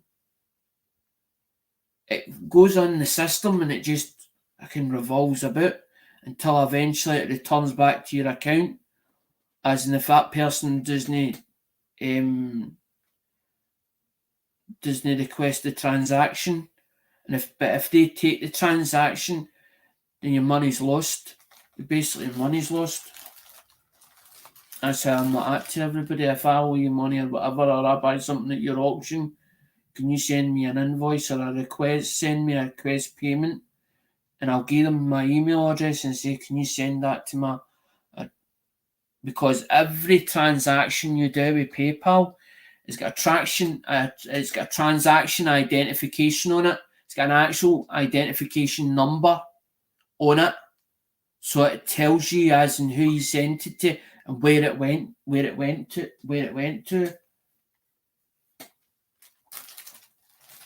I need to do these 1, 2 and 3. 1, 2 and 3. Right, number 1.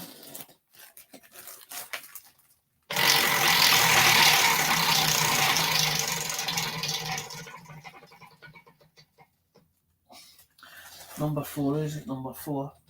That's Paul Hampton. Paul's got another one. Paul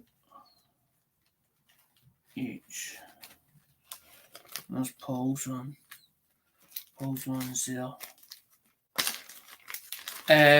William, my PayPal, if you send even a shipping pot fund, it's goods and services anyway. But it says a donation monthly. Just disregard that. But it's basically done as a business account, as my PayPal. I just thought I'd say about it. I'd just let you know that. Because you said about the thing, me, when you said about, hi JP, I know I've not sent JP's package yet. I still to do that one. I still to do, because I was I'm thinking to myself, if I do JP's, then I'll do JP's, listings, cares, but I need all the names and addresses, and I need people to put on as in, so that I know as in their channel name or their channel name on that in that email, so I know who it is. Because I've got cares and all the rest. I've got David Bradley's and that. Full load to do ones in the UK. I want to do all the ones. So I got that post office for 6 or 7 parcels, as in one day. Run the whole lot of them up. It's all done as goods and services, William. So I would send you a PayPal goods and services if I bought a coin from you, for example. I've got it all done. It's all done. I had a guy as in the early stages. It was called Phil McCracken. It was called on YouTube. It was called Phil McCracken. I was like, I didn't get the joke. His name was Andy, but he was an IT spec. He was an IT specialist, William. He was an IT specialist. And I saw to him, I says, how did I get this PayPal account onto my YouTube channel? And it was him that helped me. But when we done it,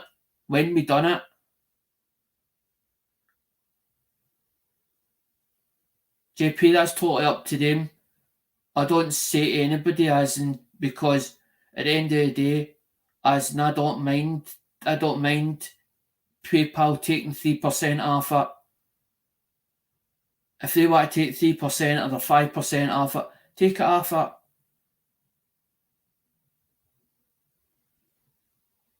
I know, William, but I didn't realise the joke at the time. So he helped me set up the PayPal account, or my PayPal account, onto my YouTube channel. But then what we done was we set it for a personal into a business account. So it ended up a business account. But I don't know if they still charge me as in, like, as if it's still a personal account on there.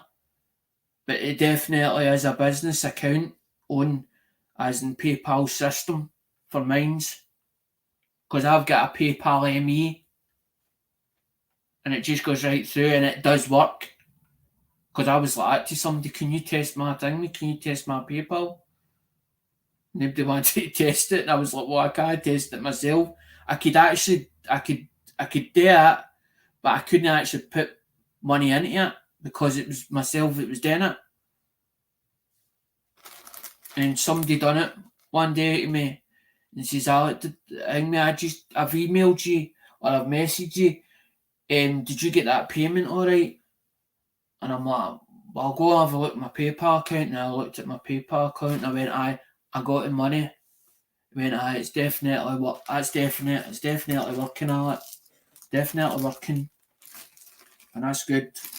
That's all I want to know. Yeah, this is number, I don't know, what fucking number is that? Is that number 2? I think that's number 2. That's number 3. I think Polly got number 1. Sure he did. Can't see the number in that, because usually I number them. I know, William, that's what I'm saying. Sometimes I don't just get the jokes straight away. I think it's because it's my border. It's number 2. I think it's because of my borderline autism, or my borderline autism spectrum disorder. I think that's why sometimes I don't get it.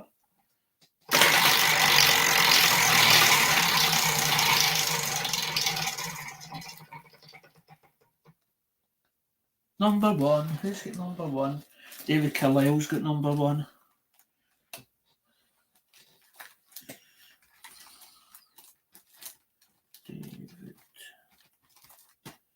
Let's see. Where is David's? David's got 1 up there. David get 1. David 1. I slept on that. David 1. No, David's not up there, so I didn't want one of them then. I thought he did. That's Davidson, so Davis must be done there then somewhere.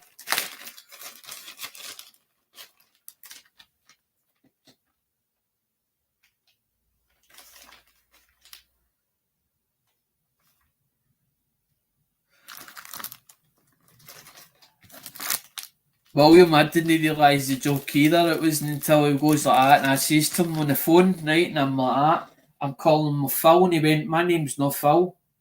I goes, but it's on your Facebook, as in Phil McCracken. He went, do you not get a joke? I'm like, Phil McCracken? I was like, fuck. I felt fucking so small. I was like, he's like, my name's And. He goes, my real name's Andy. He goes, my real name's Andy. He goes, it's not Phil. But he's like that to me. He says, what is it I can help you with? And I was like, and so I explained it to him. And he's like, because I found, that's how I used to watch Iron Dog, and that's how I found him, was through Iron Dog. And Scotty, I still talk to Scotty with the collie dog and thing with. That's how I found him, how I found Scotty as well. Scotty still talks to me.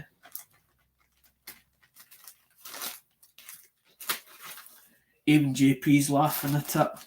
I know, laughing at my expense. I know, fucking daft cunt.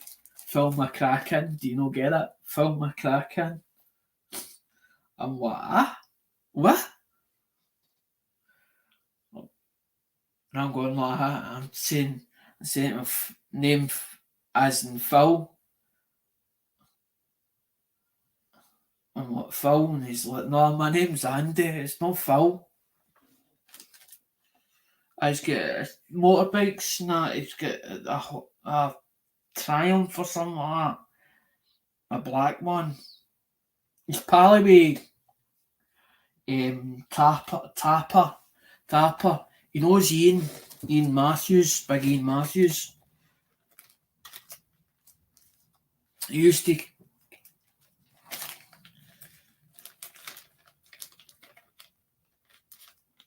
I think he knows Ian, I think. I'm thinking that.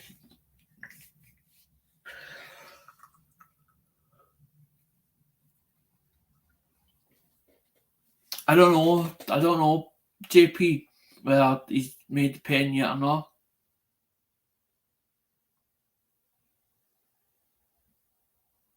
I just left it in his time because you'll either email or he'll get me on Facebook saying to me about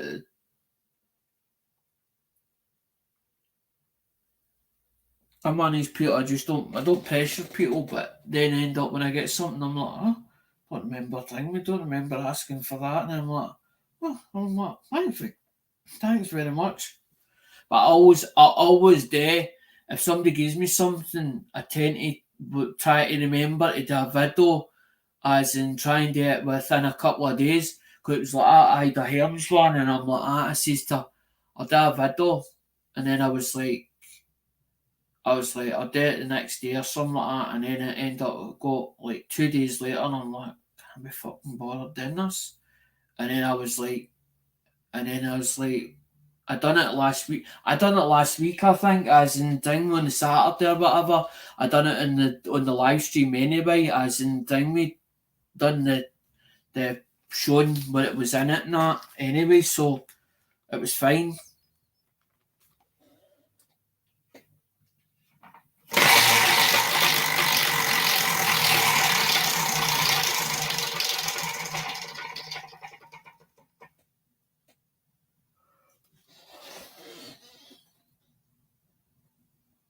Number 11's Vanda. That's Vanda.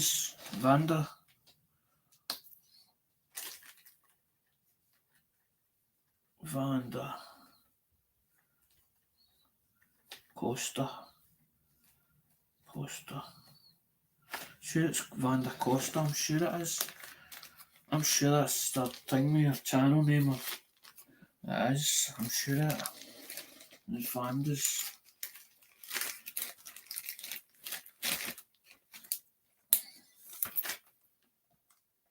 No, I'm not going yet. Because I don't like just going as and just shooting off. Because other ones might want to talk or whatever. Sometimes I'll tend to shut up and stop talking. Because sometimes to me it's like a broken record. Me just constantly fucking yap.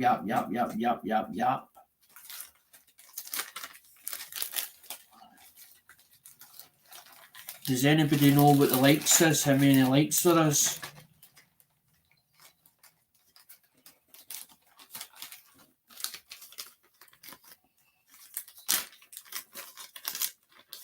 Because I might just do that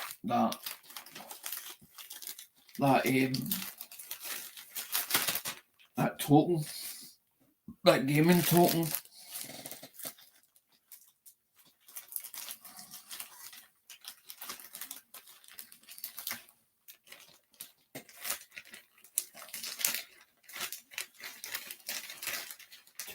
Twelve likes. 12 likes, William. That's fucking shocking. That is shocking, that.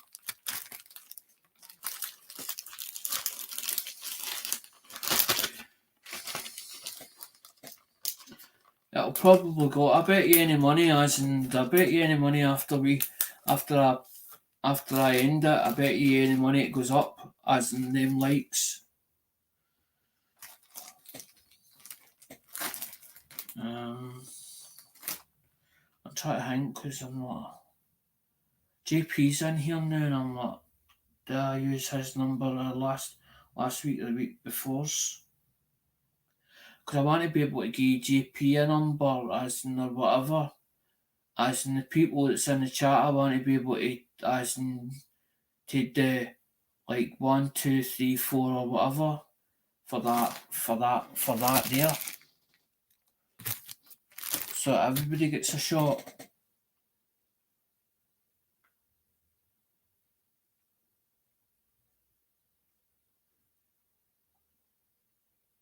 Because it's supposed to be for 50 likes. I was trying to get the likes up a bit, JP. I was trying to get the likes up.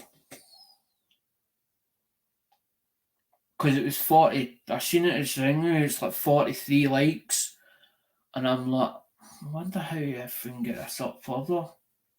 I was like, for 50 likes. Because that is the thing with that, is a nice coin, that, as in that gaming token. Actual gaming token. That's a £20. That's like a $20. It cost me like $20. That cost me like $20.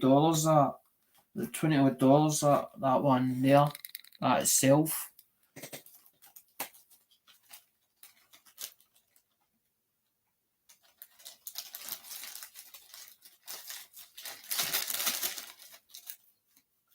Right, game's finished. Right, what I want you to do is I want you all to put a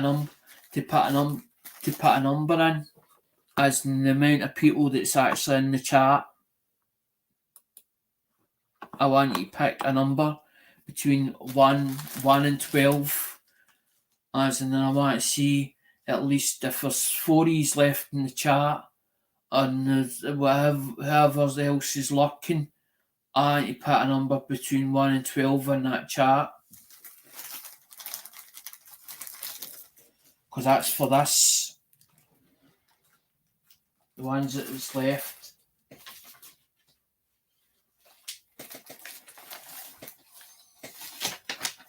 Hold on, William, I get the book.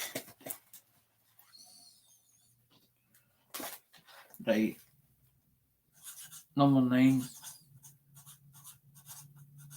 William E. JP. Number 7.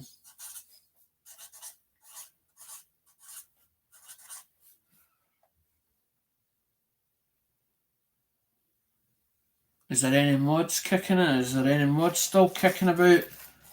Put a number in, ring me, number. So we get number 9's gone, number 7's gone. You can put between 1 and 12 in the chat. But don't pick 9 and 7 for the other 4 that's still in the chat. Because according to the StreamYards, it says that there's 4 left in the chat. So William's picked a number, JP's picked a number, 2's have not picked a number. Come on, guys.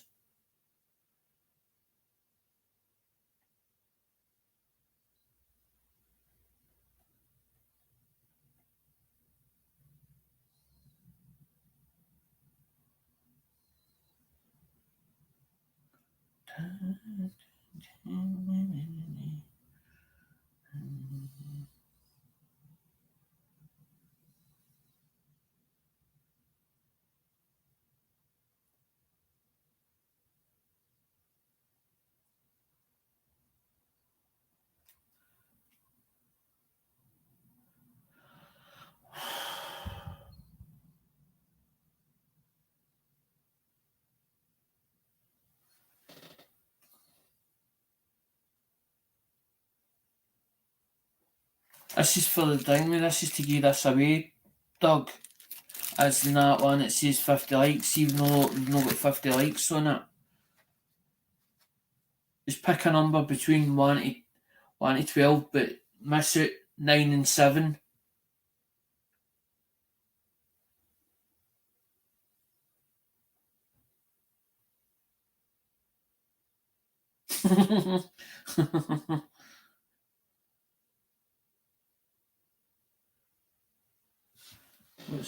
What was Doug's number?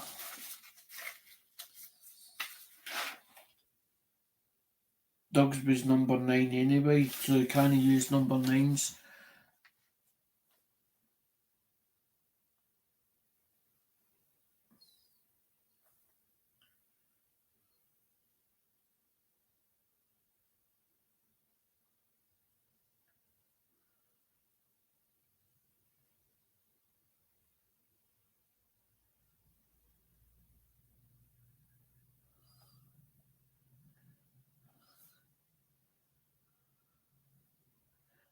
Doug, I'm going to pick number 3 for you to win that.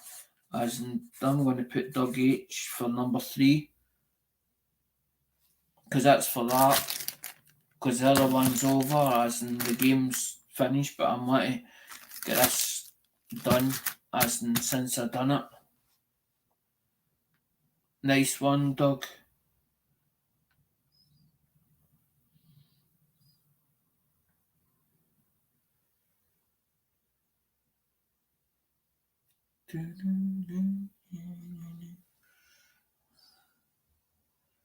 Because I had a couple of text messages or something, I don't know. I haven't been watching it, and then I don't want to, because especially if it's the wind, because she's dumb. Sometimes she's up and down all the time.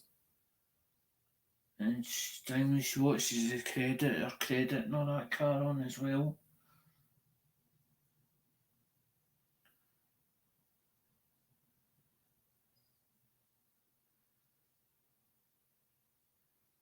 She's really independent. My daughter, the oldest one, she's really, really independent. She, because I think, I don't know, I think mum said something about she gave her something, money or something, or something, thingy, when they asked her something, and she says, "Nan, I don't like asking." Something was said, "Nan, I don't like asking," or something like that, and she was stuck or something like that. And mum come back and she goes, I gave Louise gave Louise 10. She says, but I wasn't saying nothing, but she says, but I don't want to leave you or something like that, or ding me as and you think that I'm not telling you what's going on or something like that, she said.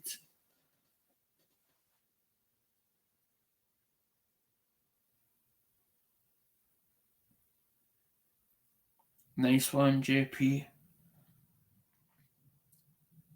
I'm wondering if William's right. I'm wondering if as in that he said about as in that or JP said, I'm wondering if I am picked as in because it says now five. There's supposed to be five watching,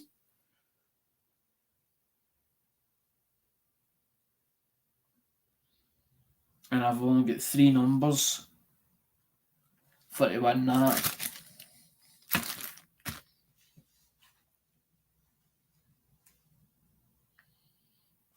I might just run it and try and see if if you three win it.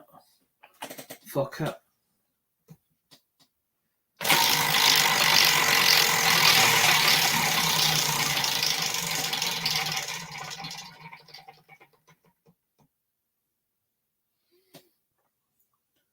It's not even close. That's like 12 and there's nobody even picked 12.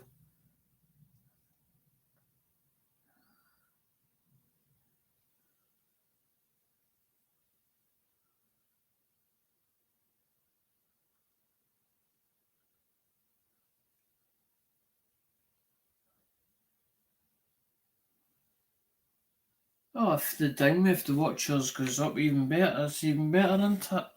Because I was supposed to, because you've got to do it within 365 days, as in the 4,000 watchers. That's exactly what I was going to do, JP. I was going to re-roll it. See,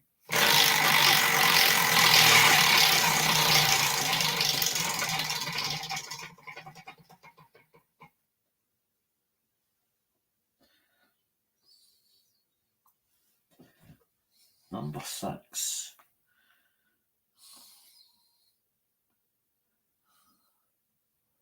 I'm like, I'm thinking to myself, at number 6, it's close to the set. I'm thinking it's close to 7.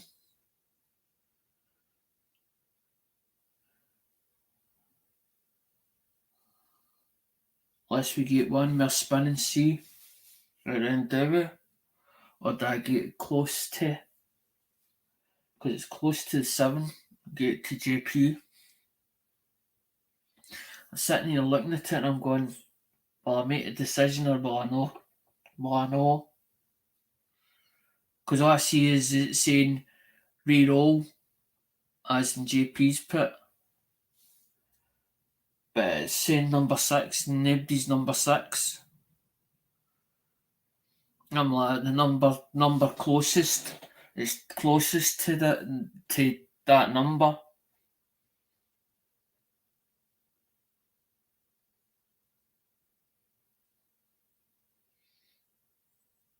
That's what I'm trying to do, JP. I'm trying to let everybody interact so that basically, as in it's not just exactly.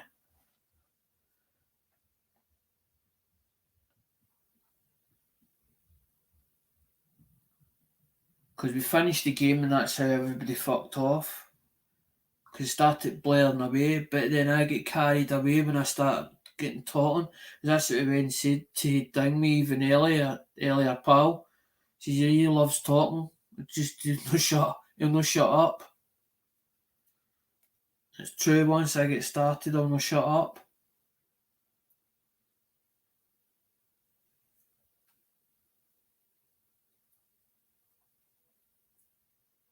But it's like 4 hours. It's nearly time to shut down.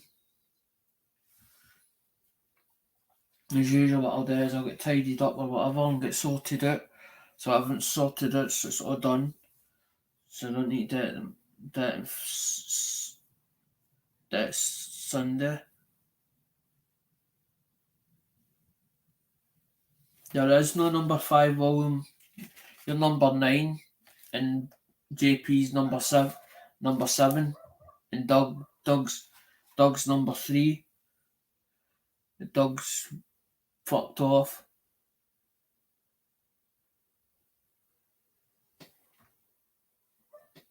I'm gonna give that to JP. I'll put JP's name on it, and that's it. End of story. JPW. Because I'm not. But when we said about slab, as in the presidential, I'm thinking to myself, do I give him just a standard presidential that's out of the rope, out of the tube, or do I get him? What I'm thinking is, I'm trying to think whether to get him a slabbed one, as in the presidential, but it'll cost more as in the one that's slabbed. Because you said about it, presidential. But I don't want him thinking as in, no, well, that's, she's gave me that because as in that covers the cost of that pen. I don't want him thinking that because he said about the presidential dollar. And I'm like, because I've got ones that are not slabbed, because it's actually cost more if I was to send a coin to get slabbed. But there has been a couple that's appeared at the auction, as in at Joe's, as in it's been actually slabbed already. The presidential dollar, as in the USA one.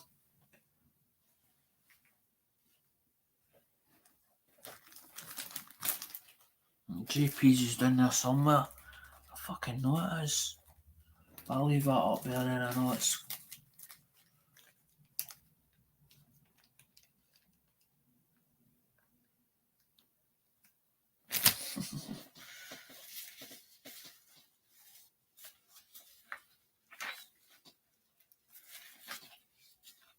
No, because it's nice to get them started again, as and into collecting again, but then I don't know the Jay's circumstances at the moment. That's the thing.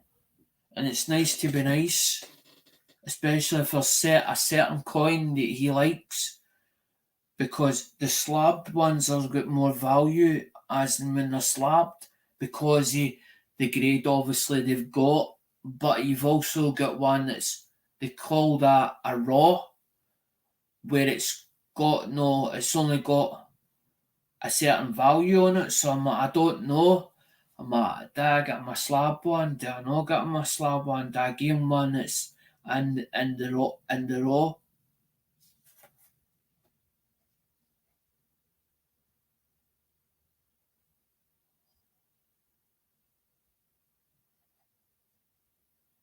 I don't know what they cost, William, as in when you send them away for grading, where there's a certain price or where there's different prices for different pieces when you send them to them. I don't know.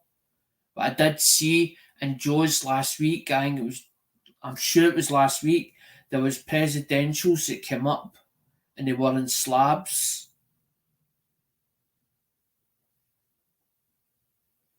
Exactly. Sometimes the grading costs more than the coin is worth. Exactly.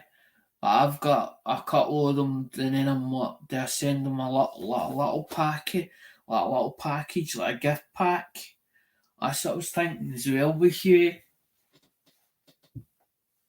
Because it's all about getting the channel out there. Because JP's gave them the blanks or made them the blanks up and says, well, I'd like a pen. But Hugh's going to do the last part of it because he's got to put the two metal parts, and then it's got like the blank in the middle, which is all different colours. And JP sent him the wood for it, or the blanks, the pieces for it.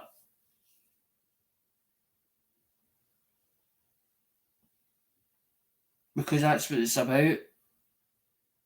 Shouting channels out there that worth shouting out to what they do and showing a piece of something that they actually do on their channel or something they enjoy doing, and for to let other people see it, to make to maybe they are interested in buying one of it or would like one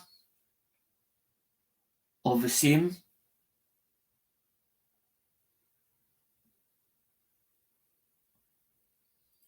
Because if you had, say for instance, you had a mechanical shop and you just opened it, how do you get business? Because you go around telling people about it and putting out flyers and putting flyers through doors. But word of mouth spreads pretty fast. It'll either make or break a business, and that's what it's all about.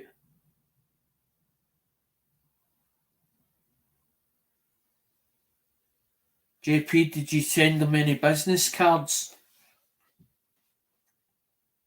Because even although that you sent him the blank and he's doing another part of it, I could explain that JP Woodwork did the resin blank, the part in the middle, and she done the other two bits. So you both get a shout out.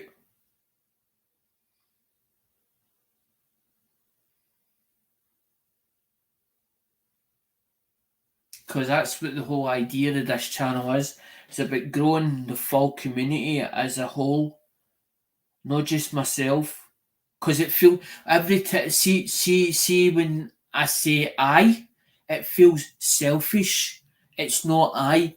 It's because my mum drummed it into me. It was we because you're now there's two yous, so it's we, not I. Because my mum used to go daft at her every time my ex used to say, I did that, I did it, I did it. Mum says, no, it wasn't. It was the two yous. It's we, it's we. So I've got it in my head as and it's we. So it's not just, I'm just the host of this channel. Without yous, there wouldn't be a channel, or there wouldn't be the way it is now.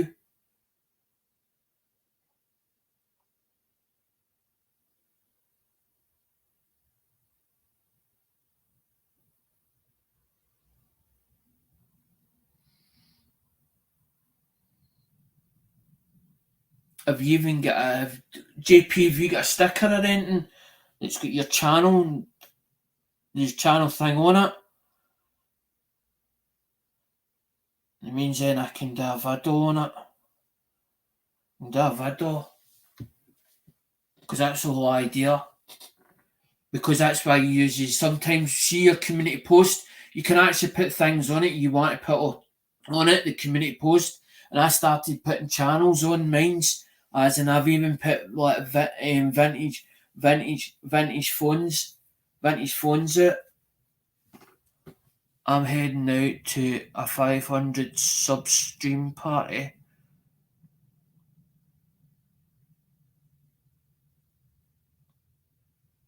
Can one of the mod, see if there's a mod still in here, can you put that out for me? As in the 500 sub stream party, and it's on Silver Assassin metal detecting channel so that others can join.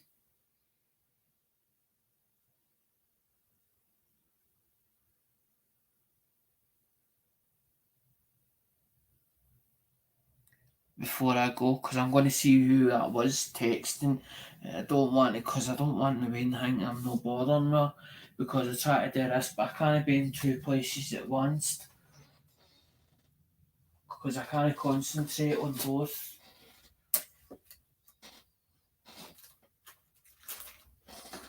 Definitely I heard it go off. I heard it ding twice.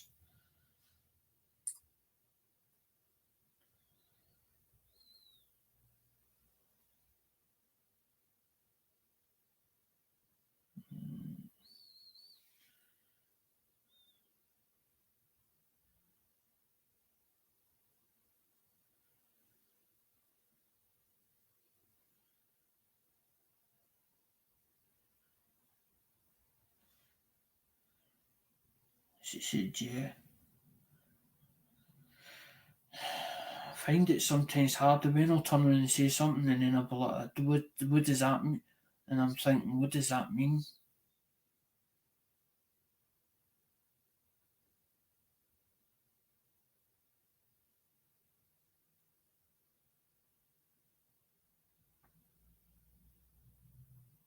I think the JP, I think all the mods are fucked. I think all the mods are fucked off. I think they've all disappeared. There's supposed to be five kicking about, and I don't even see one blue spanner.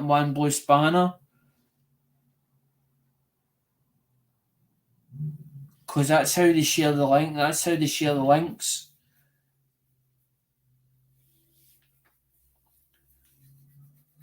JP Woodworking. I could put it on a community post, but could do it. Because all I need to do is go up with JP's channel, JP's thing, copy it, copy the thing, copy the link. You copy it. I can do it better. See, I can do it better on the tab. I can do it better on the tablet than what I can in the Chromebook. Because I've learned how to do it in tab, but I've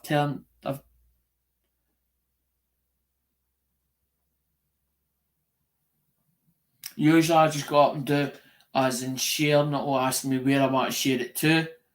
Then what I usually do is I usually if I remember how to do it, copy the link, and then what it'll do is it'll take it like a text, and then when I write it and then I paste it, it'll come as blue. It'll go blue.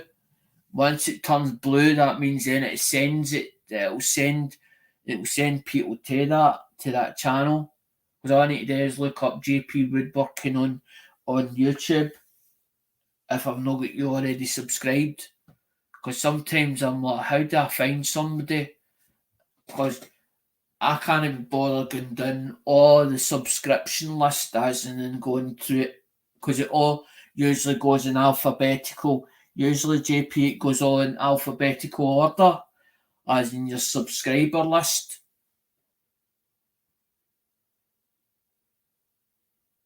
I need to do that actually, JP.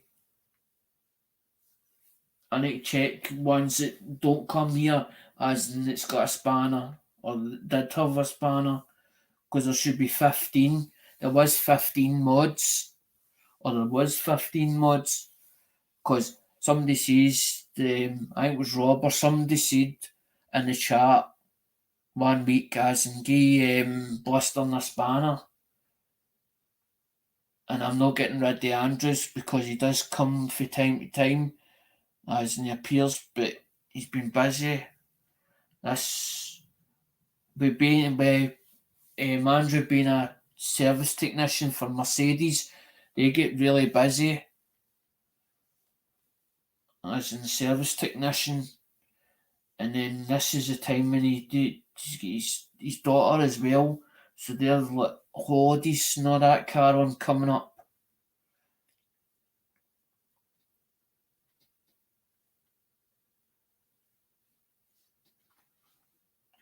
I don't expect everybody to come as in every week. Sometimes I have all different people that come. You're a follower or a supporter of the channel.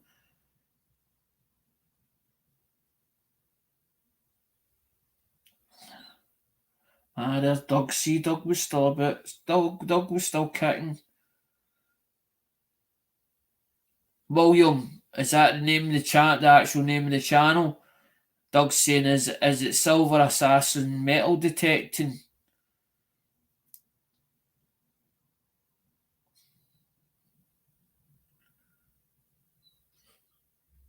Scab starting to form on the back of my neck. Fucking scratched it the other day. End up like a fucking heat on the back of my neck. And it ends up like a bloody crater.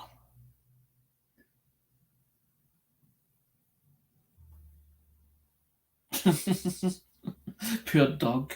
You dang me, he was partly he was his mind was away in other things. I've done that myself. Sitting there like that, dang me, the mind's fucking miles away. As in focusing on something and then you hear somebody shouting something.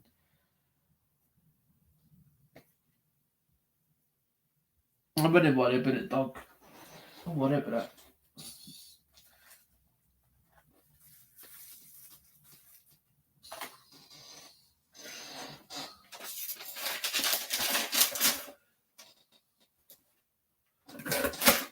Sometimes I've seen me doing the promoting because I did it promoting the group promote your YouTube channel, and then I get in there and I'm like going through the list of new people that's joined to the group, and then I'm looking at it and I'm going, well, they haven't done the questionnaire, so they're getting declined for the group.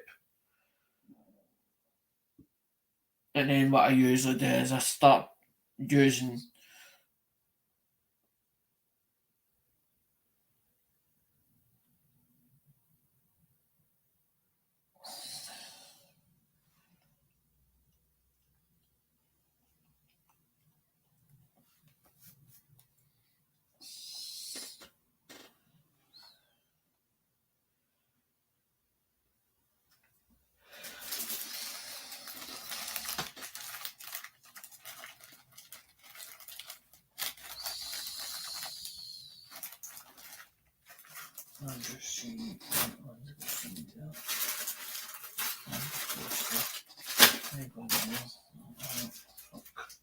you're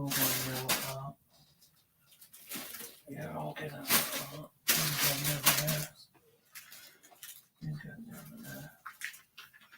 You want to get back in the room next door. And that one is back fixed as well. Let's start.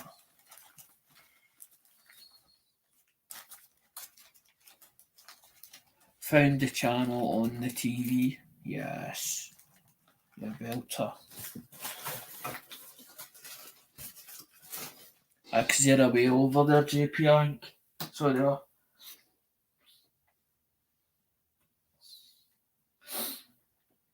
No, because I don't know if Louise is always on Facebook or not. So I don't know if she's always on Facebook, and I was like, I says to her that as in about as in text, but then she put yeah, and then she put two X's, which is kiss kiss on it. And I don't know if that means then that I'm allowed to or I'm not. I don't know. I don't know what that means. I'm getting sort of mixed. It's like mixed signals. I've said something to her and says, well, I need to tell me as in text you my number or whatever. But then I don't want to be as in they're feeling that I'm pressuring her by as in just taking up upon myself. Because that was the whole deal what they said about wait until wait until they're ready. But when she's turned up twice, she says, Dad, I am ready. But I'm like, is that just her trying to pacify me by saying that? Or does she actually really mean that? See, we were laughing about that in the kitchen, as in saying about way autistic people. It's either a yes or a no, as in you got to put it in simple, basic format. It's either black, as mum says, it's either black or it's white. It can't be both or either. It's got to be a yes or a no. But then if you say no to us, we then start questioning it. Well, explain it why you said no in the first place. And then we get this perception if you've said no and say for instance you do it, we'll think, well, you told us no to do that, but you've away and done it, but it's okay for you to do it, but not us. So then we then turn around and think, well, fuck you. We're not listening to you again, as in because you just turned around and done the total opposite. You turned around and done the total opposite of what you've just turned around and told us in the first place.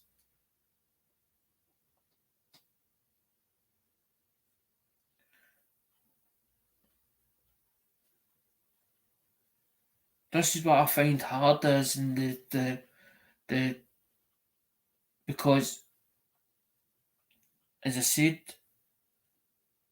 I want to get that, but I want to make the bond. I want to make the bond better than what it's been before. But then I don't want to do exactly what the same as what my dad done. It was like it was a case that I felt as if I couldn't say no to him, as in if I didn't want to do something. I was like it was as if I would just do it to keep him happy, and I don't want my daughter doing the same with me. As no, just because dad said about it or whatever, or rang me, I'll just pacify him so it doesn't. Because that's what Lindsay says, your dad's totally changed to what he was back then. But then I don't know how she perceives me in her own head. As in, because there be times where I just bite cunt seeds off. If he says something or whatever, and I just fucking lose rag. But I think being later on in life, as in me realising the mistakes that I made, as in my younger days, and realising maybe I should have done it differently, and then beat myself up about it, as in I should have done this differently, I should have done that differently, and realising the mistakes that I'd made without realising that I did them. So now I'm sort of like that, as in fucking like at arm's length at times when somebody says something to me. Not that I'm frightened to say stuff. It's not that I'm frightened to say it.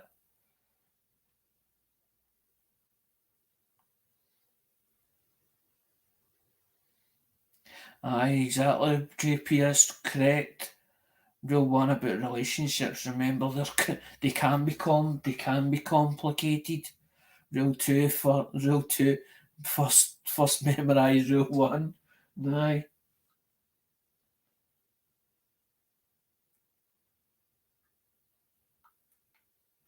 No, she's not tight. The Wayne's not.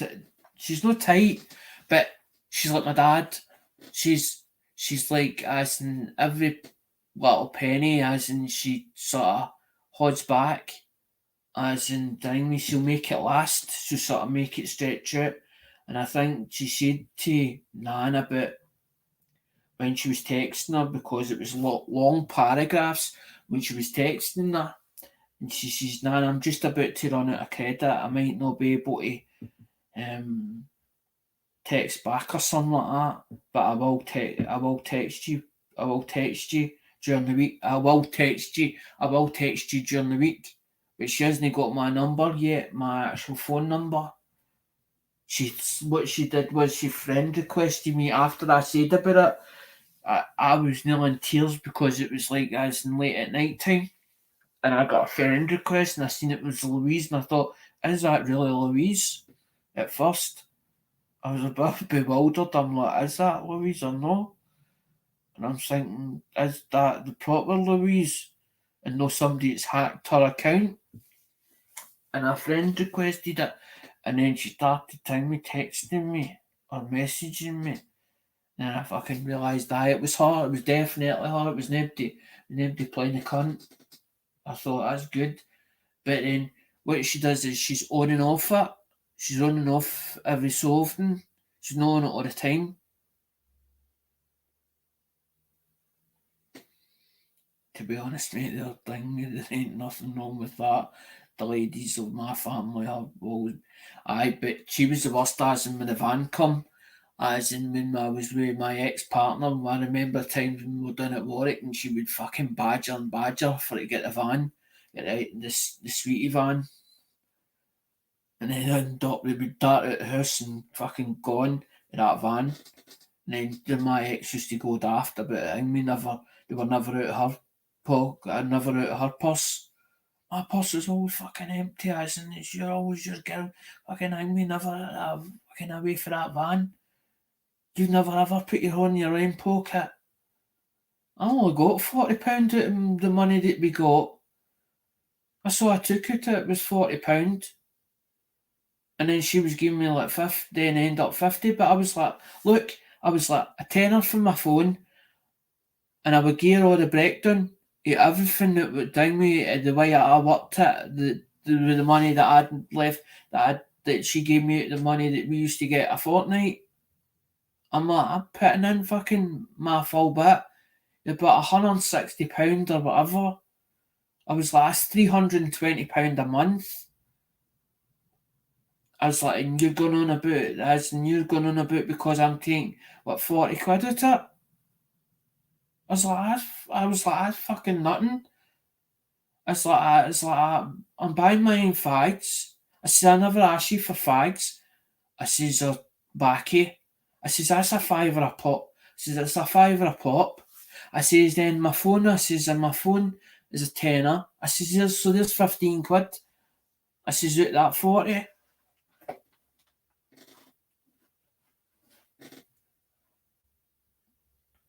But it wasn't the fact because I wanted him to realise the value of money.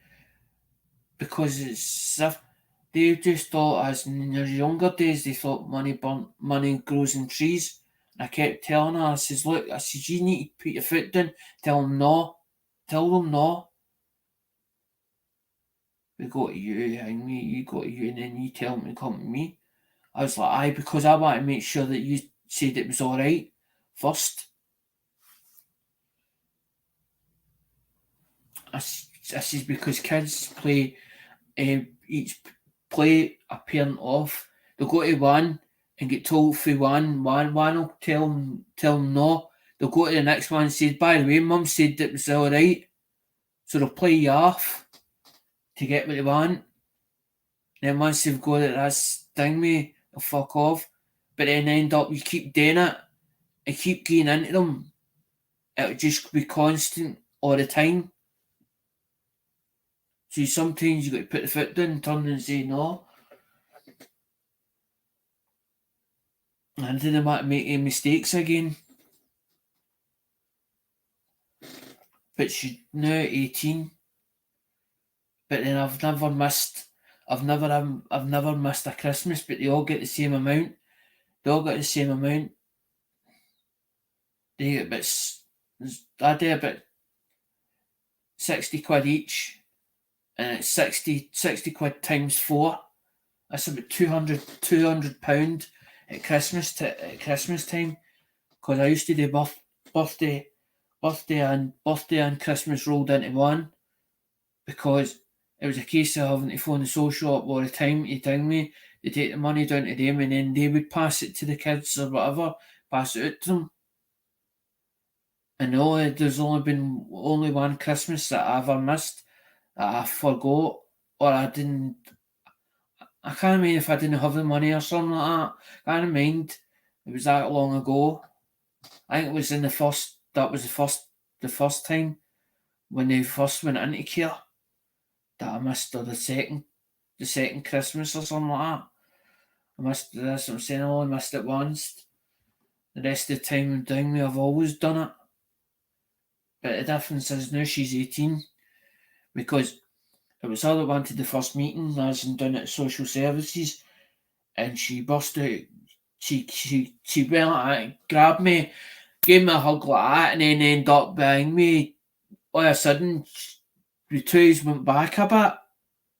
I went to take a seat or whatever, as in said, waiting until she went to sit down, and she fucking burst out in tears and she ran out the room. That was the last I saw. That was the last I saw her.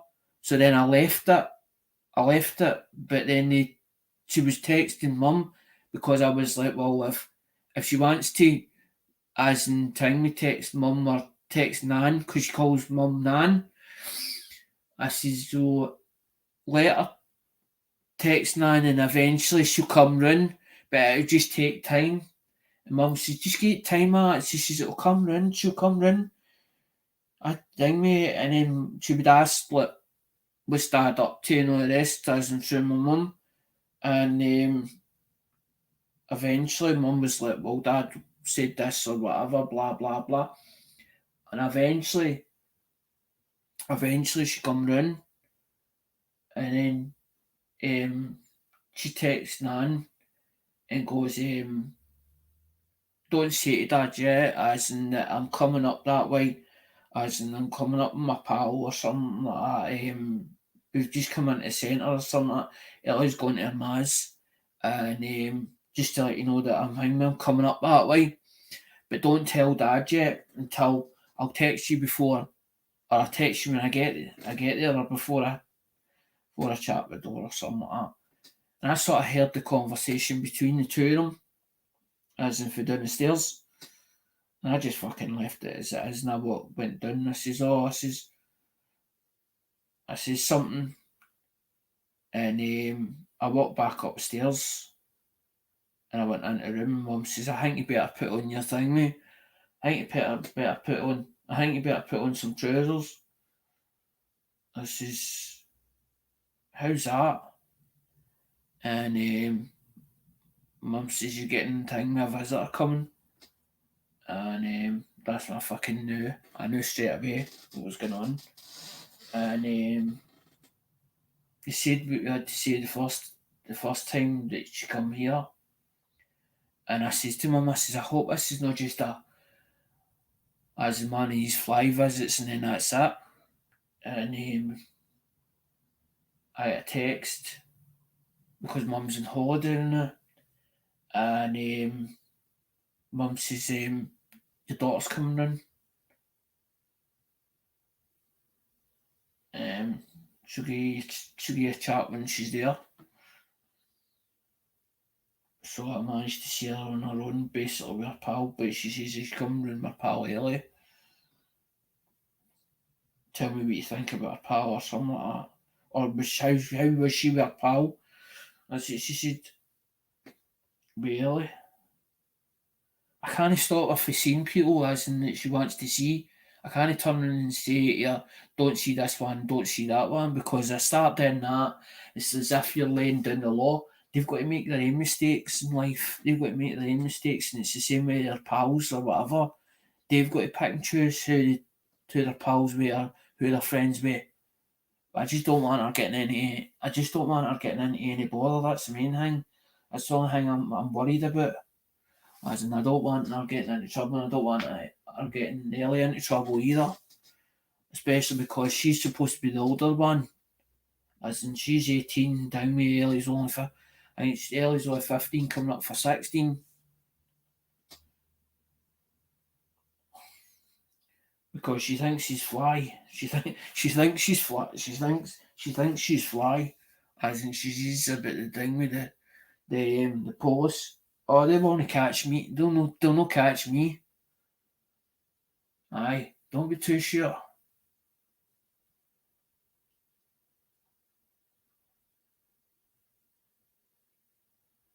But I never really get into any bother, that's in the police or whatever. I do odd wee scrapes from them, but nothing severe.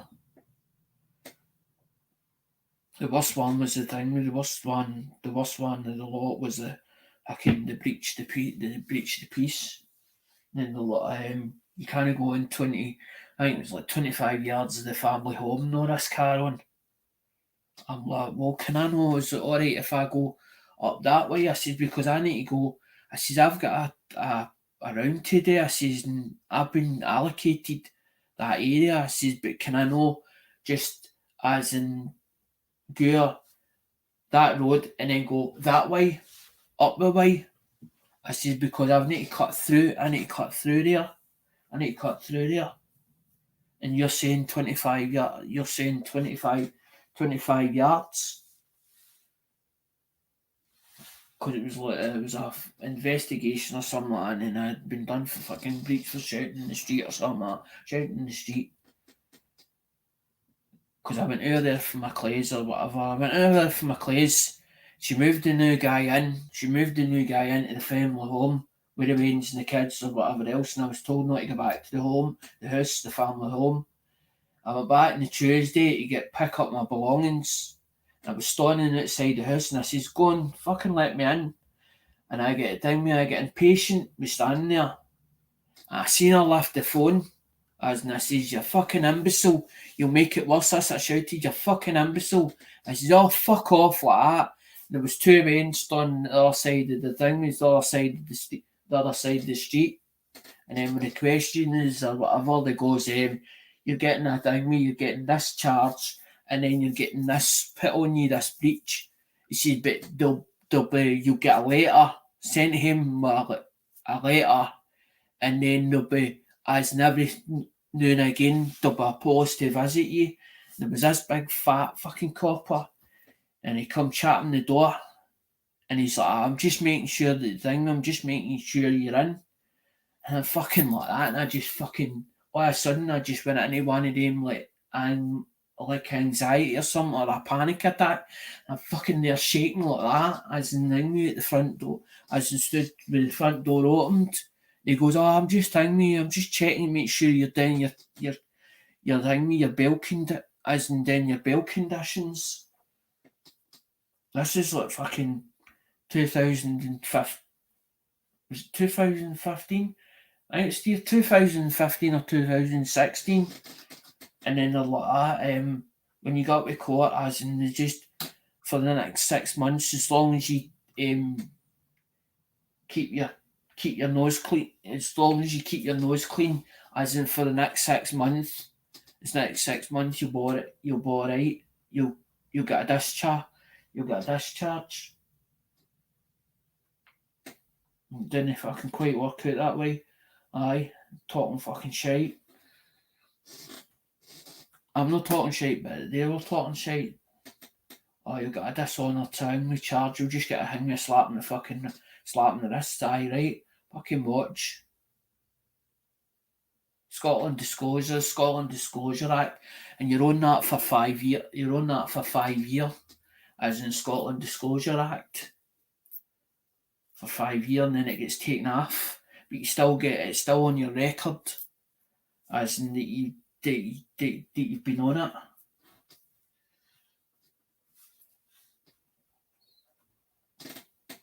And then the social's telling you, oh, by the way, it's not that one, it's not that section you're under, it's this other section you're under.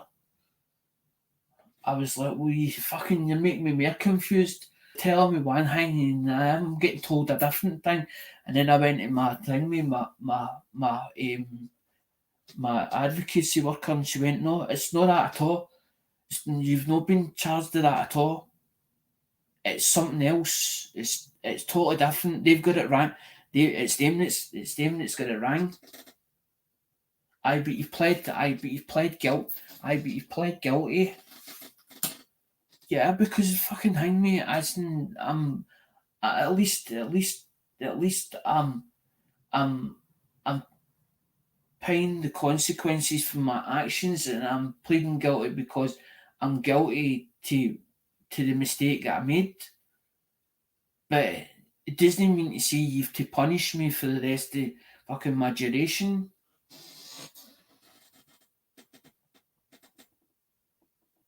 Because I said my daughter turned around and said, she went, you're forgiven. I thought, the amount of fucking things that's happened in the past and you actually forgive me. I thought that it would take her a lot longer for that to happen, or even get that chance off her. Because there must be things that's in the back of her mind that stick in the back of her mind. Because it's like me and my dad, there's things that stick in the back of my mind as in that happened through the years. And I'm like, I don't understand why he did it. And I'm like, but I still gave him that chance. I think with family it's totally different. I think that's what it is. I think that's maybe why. And I think you learn to deal. I think you learn to deal with it, to just sort of as not to think, not to constantly think about it, or make it a big deal, make a big deal of it. I'm gonna go, guys. Anyway, I'll see you later. Thanks for listening. Thanks. Bye. See you later. 7:10. I'm away.